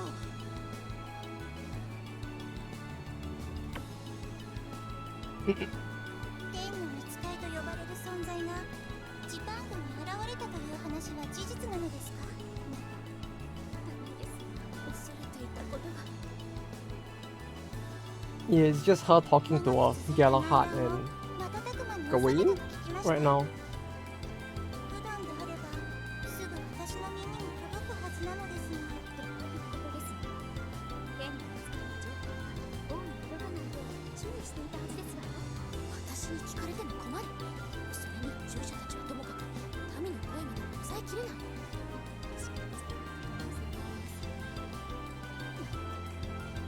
天の御使いのことは王には絶対秘密だとあれほど言っておりましたのに。人の口の中に立てられる。 I don't know why though. Galahad and like ジパングの Gawain's 帝 art 卑弥呼 looks 様 slightly different. 空から舞い The 降り British, 天の御使いと呼ばれる青年。 well, clearly it's because they don't have a water bottle in this game, so you know, keep their weirdness in check. 国も豊かになり、確実に力をつけているとか。民を平和に導く天の御使い。ブリタニアを統べる王として、ぜひお目にかからなければ Yeah, いけません。 the round table in this game series are all pretty dysfunctional, aren't they? You basically have Gawain who can like turn into a lolly at will. Oh well, turn into a lolly at night. when you have the ice sword wielder, which just turns the whole world into a second ice age.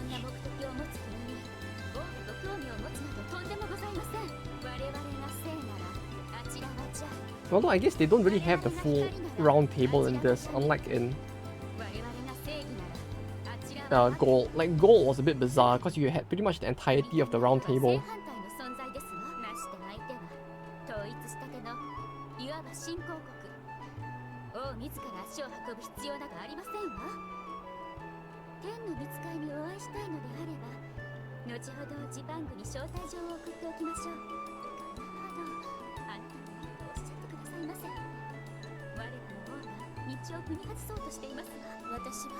Like it was really very weird because like you basically the largest proportion of the characters in Gold was just the round table. Like there was no other faction or country or region that had more heroes than just like Britain's round table alone.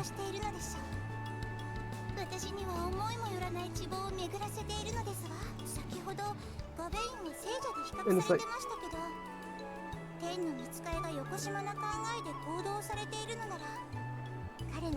like they just all so dysfunctional that it's actually great. Like you have Lancelot being like that as well. I don't know which other knights of the round table are in this, but like the only knight that actually seems to be like a normal person that I know of was actually Boros. Like everyone else was dysfunctional in one way or another.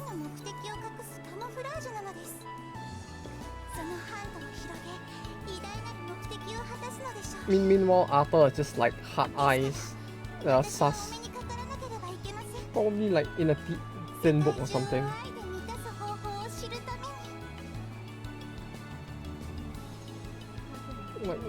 I know, Arthur is just kind of like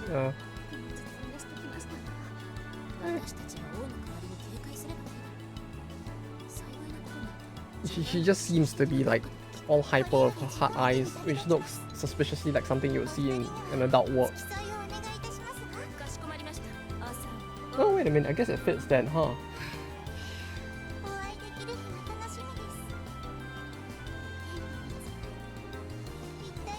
There are 9. If there are 9, but Boros in this is the thing, I don't recall. Like she's like the only knight on the round table that I'm just like, yes, she needs to be in this.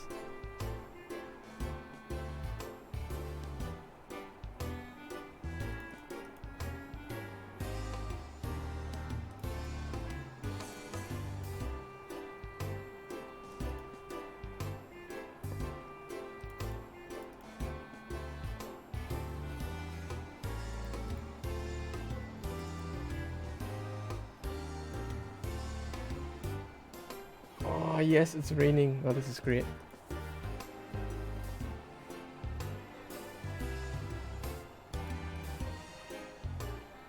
At some point, there's a sea that shows silhouettes of the knights. Ah, but you don't get all of them at once, huh? So even if you declare war on them, you wouldn't get to see all of them, I guess? Or do you not declare war on them?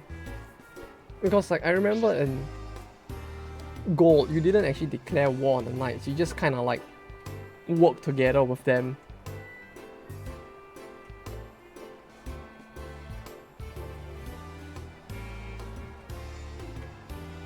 And then like you would battle some of the knights, but it's like like overall it's just more like friendly. Haha, we do not invade you, you just join us, sort of thing. Yeah, that's the thing, I don't know if we actually end up at war with them. Like, I don't know how much the plot changes is another thing. So it's like, it very well might be that you don't even have to war with them.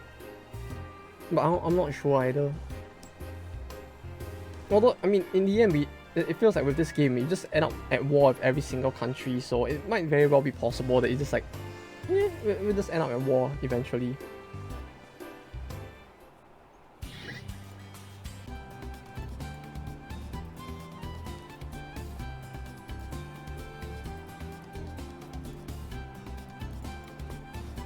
Honorary president.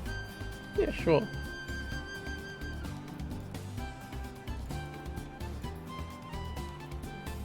The enemy will never attack when it's completed. You can really strength so we will fight any time. Nobody about all the questions already because some camps still about bad guys out there. To start assuming attack the content was not actually close to us, it would be a mistake to attack without the right intelligence. If we get the intelligence in East Asia, then there's still heroes we don't know of in Japan. We should probably be inviting them to join us.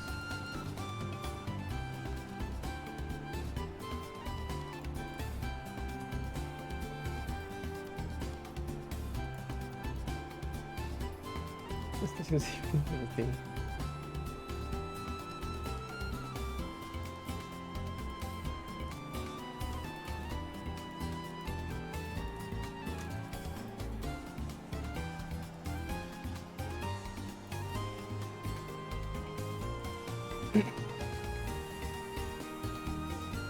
This ambient music here as well, it's like, it's pretty nice.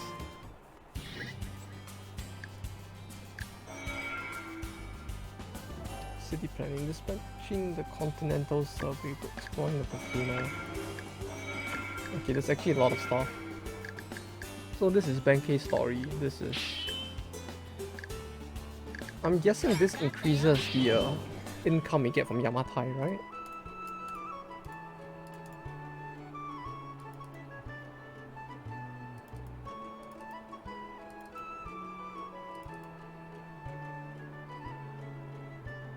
Oh, damn. This one I actually play often when doing things. Yeah, it's actually a very good, like, it's very good ambient music. Like, having this loop in the background, it feels smooth enough to be able to do more stuff with it. Huh. Oof, this line though. She really does feel more pushy when she says stuff like this. It's kind of nice.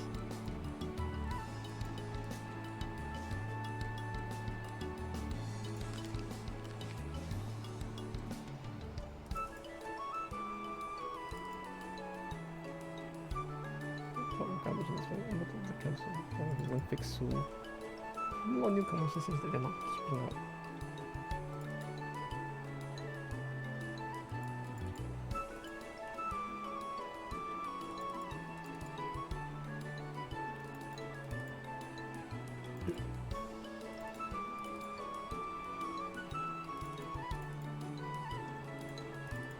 No, this really does improve Yamatai, huh?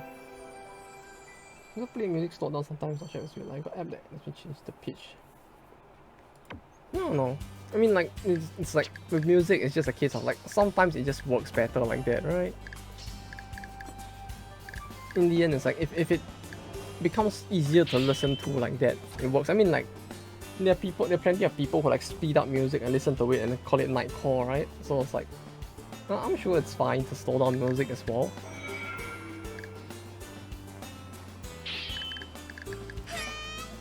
Oh, I have to use Benkei for this.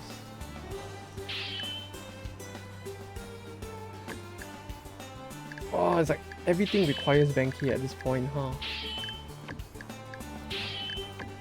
This is not a battle. This gives income, I guess, or money.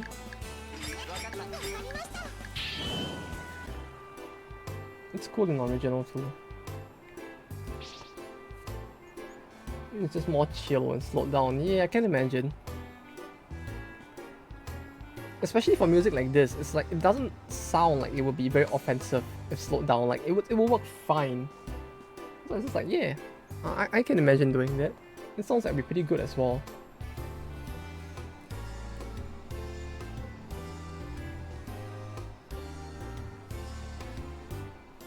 Although I've never actually tried that, because it's like, depending on the type of music, it's kind of hard at times to slow it down. Maybe I could try it too.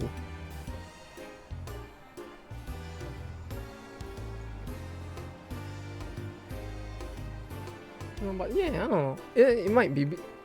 It sounds like it could be more interesting as well, slowed down.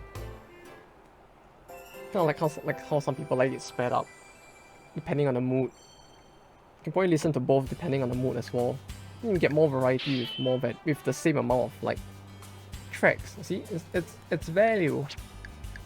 No, I'll save. No, I don't need to save. Fuck. I keep forgetting I don't need to save.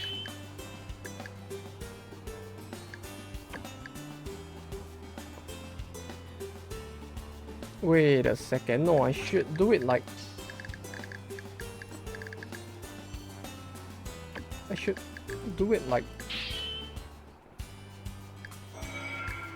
I should do this, right? No, not this. Oops, this. Does it make a difference? 2, 4, 4. Doesn't make a difference, yeah, okay, yeah. I was thinking I could reduce the number of turns used in general, but like, it's about the same because everything requires Banky now.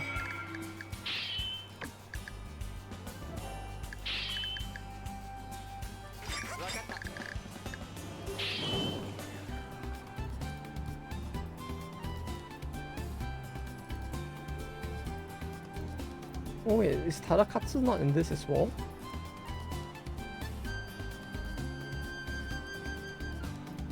She almost anything will work.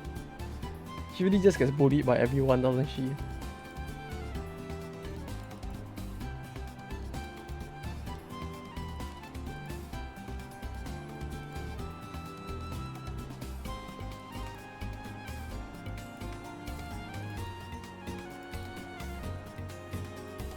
It's all Banky.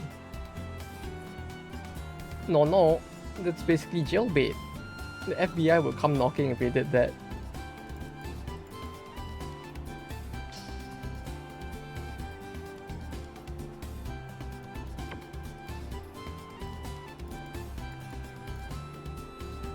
They got communication stones. Oh, it's a mobile phone but better, huh? You see, it even has no risk of being intercepted. It's basically like you don't even need a VPN with your communication stones.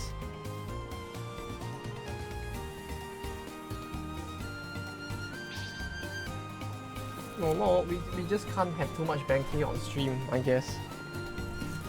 You know, too much Banky might lead to FBI coming knocking on my door. You know, it'll just be a case of like... What? FBI, open up! You know, that sort of deal. So we gotta play our cards right. Just in case. If you want to know more, you should ask me more.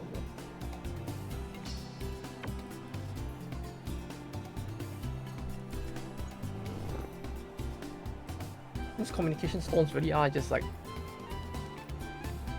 mobile phones but better, huh? The only thing is that you can't play gacha games on it, I guess.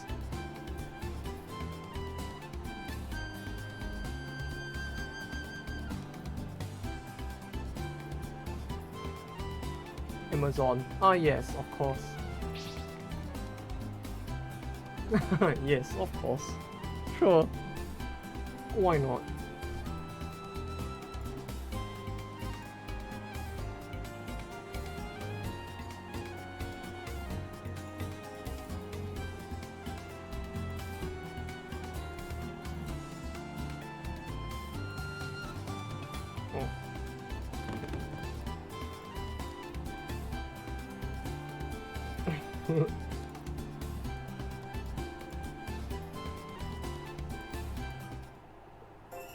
What's a phone without gacha game that you waste your money for, Ping? Yeah, exactly. No, but you see, at least with their phones, you kind of don't need a VPN, so, you know, you can save money on that not VPN subscription. Because no evil hackers at your local cafe would be able to steal your data. Because there's no data to be stolen.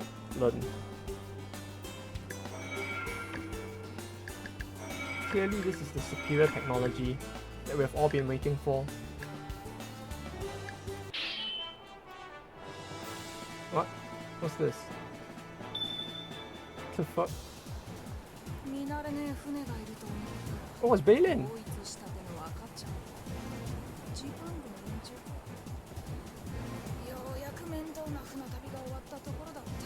Ah! No VPN, so you can pull 2 times now. Yeah, exactly.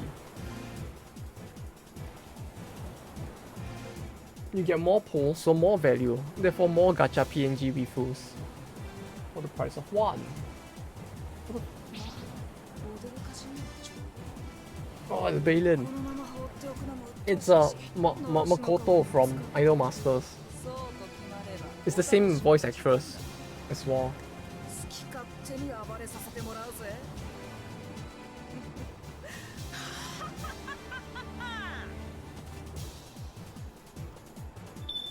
Like, I actually do like that voice actress quite a bit. Like, the voices are great. Although I don't know why Balin is just here like this. 大陸側の海からだ。今さっき調査。今の時間具にお船を用意するだけでも大変だ。外国のどこかでは黄金の国なんて呼ばれているんだ。労力はともかく攻める理由。どこの誰かはわかりませんけど。何か気にかかる。 Oh, he's heard it in his history books, huh?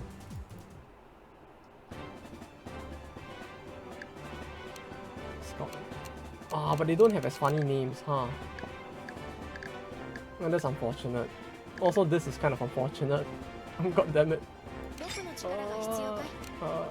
Oh. 俺か。 Yeah, this is the horrible battles that I've come to know and love. Oh, she hasn't appeared at all? No, that's unfortunate.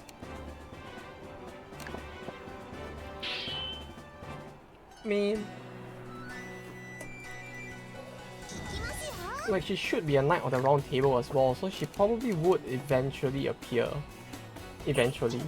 It's just sad that she hasn't appeared yet. 死にたいやつはどいつだ。まだまだ。負けてしまいました。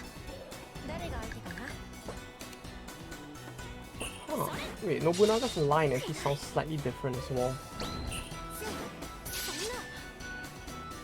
Oi, oi, oi, oi. I guess I should restart this. It would be more value for me to actually like restart from this end of the turn, right?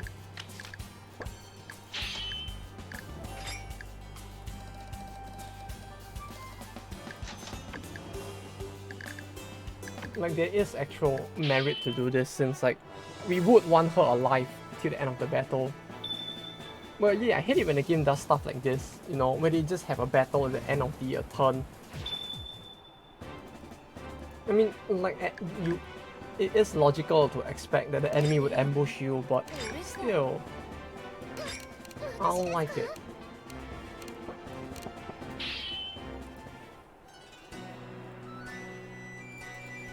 I don't want to be ambushed. It's a pain.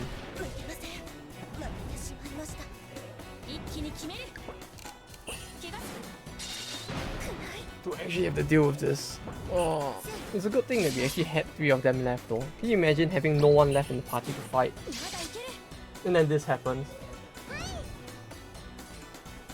Anyway, I forgot to attack you twice because his sounds not at all. Yeah, exactly, it's like... It's very annoying the way they react, cause like... It feels, you know, like they actually know when you can react, and they just uh-oh, that was the wrong button.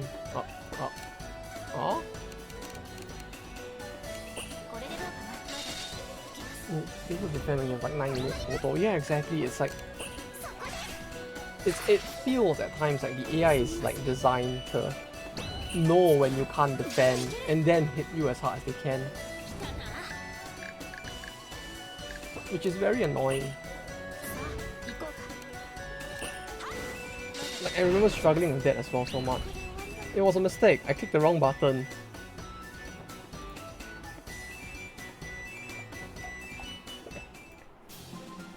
I was trying to click move or wait, but I just clicked advance instead.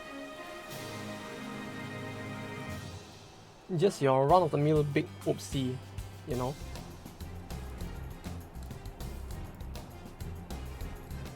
The 2 historical about animation. Oh yeah, see, he knows it. Like, this Dawn is talking about. Like, he actually, yeah, he really did isekai, didn't he?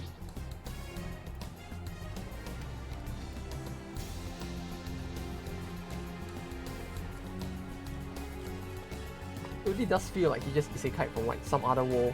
Although the fact that he knows so much about history is also kind of surprising.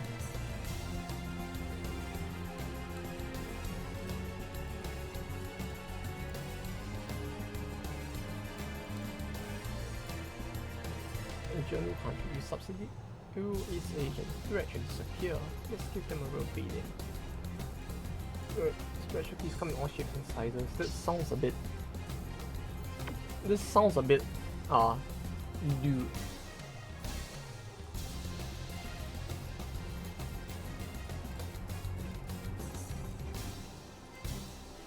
You know, it's gonna come out probably later in the plot that because of all of her knowledge of how to tickle people, she's gonna be like a technician in bed, isn't she?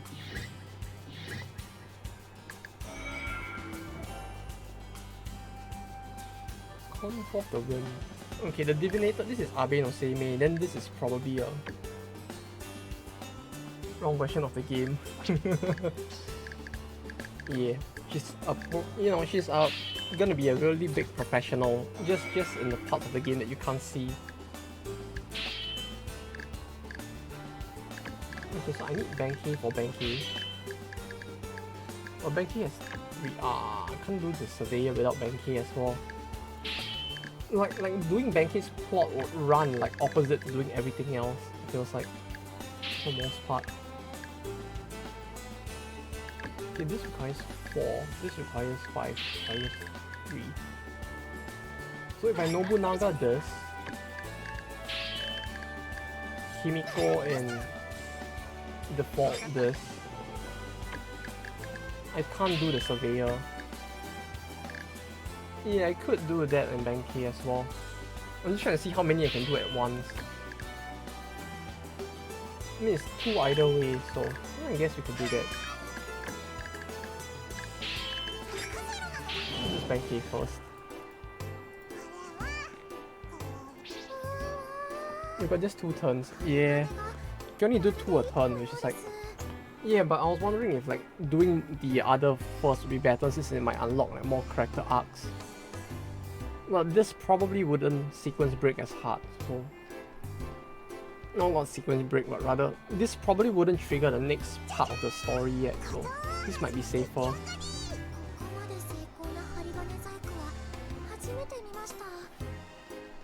Yeah, the 2 actions, I can't like do all 3 in one turn, right? Yeah, I need to remember that as well, cause like, I got too used to the end game like 4 actions. Now I need to like remember that I can't actually take 4 actions as well.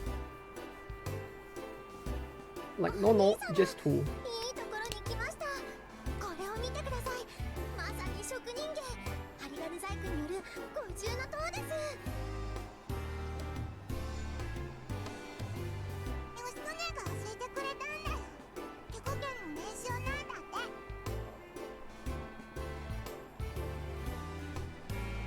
I want to do everything you can before going to war. Yeah, I'm just worried about like whether there's gonna be another like end of turn attack is gonna happen. Like I don't like it when the game does that, but it feels like that's actually a possibility since they're actually doing it this early in this version of the game.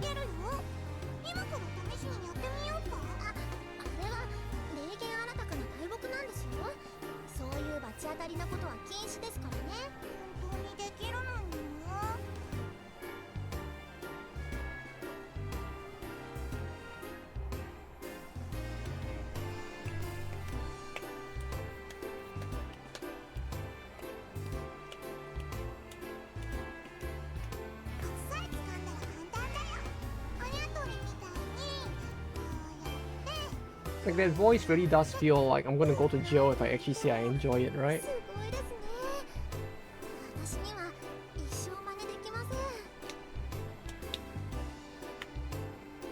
Yeah, that's the thing, I don't know either, and it gets me very paranoid every time they do stuff like this.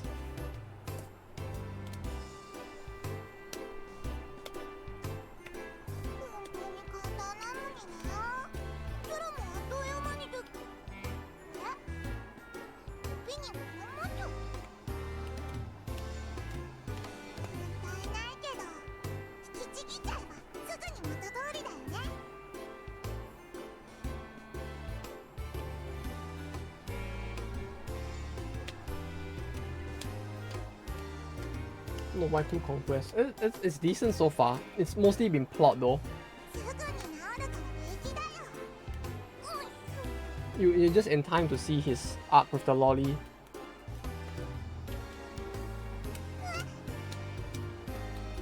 And on the bright side, we haven't seen anything that's gonna get us sent to jail or get the stream banned yet, hopefully, so it's been okay.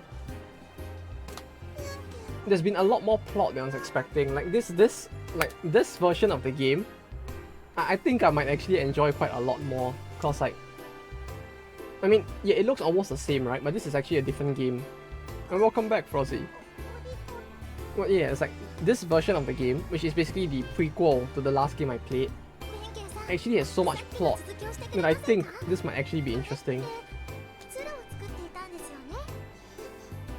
Well, yeah, but you see, the thing with the CG is that as long as no one says anything, it technically didn't happen, and what we don't know won't hurt us. Right? Or rather, what Twitch doesn't know won't hurt us. We should be fine. We should be fine. Clearly, nothing's gonna happen. Clearly, that was a family-friendly CG, right? I mean, they even went through the effort to make it more family-friendly. Clearly, it's gonna be safe.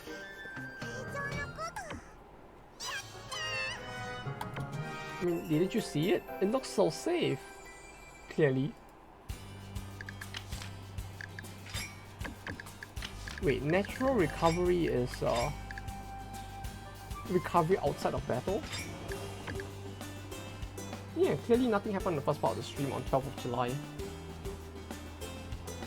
The only thing that happened was that the stream disconnected. Aside from that, nothing else clearly happened. Who was calling off the wind? Like, Divinator is probably like Abe, right?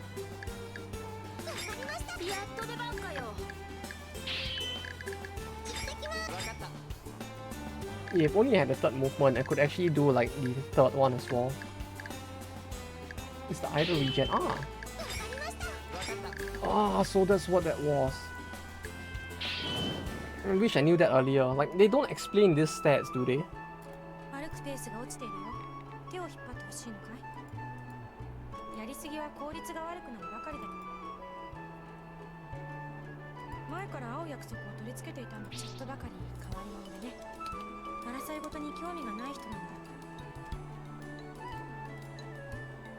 That makes sense. Yeah, if it actually goes up by like 10% like that. So it means we can...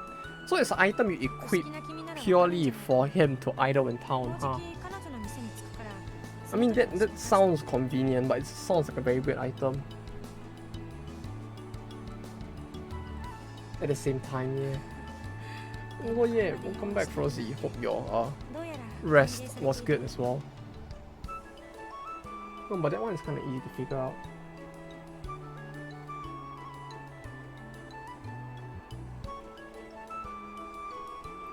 Yeah, there are a lot that are actually very confusing as well. Volatile hit or cumulative hit. Yeah, that one is a bit... It's weird. They basically mean aggro, right? I mean, that one I can understand, but it does not make sense from an English localization perspective, because like hit for aggro is a very using the word hit instead of aggro is a very Japanese thing to do. But like, yeah, it's very weird. Like, I wouldn't expect anyone outside of Japan to understand it. Like, it's so rare to even hear the term that, like, yeah, I don't know.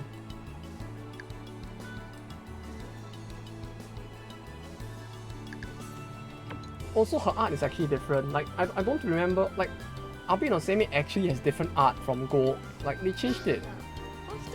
I actually like her art here better.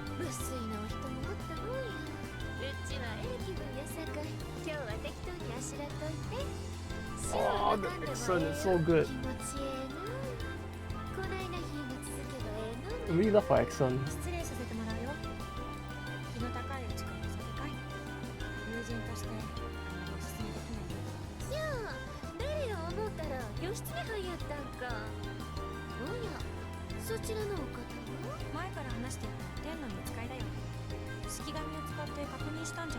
Still random as shit, yeah.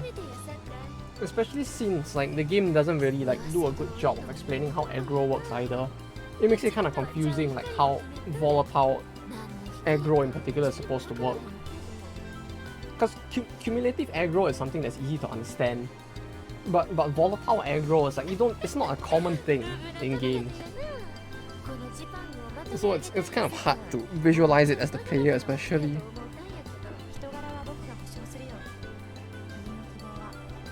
The art though, it's really so different. It looks so good.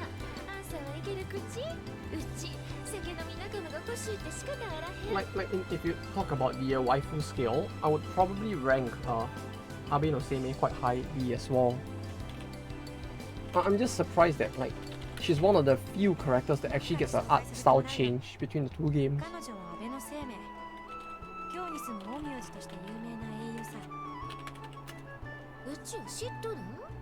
And her voice is so good, like I can't. Oh, that accent. It's so good.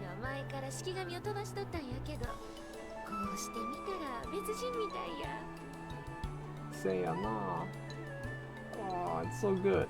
I can't. Yeah, it's slightly lewder in gold, I think.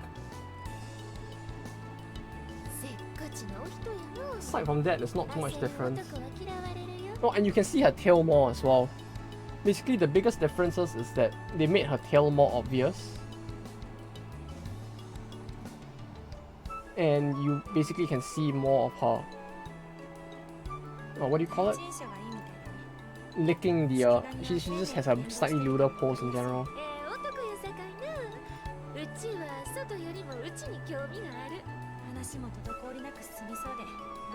Basically, it's more fan servicey, I guess, to put it simply. Then you can tell easier that she's a fox girl. Why are you not being read right now? I don't know what you're talking about. Clearly everything is innocent right now, right? We have a limited number of days, and with the limited number of days, I figured we could give this a try first. Because like, this was interesting to try as well. And like the plot in this was a big surprise. I'm actually like, now I have even more motivation to play this. But no, I'm not a rat, clearly. Life is a rat race, but that doesn't mean I'm a rat, you know? What makes you think I haven't? What makes you think I have not played Doki Doki Literature Club? I've played both that and Needy Girl Overdose, to be honest, already. Like, I've played both of the supposedly like horror visual novel games. They're both good. Like, I enjoy the way they are executed quite a lot. Like, I would consider like Doki Doki to be quite high tier horror.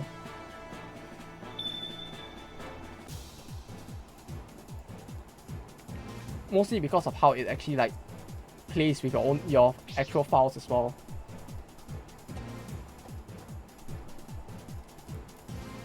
You see, it's like, wait, like they're gonna attack again, and like it's a good thing I actually have characters who can do something. Otherwise, I would actually be fucked. Didn't you have Needy Streamer Overload merch? Yeah, I do. I bought all of the merch. Because my monkey brain was like, haha, funny, buy it all. Do it, you know you want to.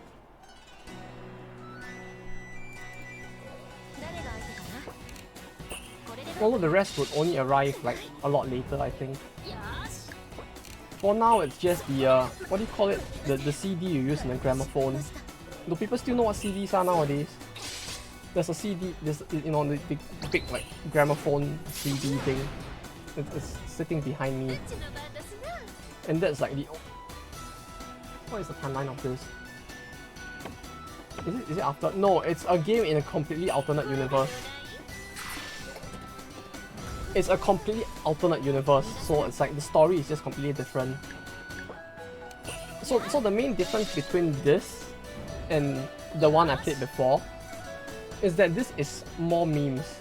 No, the previous one is more memes. This one actually has a serious story that is actually kind of good. So it's a good thing we played that one first, even though that was the sequel.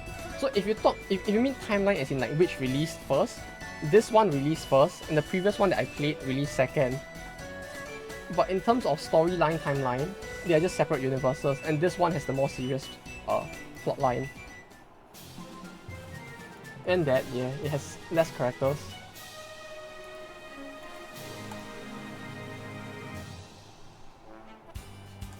But yeah, I even threw in like fucking 10,000 yen for the body pillow as well, even though I don't know if I'll ever use it.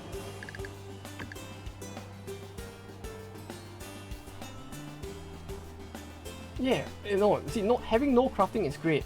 You see, if there is no crafting, I won't waste an hour plus or 2 hour plus on like shitty menus. Like, I don't have to do with shitty menuing. That's actually a bonus.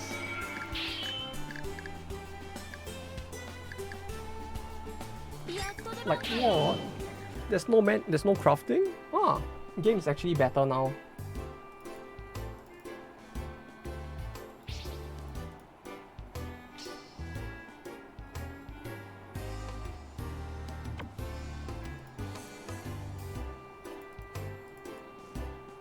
Cross with garlic, a clay figure with a tortoise shell.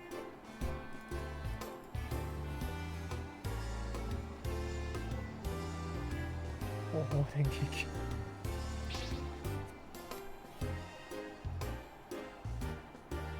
Oh, you have some work to do on the weekend? Oh, well, I mean, we can always do it next week, so don't worry. I'll keep the Sunday slots open even when I start work. So no worries, you just let me know. I'll make sure to keep Sundays open either way. Because I don't think I'm gonna get stuck with working on Sundays immediately once work starts. So Sundays should still be fine. We can do it whenever you're free on a Sunday, you know?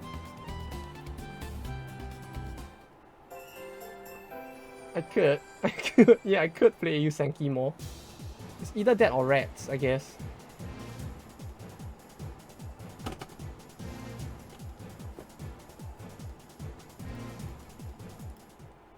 Yeah, I could actually play more of this. Or play more of a... Oh wait, that just stops the attack for one turn, huh? Or does it stop it completely? I mean, I could play either this or like I could continue with like Mordheim. Although for Mordheim at this point I feel like I want to do some of the grinding off stream instead. Because it's gonna get very dry and boring if I play that on stream for now.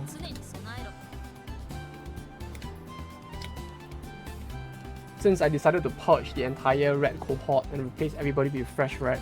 It was like, if everybody's a fresh red, it means I'm just spending a lot of time like re-leveling everyone.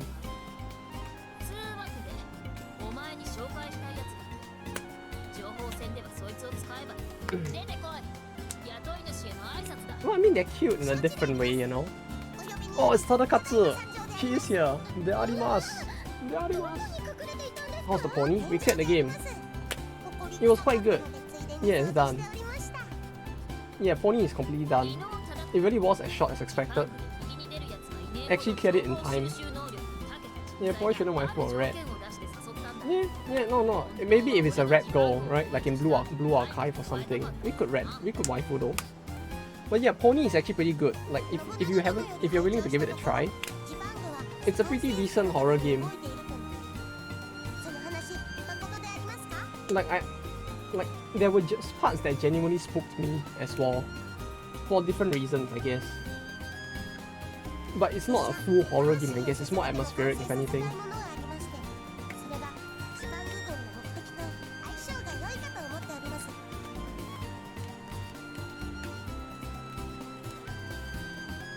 But yeah, pony is done. It was pretty good. I can see why it's so highly rated.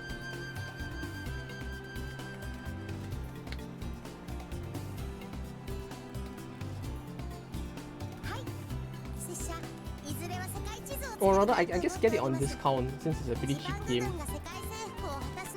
Hako's fails. Oh, why do I feel like I shouldn't be searching for that? Oh, is that a VTuber? Oh, it is a VTuber. Oh no, it is a rat. Wait, this art style, this looks very familiar.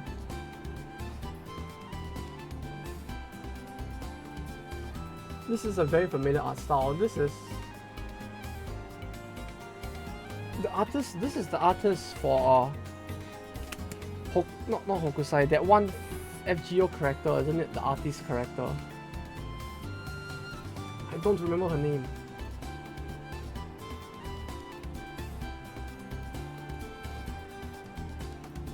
Isn't it? This is very familiar art style.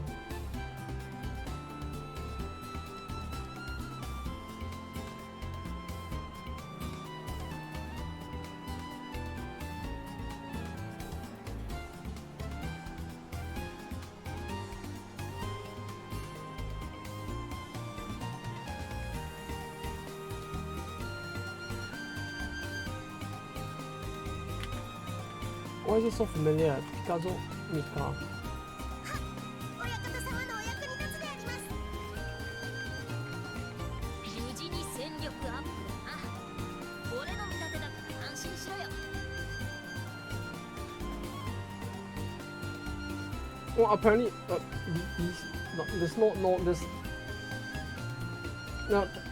thankfully, it wasn't one of those kind of. Yeah, I know. I saw the pun, but still, well, it's a good thing it wasn't one of those memes at least.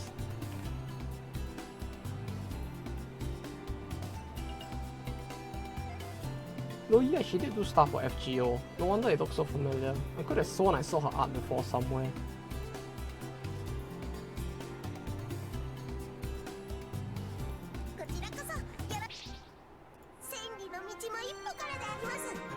It's like a red VTuber.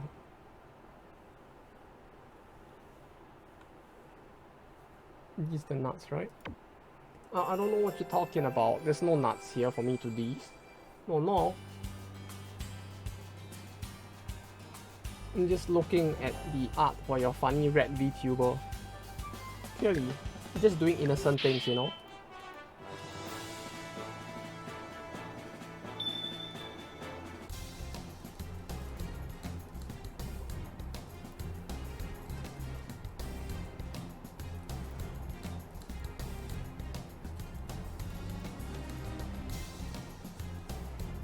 Yeah, like look at the main character here. He looks so much better. Like, really, like.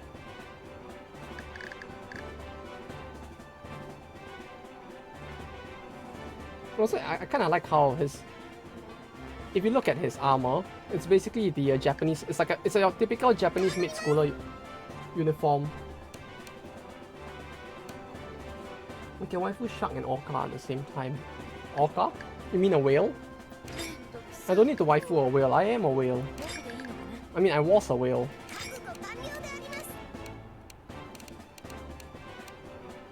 Magic missile. Magic missile. Magic missile. Magic missile.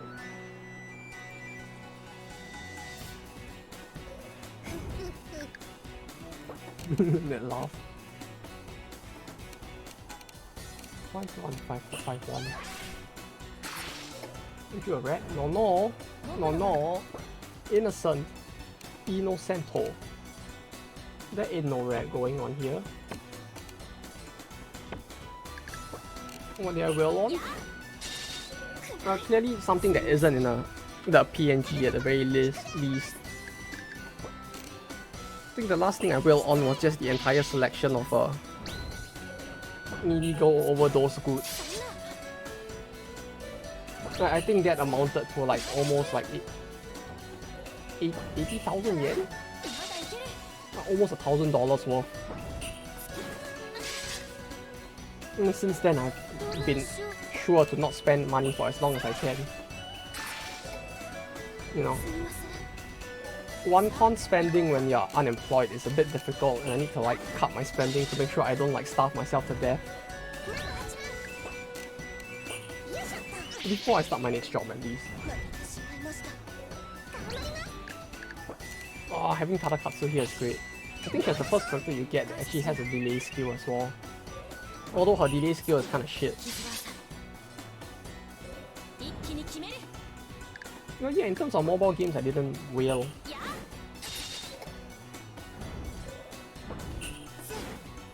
Yeah, 600 of your dollars. It's $1,000 where I come from. Because the country where I came from basically used to have a exchange rate of $1 is to $1 is to 80 yen.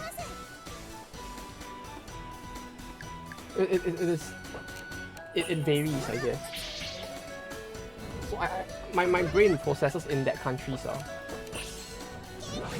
exchange rate. Although now it's worth a lot less, that's for sure. Like the Japanese yen has tanked so much that like 80k yen now, like outside of Japan, isn't a lot anymore.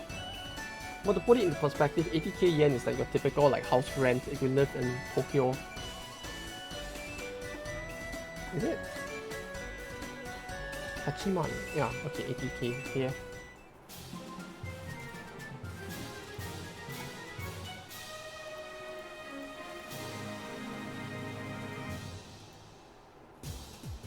But yeah, unfortunately it cannot be helped. When a single body pillow costs like 10k yen, sacrifices have to be made.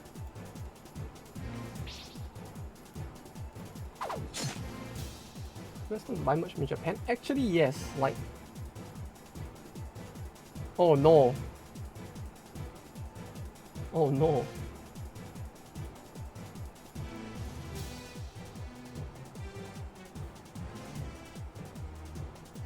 Oh, whoops.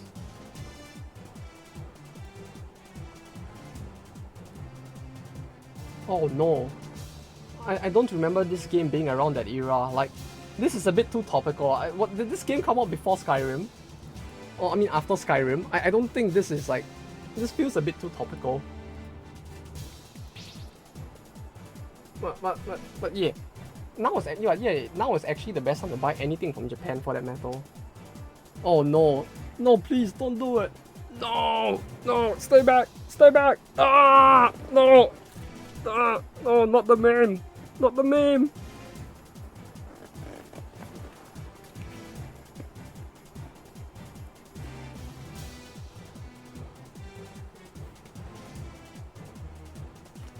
Anything but the meme!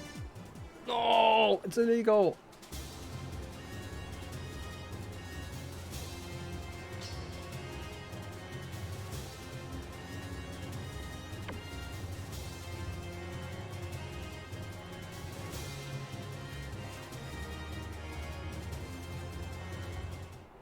Oh, Apple is here now.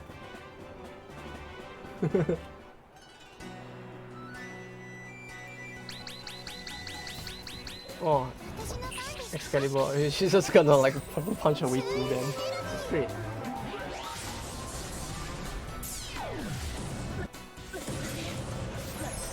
Ah yes. Of course. Wait, -1 to all stats? This is actually better than her skill in gold. What the fuck?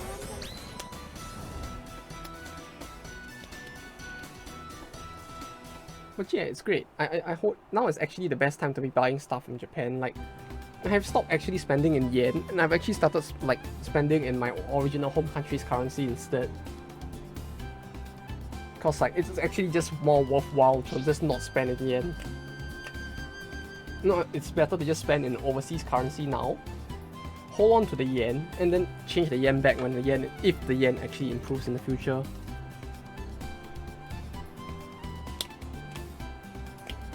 Though yeah, you know, if you have a PO box, I could actually help send it out overseas as well. Like, I have been doing that for my friends for years to begin with, so it's like, it's not much of a trouble. For me at least. The only thing is that the import laws with the EU are a bit of a bitch.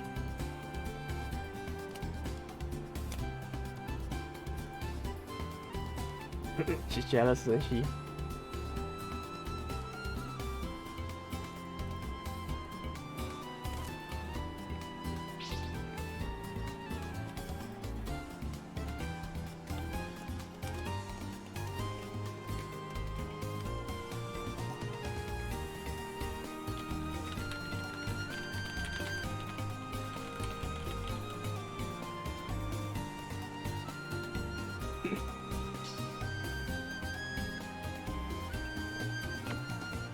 It's like Kimiko is just getting so jealous now. You should play demo in stream, maybe the whole VOD get muted. I don't know if demo will actually like mute the VOD though. It feels like demo will probably be one of the safer games just because like the music is all original, right? Like we were quite lucky. Soundfall didn't get the VOD muted either. Which is kind of funny because at this point it feels like every single mobile game I played, not mobile game, every single rhythm game I played has not gotten the VOD muted. The only games that have gotten the VOD muted, right, are Shadows of Forbidden Gods and Banner of the Maid. Like literal RPG strategy games are the ones getting my VOD muted because they like borrow BGM from like some classical music or something.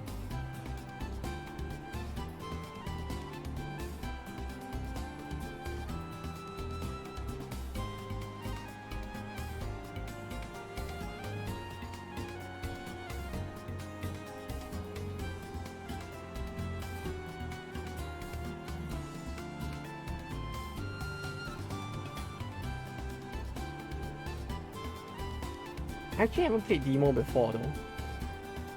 Who knows, that might be actually interesting to try as well. I think the only rhythm games I've actually tried playing on stream is Muse Dash and then like Soundfall with you recently. Aside from those, I've never actually tried much in terms of rhythm games on stream.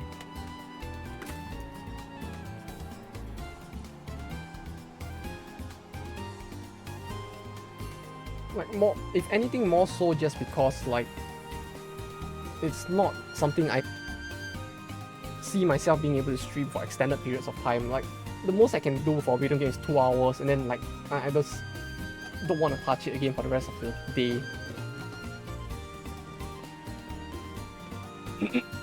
Poor Himiko.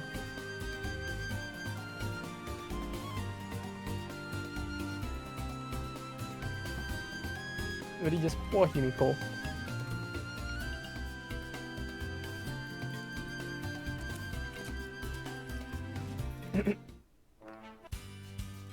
Also, I like how there was nothing stating how she even got there in the first place.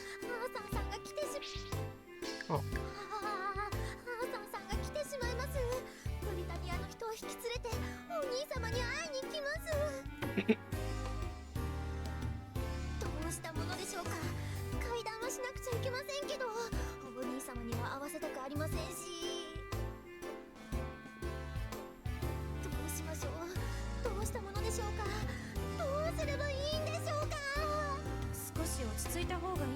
What do you mean? What's this? It's the plot is happening.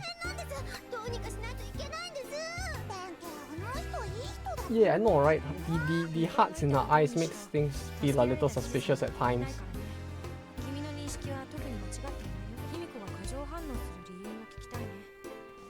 Yeah, clearly, you know, it's a work of art. It's not necromancy. A game necromancy, you can combine all monster parts into one. The what now? What game is that?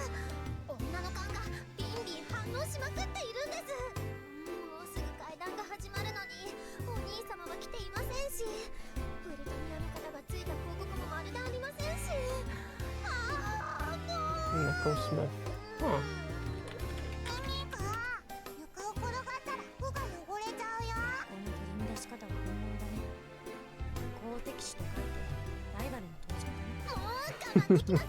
Well, that's a little meta. That line was a little meta, I have to say.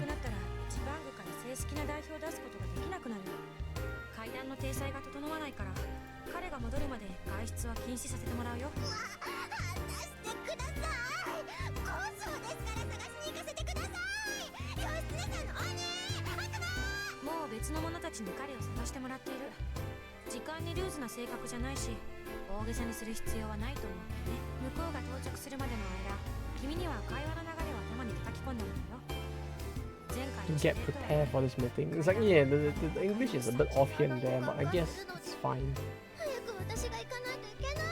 Oh, the game does look quite interesting though, Necrosmith.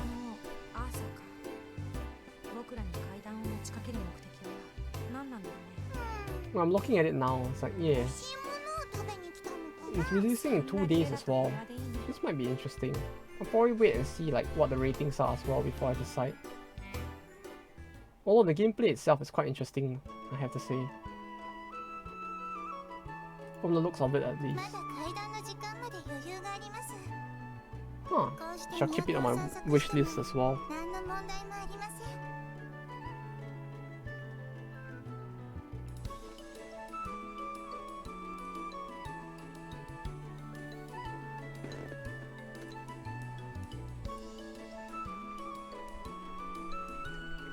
ごめんなさい。できればもう少しだけお時間をください。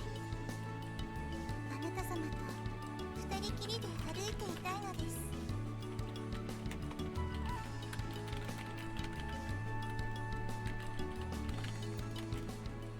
Yeah, it releases soon, so at least you'll be able to get some info on it. No, it might be a while before I buy it. I don't know. I'll see how it goes. Maybe I'll buy it. Although when I'll play it is another problem, because like Unity of Command is taking me so long to finish that I don't know like when I'll even like just make time to actually play that as well.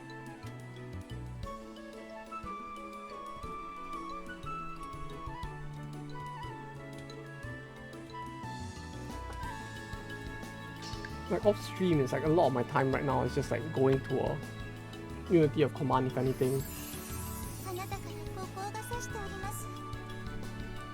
初めて視線があった時に走った電流。やはり私の目に狂いはなかったのです。 Halo? あなたから高校が指しております。初めて視線があった時にあなた様は天より前よりのお方なのです。畏敬の眼差しを注がずにいられません。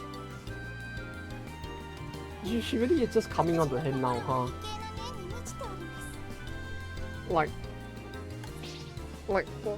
She's just like getting all horny for him. Like I don't even know what plot occurred for her to suddenly become like this, but yeah. Yeah, she's just like completely like hyper and coming onto him now. Like I don't even know what happened to cause this. She's just super enthusiastic right now.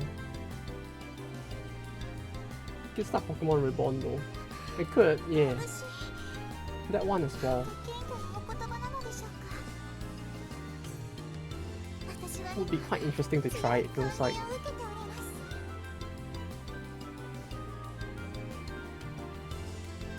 The only problem is finding the time, I guess, because like I'm starting work next week, so there's like it's gonna be tough finding the time because I don't know how the schedule is gonna be like. I don't even know whether I'm gonna be working from home or not, or like whether I have to be there for the full work time or not.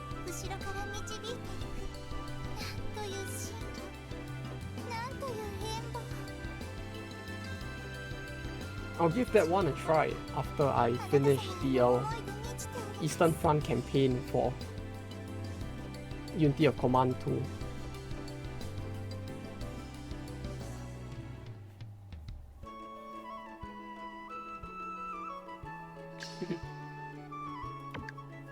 Pokemon Clover, what is that? That sounds like it might be something new.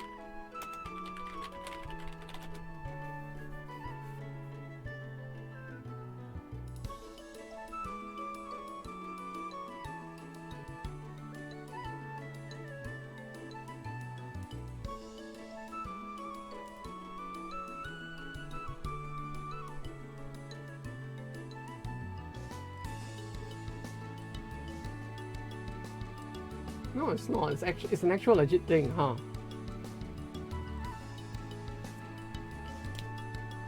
Pokemon Moon Black. Why is there there's so many fan games, huh? Unbound, Clover, Insurgents.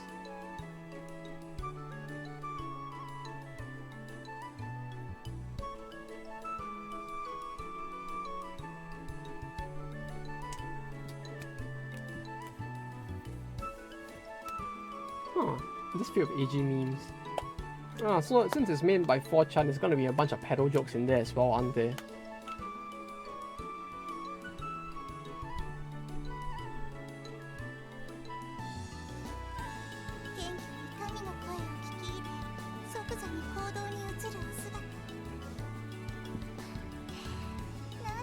しいお姿なのでしょうか。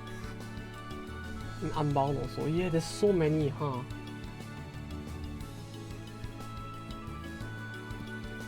ご安心ください。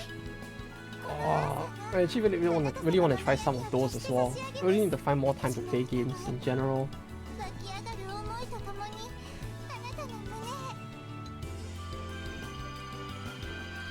胸へ。 Yeah, she's just going full sparkly and horny, like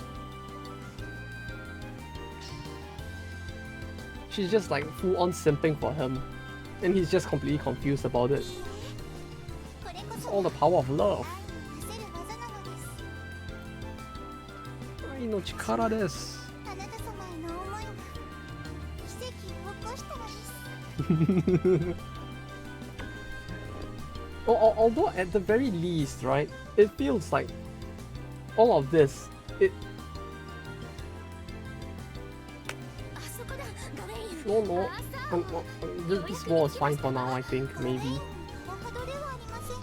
What, like, ものすごく I've heard enough like isekai like theories from that one guy I knew こちらの to not want to isekai for a while maybe.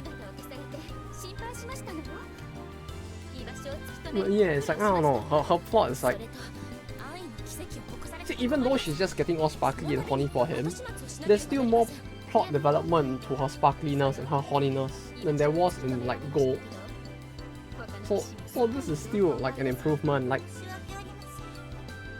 あのお方への思いが溢れて止まらなくなってしまい、つい一人 like you can actually see like her what do you call it? The development of her relationship with him in a sense. A bit more than in the original game. I mean than in Gold, 私の想像と違いますわ。 which is the sequel more than the original. もっと筋肉質が良いのですけど、あれでは私のお眼鏡にはかなりませんわ。外見と中身は必ずしも一致しない。ただの男だと侮っていてはやけどする。あの男の雰囲気、どうも他とは違う。この国の民を引きつける何かを持っている No, のだ。 I see she realizes that he is isekai, huh? 単に私の好みなのですから。 Let me just 気を抜くつもりはありません。遥か遠方に存在する note down all of these like Pokemon like ブリタニアを愛する者ではなく、見極めなければいけません。 fan games as well, so I can eventually try 記 them. 念を詫びさせていただきます。 Okay, so Reborn. 私が全 I'll 国 put の Clover at the 市民 bottom of the list, because clearly Clover might be too much of a ガラハドだ。 4chan memes to one try. 剣の見つかりの So 巧妙を Unbound 聞き及んでいる。同じく円卓の騎士ガベ Moon Black 2. にお見知りおきくださいませ。 Colosseum remake. Huh. な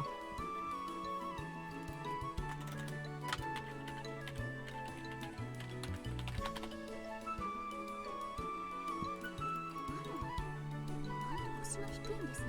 なかなかの好青年だ。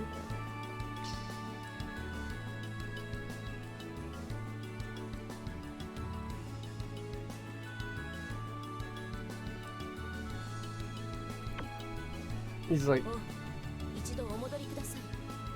ブリタニアの代表として正式に訪問しなければいけません。 even they are slowly starting to fall for him now, huh? I'm not sure if Clover is stream friendly. Yeah, I'll put it on the bottom of the list and maybe forget to play it until like 10 years later, maybe.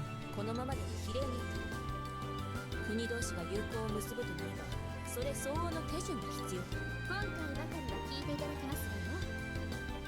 国 Dragon 家と 2 for しての礼儀 DS, only を守らな emulator. ければいけません。 They actually made it for the DS?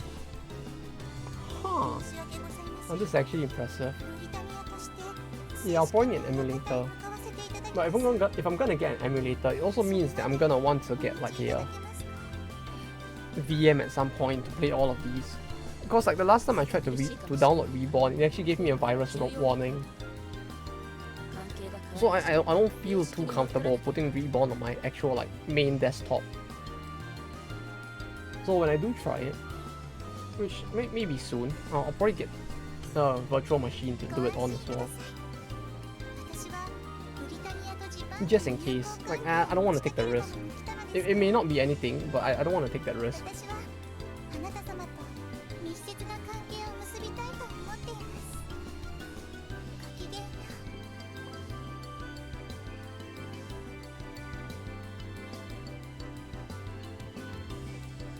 Oh no, Himiko's probably around the corner, isn't she?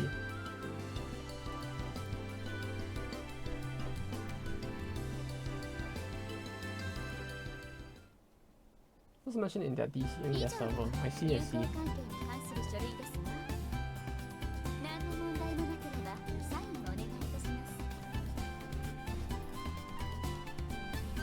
ええ、もちろん。私に聞かないでくださいませ。王の一存だとにもかくにもな。今回のことについて自分たちで言うのもあれですけど、愛です。今この世界は戦乱に明け暮れる時代です。各国がお互いの意志をぶつけ合って終わりなき戦いを繰り広げています。また始まりました。王の言葉だ。混乱は広がるばかりで、 Normal? You don't get normal starters? Huh. What do you get? What do they give then? 戦いの輪が広がるばかり。この世界は有能かつ絶対的な統率者を求めています。そうでなければ世界平和が達成されないのです。大きな愛に包み込み、寛大な心に収める。そう、世界は今愛を欲しているのです。この身から溢れんばかりの愛を。世界平和の灯火が今ここに輝いています。 She really does this like 包み込む愛がこの部屋で she's a very special one, she is. Yeah. 思ったよりも素敵な人なんです。 Yeah. I feel you, Himiko. She's just like fucking shining and glowing. 私一人では不可能だと思いま Oh, した。 Nene is Art 2.0. Nene? ついに And, oh, those are some quite unique starters for a Pokemon game, huh? Especially Larvitar. 私はあなた様と共に歩んでいきたい Wait, のです。 which Nene? Oh, Hololive. 私たちは共に愛による世界 Wait, this she sounds familiar. ブリタニアとジパングの架け橋が世界をつなげるのです。お兄様の手を握らないでください。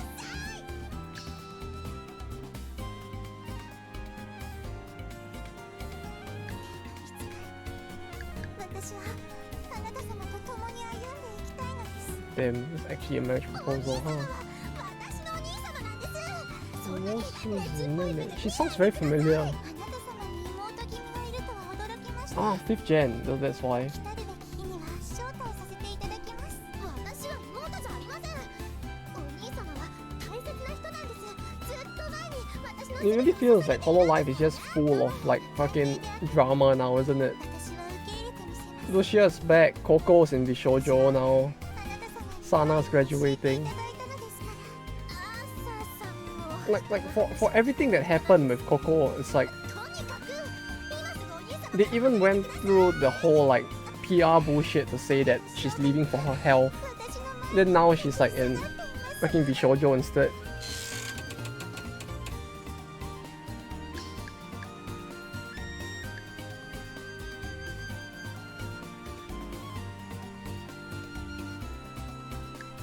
どのような関係であっても私は受け入れてみせます。私はあなた様に愛を教えていただいたのですから。愛の障害が私の前に立ちふさがっています。 Yeah, exactly. Like the thing with like it's a very bizarre month for Hololive in general. ジパングの王 It's like, it feels like the whole thing is just crumbling in it そろそろ止めなければ。そうです。 before just vibrating intensely. Yeah, it's great. 王があそこまで執着するところを初めて見ました。 Oh, Hyrule and Darkest Dungeons. Oof. 階段の Big 続きを oof. いたしましょう。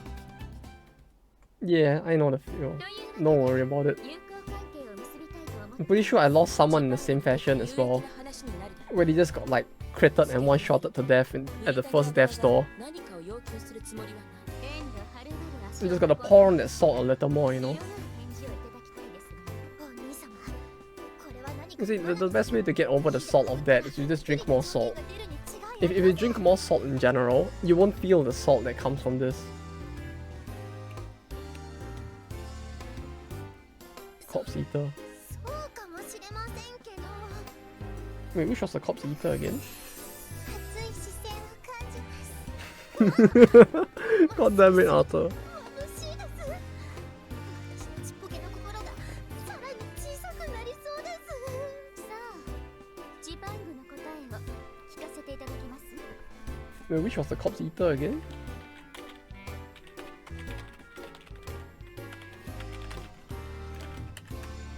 それは私の心が愛で満た Ah, those.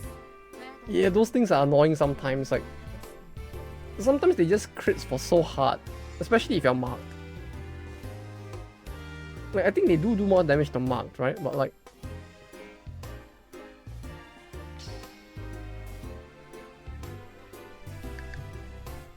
still had the vomit guy, 29 crit. Yeah, it's weird. Like when you get marked and you get critted, it's just like it's all fucking over. It does stress damage as well. It's just like fuck.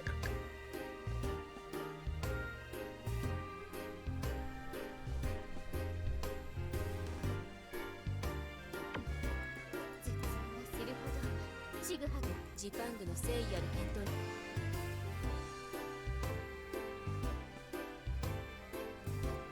私は公主ともに良き関係を築きたいと思っています Hey now, no no, あなた様をお尋ねしてもよろしいですか no no, no no, no no, no no, no. I'm not gonna get banned like this. No. お心遣い感謝いたします Can you hear the Arthur just by SFX? Yeah, it's like you can tell it's her. Like from the way it's like she's so prominent in her voice. It's kind of 何 fucky. かあった時に対処するのが私たちの役目 The vomit guy. You mean the? Oh, but Frosty, you mean the pig and the Warrens, right? When you say the vomit guy. If so, yeah, that one is actually quite fucked as well, since it like actually causes disease when it vomits on you. Oh, yes, of course she would. I wouldn't be surprised that she actually did that in the other version. But no, this is a family-friendly stream, clearly. You know, the game itself may not be too family-friendly, but we do our best here on this channel. This is an educational stream. What we aim to do with the Eiyu Senki streams is always to teach something about history or geography in general.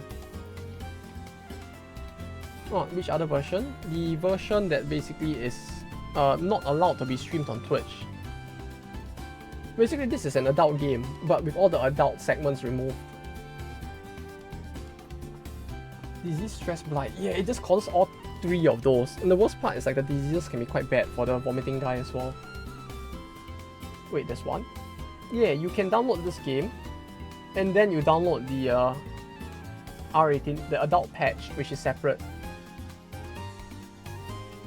And then you can play the game as is in Japan. Oh, I see her. It's Boris. Look, it's Boris. She's over here. Boris. Boris.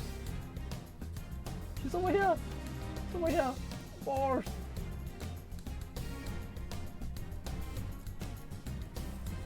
Boris.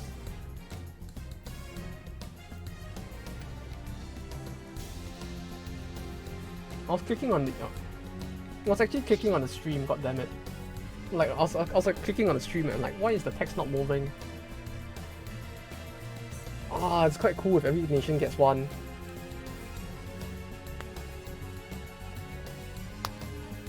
Oh, it's kind of funny how like the Knights of the Round Table are basically like the most like plentiful nation in this game. Like there's just so many of them. It's kind of crazy.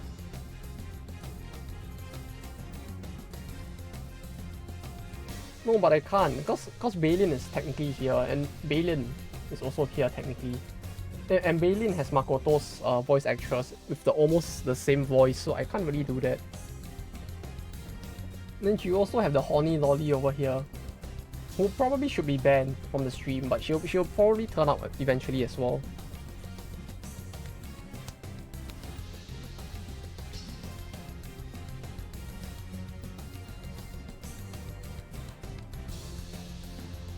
And I didn't read at all in the meantime.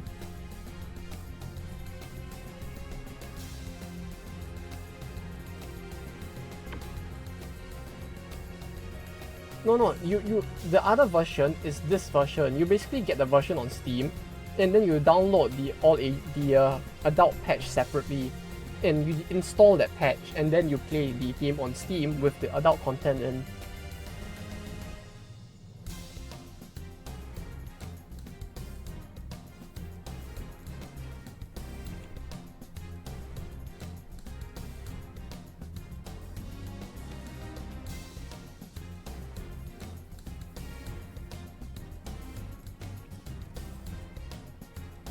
Although I really like how, like, you basically have better view over here, right? You basically have better view over here, like, looking cool. And then in the game, all she really ever does is, like, have, like, delusions about having, like, funny scenes happen to her.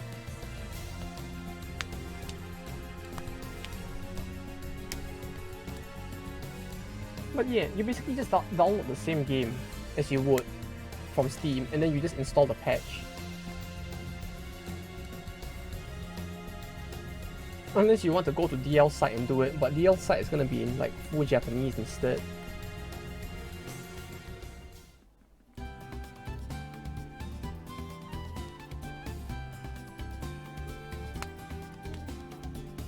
Oh yeah, I would recommend this game though. If you wanted to play like FGO, right, without actually having to whale, and having waifus that are probably more developed than most of the characters in FGO are, this series is the series for you.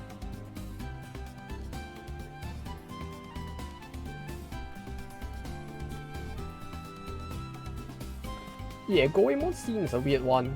Like, technically it's considered safe for work in Japan, right? So technically you could do it, you know.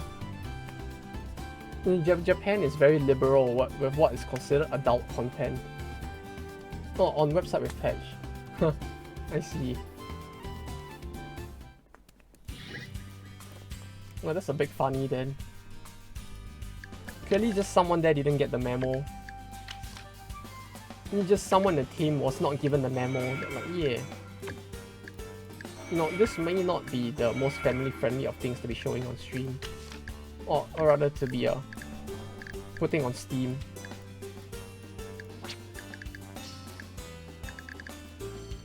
I didn't restart. This is a different game. It's kind of complicated to explain, but basically the previous game I played, right, was called Eiyu Senki Gold, which is basically the sequel to this game. The only problem with playing that game is that Twitch does not have a ticker for it. So I have to use so I've been using the ticker for the World Conquest for Gold, under the assumption that both have more or less the same plot. It seems I was very wrong, and the plot is almost completely different. Like, if you're gonna play one or the other, right, you should play the World Conquest, because this actually has an interesting plot. Like, the plot is actually serious, it has twists, the characters are more well developed. It's actually quite interesting so far. It's my impression of it over the last 4 hours of gameplay. Yeah, if you want an experience that is less disappointing, right, and you want to play both, I recommend you play Gold first, and then play this one, the World Conquest, after. Basically, you would want to play this one, the World Conquest, second, and play Gold first. Because Gold is so weird and, like, disappointing, that if you play Gold first, your expectations will be so low that when you play the World Conquest, you will actually be, like, even more impressed. Because Gold has less of a story. Like, it's really just memes for the most part. The plot is 90% memes and the ending is disappointing, but you get more characters and a bit of development for all the characters. And the gameplay systems are a bit different. So if you play Gold first, if you're like me, you'll play it and be like, oh, that was okay. No, it's not impressive, but considering what it is, it's okay. And then you would play the World Conquest next, and you'll be like, ah, this is actually a good game. Then it's great. Like, I would recommend playing this second, if you want to play both. If you're gonna play one or the other, just get the World Conquest. Maybe soon. Who knows? Maybe soon. I'll let you know when it happens, if it ever happens. Although that might be a while, depending on how long it takes to actually like start the Battle of Southeast Asia. That said though, World's also cheaper. Oh, there's that too. It's also more budget friendly. So if you had to pick one or the other, I would strongly recommend you pick the World Conquest instead of Gold. If you're gonna play both, play Gold first and then the World Conquest. Because if you're gonna stick out and play both games, you would probably be less disappointed playing Gold first. Southeast Asia is like the 4th country you get. Ah, I see. Yeah, then that shouldn't be too long at least. Hopefully. But yeah, that is my opinion so far. Like, I would say that this last 6 hours or 5 hours of the World Conquest has me a lot more impressed than the almost 40 hours I spent on Gold, to say the least, in terms of plot and character development, as well as certain gameplay systems. So we will continue this at a later date, although I'm probably gonna go for today. Yeah. It's 8:30. I really need to like go get some food before like everywhere closes. So I'll be going for today. Oh yeah, I need to. I might as well just mention it now as well, just in case. Black Reliquary. I'm doing it on Thursday instead of Wednesday because a friend just like called me this yesterday morning. I could do it for half of Sunday or maybe the whole of Sunday. We'll see. I still want to like finish Scarlet Nexus as well, so eventually I'll do that. But like, yeah, Black Reliquary on Thursday, Asia and Europe's time, which is Wednesday,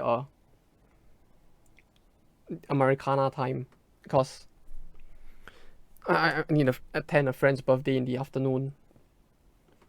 Since like, he's been on my case, he's been like, bruh, we should do this, bruh, come on, it's my birthday, bruh, let's go. And I'm like, sure, fine, we'll celebrate your birthday.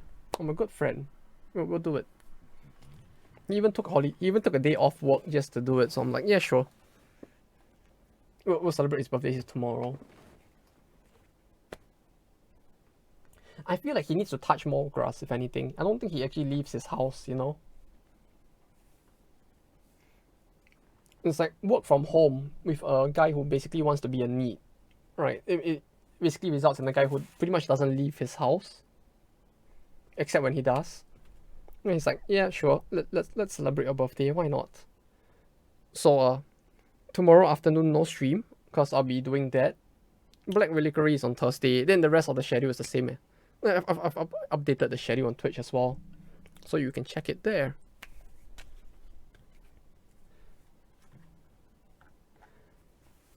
So, take him out for a walk then. I don't want to do that. That sounds kind of lewd. And not in a good way. So this month I need to touch an entire forest. Yeah, I mean, who knows? Maybe after this month I'll need to touch the suicide forest instead, right? Who knows? It's not that far since it's at Mount Fuji anyway.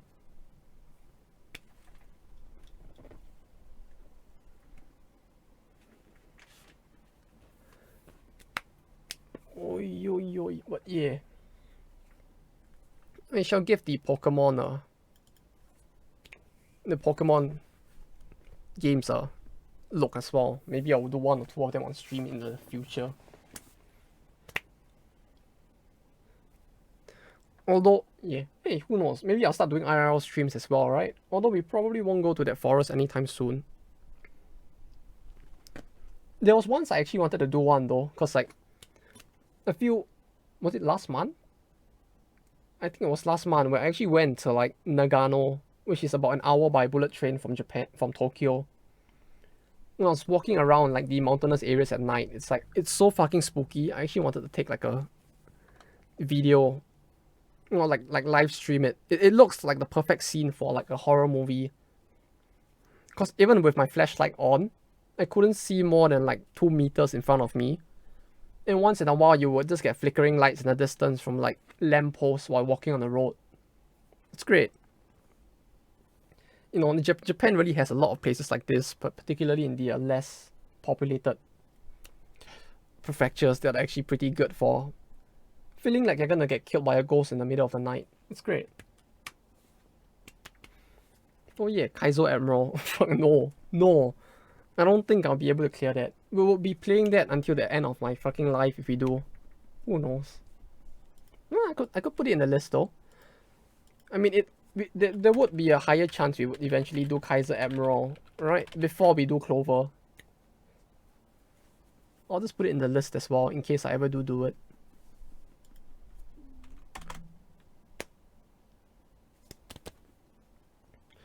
Though yeah. Thank you all for watching. If you have not watched Extreme Hearts, the anime, I suggest you go watch Extreme Hearts. But make sure to do it with a friend. And when you're kind of drunk. If you're doing it while with a friend or when you're kind of drunk, it's actually a kind of fun watch. It will be so bad it's good. But watching it alone is probably going to be painful. You know, if it actually doesn't get banned on stream to watch it on stream, I would gladly stream it. You know, with your best friend, the bottle of vodka. When, you know, a good bottle of Soplica might work as well.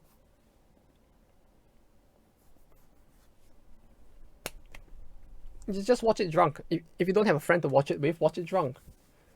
Or who knows, if it's actually possible to like stream an entire episode of an anime, right?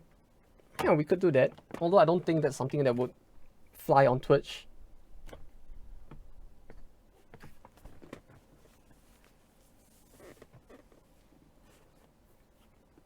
Oh yeah, send me a bottle of it. Like I actually like unironically do like Soplica, but it's so hard to find outside of Poland.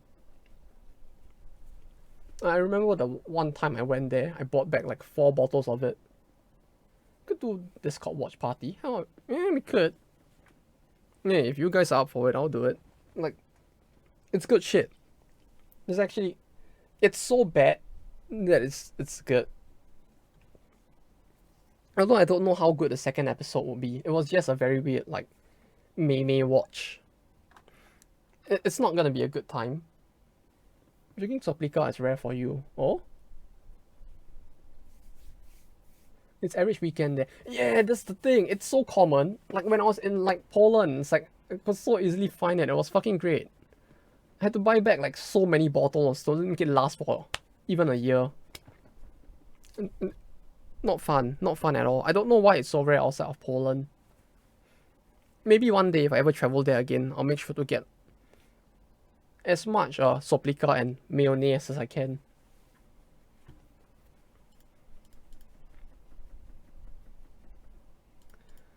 Because really, it's so hard to find any here. But yeah, okay. Like I can find like a decent amount of vodka, but even then, it's like, ever since the import ban on Russian goods, it's like vodka is just drying up in Japan in general, so that's not an option anymore.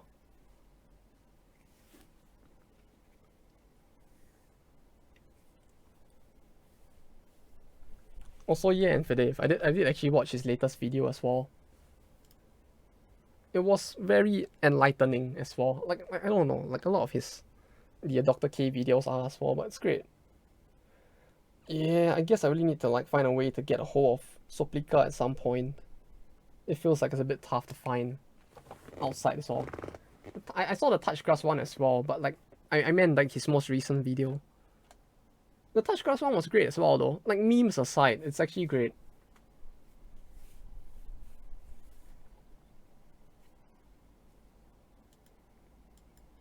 the recent ones, I don't know, it feels like it's been talking about meditation a lot more as well. Which, I guess it might work. I don't know how good meditation actually works, but hey. The only meditation I know is praying to a bottle of fucking vodka. Dying coding. Oh, for university? Or for work? Oh wait, were you working? I don't even remember. Oh yeah, coding is gonna be a bitch, huh?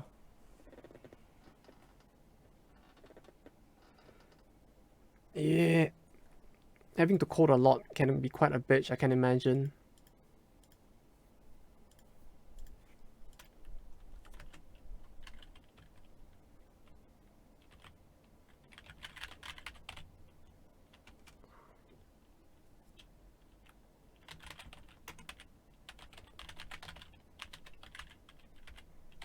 Building portfolio building for resume.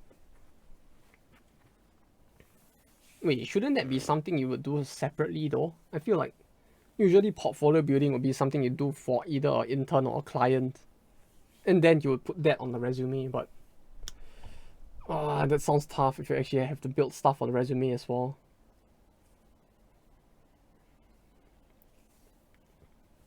Just losing 2 weeks of progress like that really sounds quite tilty though. No good luck with actually getting it to work if that's the case. Sounds like it's really quite a torture just to get it to work.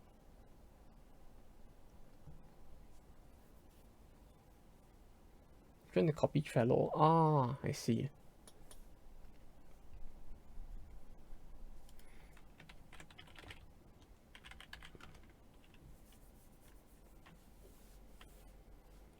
What if it... Well, that one probably shouldn't be too rough, I guess, but still. If you manage to actually do something like that, it would look quite good in the portfolio as well.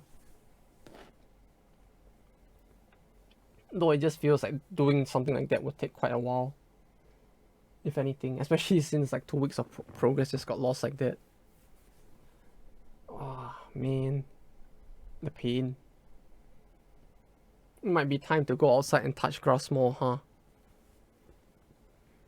Oh, I don't know. It might be time to watch more animes. So like, get rid of the pain. You can replace the pain of like coding with the pain from like, I don't know, school days or something. I only put my college project since it's been years. Yeah, that one is a bit tough in general. It's like how when I was applying to like new jobs as a game designer, I was like, working on mobile games for so long, right? It makes it hard to like put stuff on your portfolio, you know. Like I want to put a new game there, but the newest game I made was like so long ago. I don't even feel like it just doesn't sit right to put it on the portfolio. I'm just like, eh. Okay, that can't be helped. Had to like takes a lot of work to like just come up with stuff to put on the portfolio to compensate for the fact that like progress has been lost for years as a result. Why School Days? Because School Days is the best anime, clearly. It was the anime that introduced the Nice Boat to the world.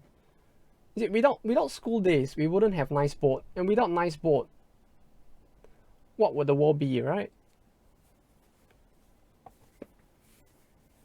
Nice Boat. You know, as you do. As they do. Or is that like a Japanese meme that never got out of Japan? I feel like it should have. Right? Though... Yeah. Nice Boat. N-I-C-E-B-O-A-T. The Nice Boat.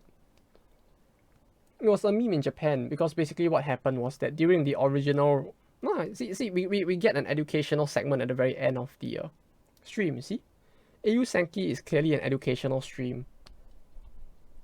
So the thing is, at the end of School Days when it was airing on TV in Japan, an actual murder did actually happen in a school with an axe. Much like what happened at the end of School Days. As a result, that episode was actually like removed from TV. Like it was not allowed to air. And the entire 30-minute segment was replaced with a video of a boat that's sailing on a river. Which, yeah, they got meme to shit.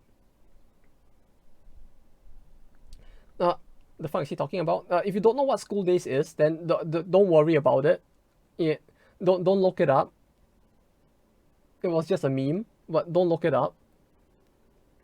It's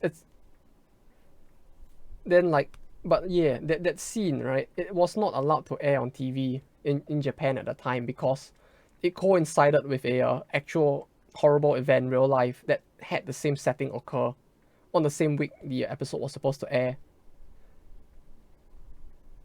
So that's got yeah. So that episode with the killing at the end basically did not air in Japan.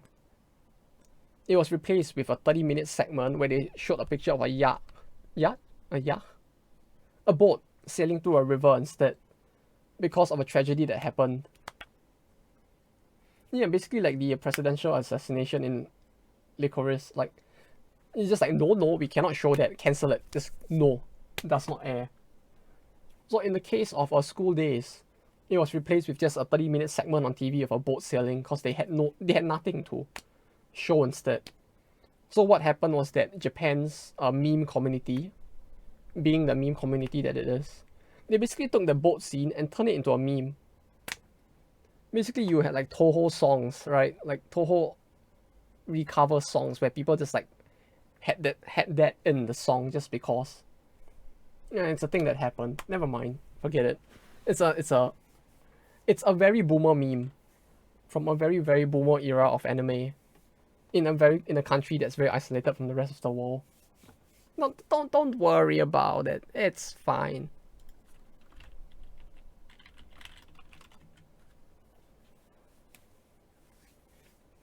Yeah, you know, don't sweat it. Those small details. You just pretend it never happened.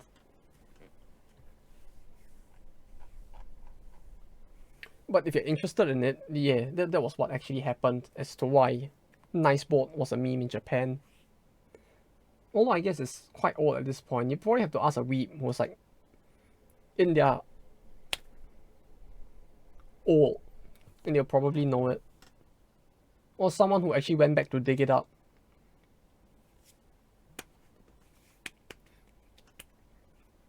But yeah, you know, it doesn't have to be school days. You can take the load off and watch Isekai Oji-san.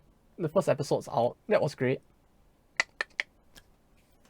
I give that 5 bangings out of 5.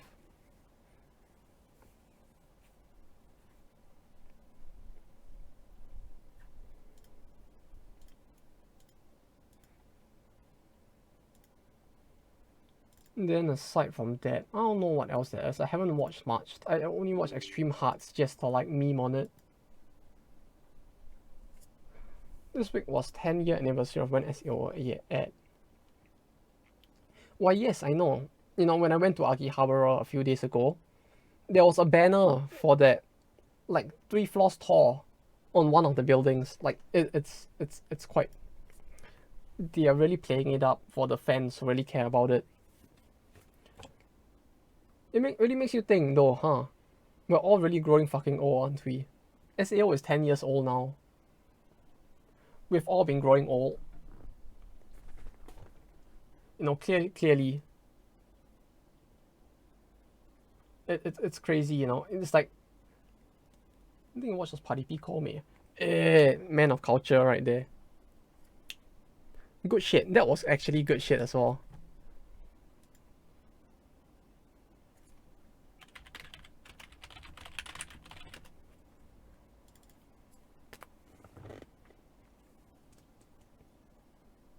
Where's the fucking song? Which song?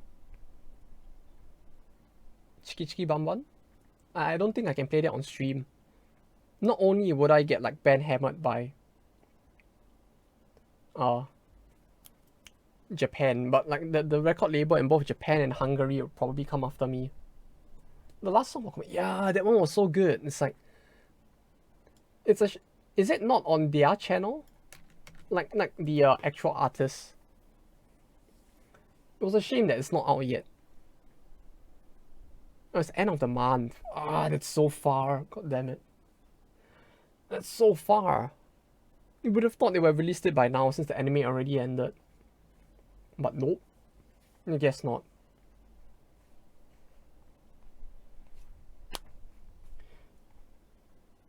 Oh yeah, I don't know what else came out this season that I actually already watched. Like,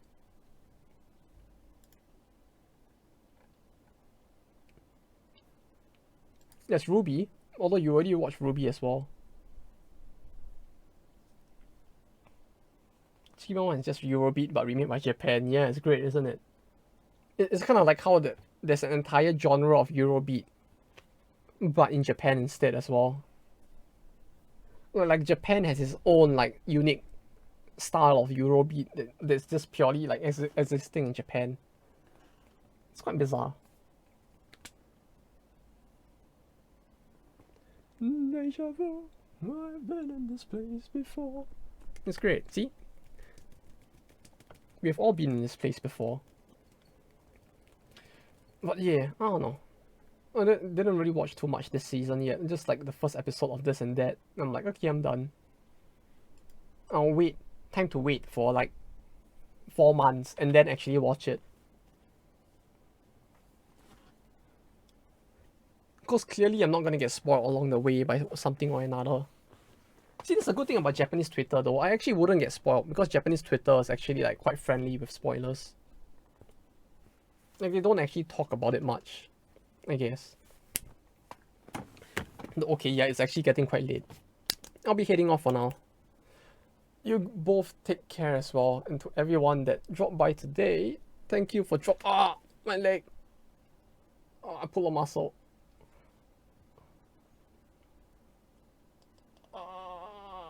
Okay. Thank you all for dropping by. I'll actually be heading off now. The muscle pulling on my leg is a sign that all the more I should go off now. You both take care. And yeah, Black Reliquary is Thursday instead. I'll be missing tomorrow instead. So, thank you all for dropping by once again. Have a good rest of the week. And good luck with your coding in FIDIF. And to everyone else, good luck with school and work, if you have work. So, take care and goodbye.